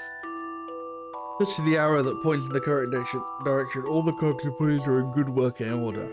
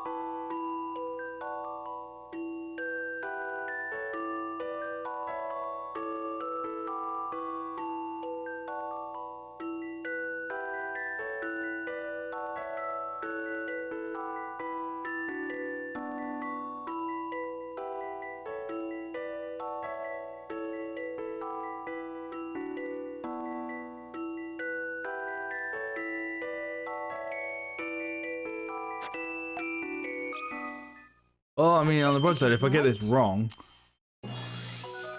it's just a matter of just choose the next, choose the other one.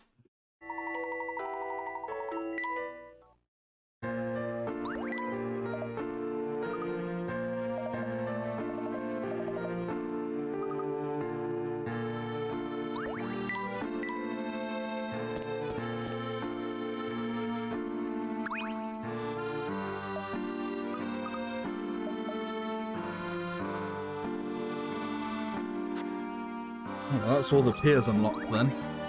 Very nice.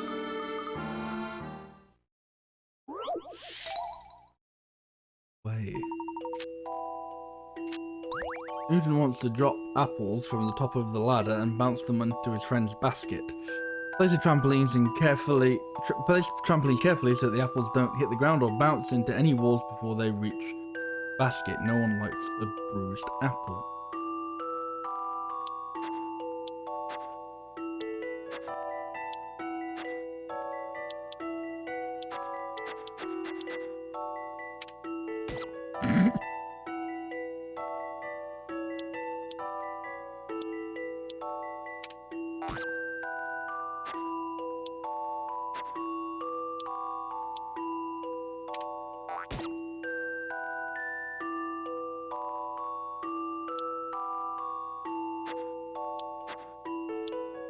Oh, you have limited, like, rope, not, like, number of things. Or not rope, but, you know, trampoline.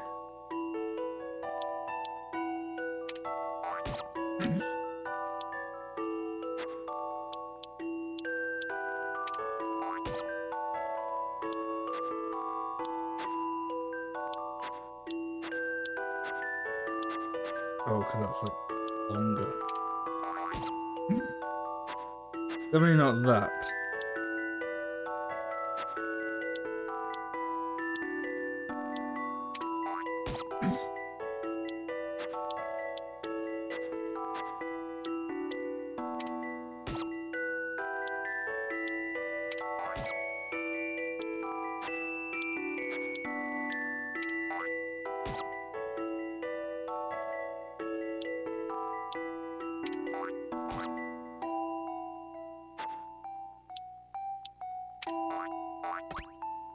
There we go. A challenging puzzle, to be sure. No puzzle is without an answer.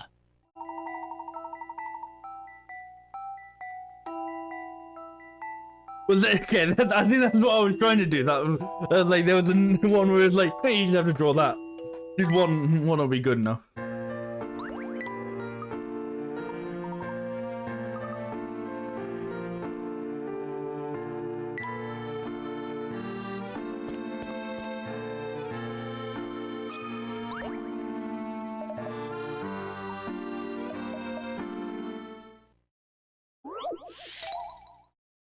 Oh, an easy one, yay! Here are 16 people standing in 4 rows of 4. By moving only 2 caps, find a way to create a checkerboard pattern of people with and without visible brown hair. Of course, to meet this requirement, each row and column must contain an equal number of people with brown hair and without brown hair.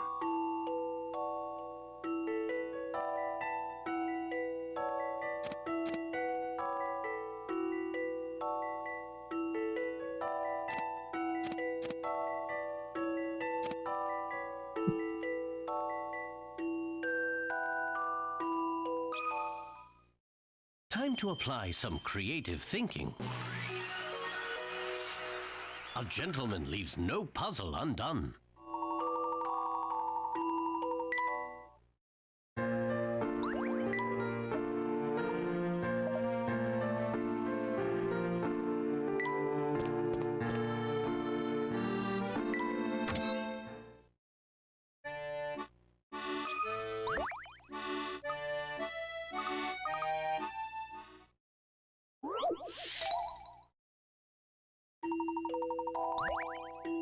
One of the 3 trinkets below is said to be a magic pendant made from 3 types of beautiful crystal resembling crimson suns, pearl stars, and cerulean tears.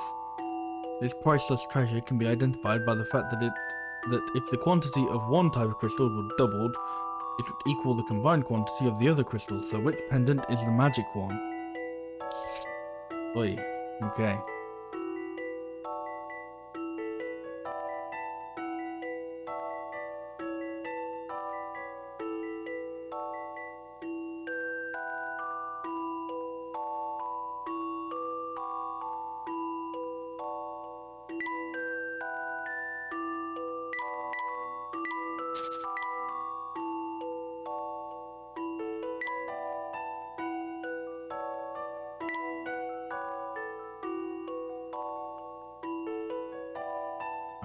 Well, so I don't think it's A, because if you double 4, you ain't getting 8 plus 5, and if you double 5, you ain't getting 8 plus 4.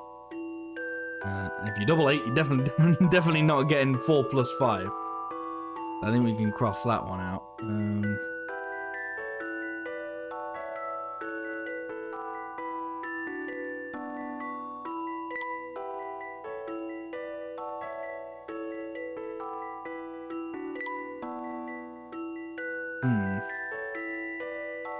I think it can be B then.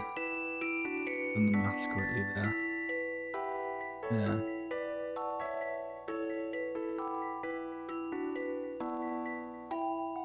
Because 7 times 2 is not going to be 7 plus 8. And 8 times 2 is not going to be 7 times 2. So it should just be C then, but do the maths just sure.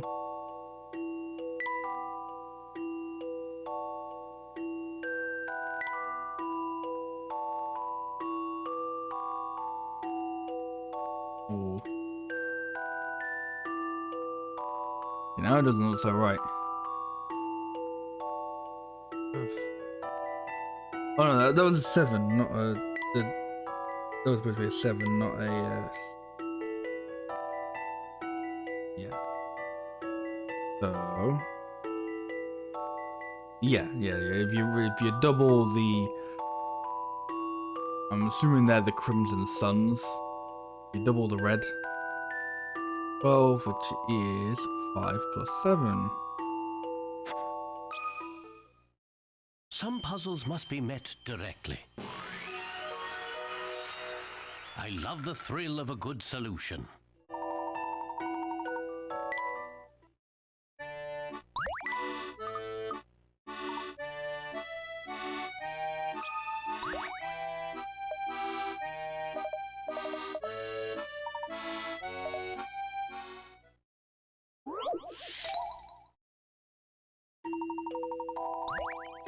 The guest rooms in this hotel all have 2 windows each.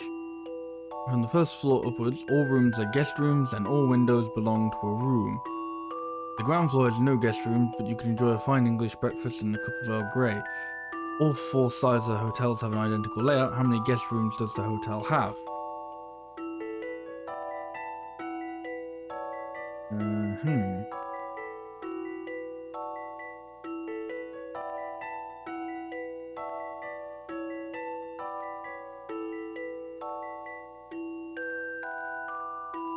All have 2 windows each.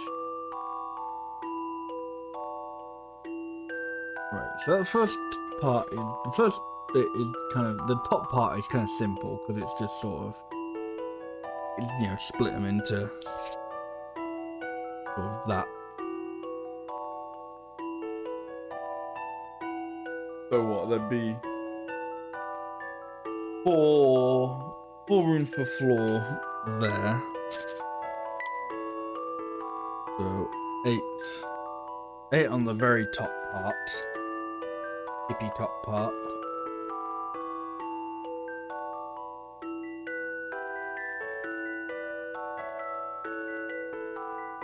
I like that most of the puzzle is dedicated to just specifying that the first floor isn't counted. Like, from the first floor upwards, all rooms are guest rooms and all windows belong to a room. The ground floor has no guest rooms. Like, yeah, that's what from the first floor upwards means.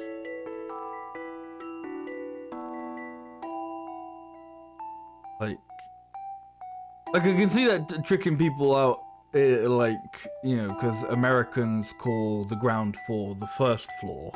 So they start with the first floor. Whereas we start with the ground floor and then go to floor 1. But that's probably not how, like, this isn't probably how it's worded in the American version.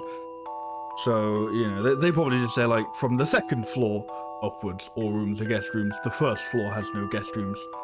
But you can get yourself a big old burger, a big old cheeseburger. That's my American accent. Do you like it? A big old cheeseburger. A big old cheeseburger and a alcoholic beverage, whatever stereotypical drink Americans have.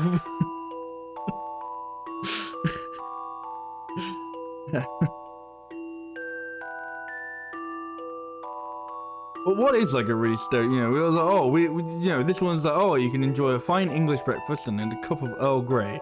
It's tea, you know, we all like our tea over here. But what's like a really American drink? You know, a burger and a milkshake, maybe. And a glass of Coca-Cola. I'm not doing the puzzle at the moment. I'm just fascinated by what my American accent is. It's just, I don't think it's bad. It's good, as I imagine American trying to do a British accent. So make of that what you will.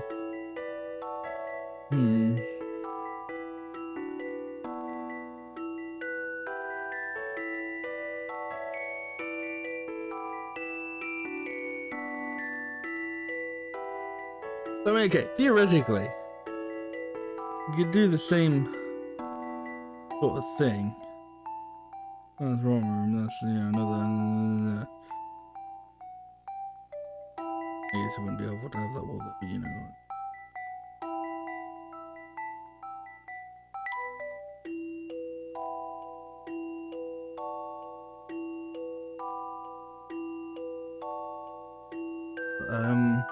I don't know, but then there's just a lot of empty space on the side, it feels like. Or, like, inside.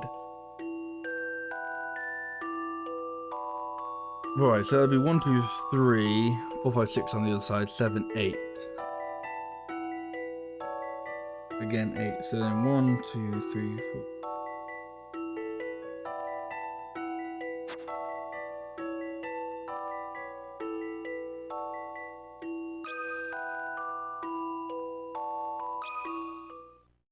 A challenging puzzle, to be sure. A gentleman leaves no puzzle undone. Yeah. Hey, there you go. There's a lot of empty space inside, but whatever, man. It's their imaginary hotel.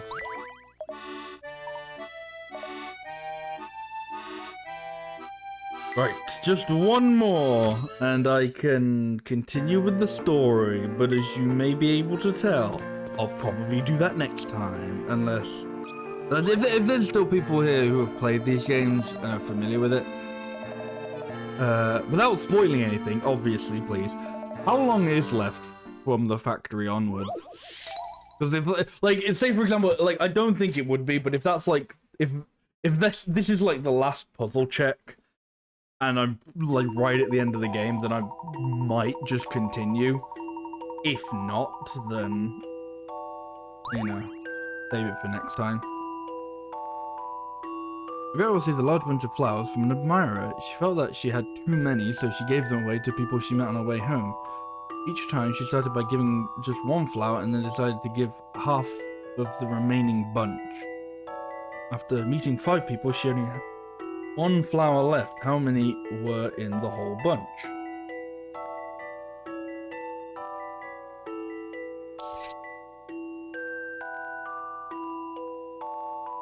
She had 1. 2 plus 1. 3.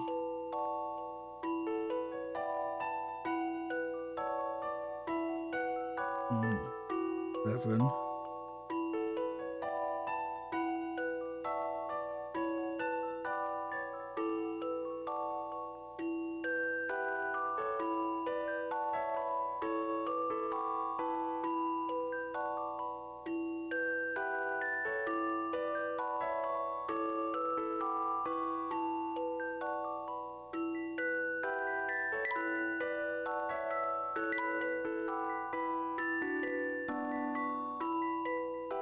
Okay, she started with 63. Oh, Harry, thank you for the sub. 22 months. Thank you. That's almost 2 years. Wow, thank you so much. I appreciate it. Right. So, okay, she started with 63 after 1. One person should be at 31. Two people, 15, 3, 7. One more. We gotta go one more. Oh, really? How many? Ooh,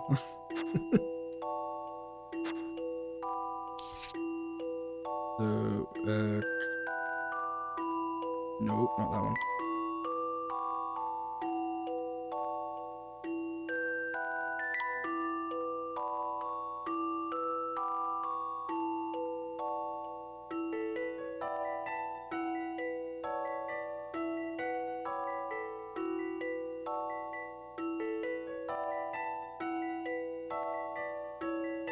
$127.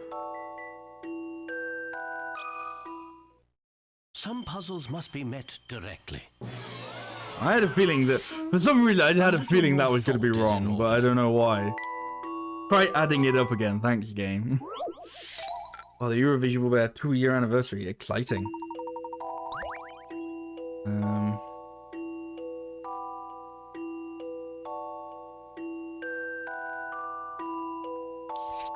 Right, so on that, she had 127. The first person she met, she gave 1 flower, 126, and then the remaining half, or half of the remaining bunch, and that's 63. That was person 1. Person 2 gave away 1 flower, 62, gave away the remaining half, 31. 3, third person, 31, she gave away the first flower, 30, then the remaining half, 15. Oh no, I think I did go 1 too many. I think 4. No, 4, she had 15, gave away 1, 14, gave, she had 7. And then on the 5th person, after the 5th person, or at meeting the 5th person, she had 7, gave away 1 for 6. No, I went 1 too many. So that means it's 63 then. And if it's not, then it's the one underneath that. A challenging puzzle, to be sure. I love the thrill of a good solution.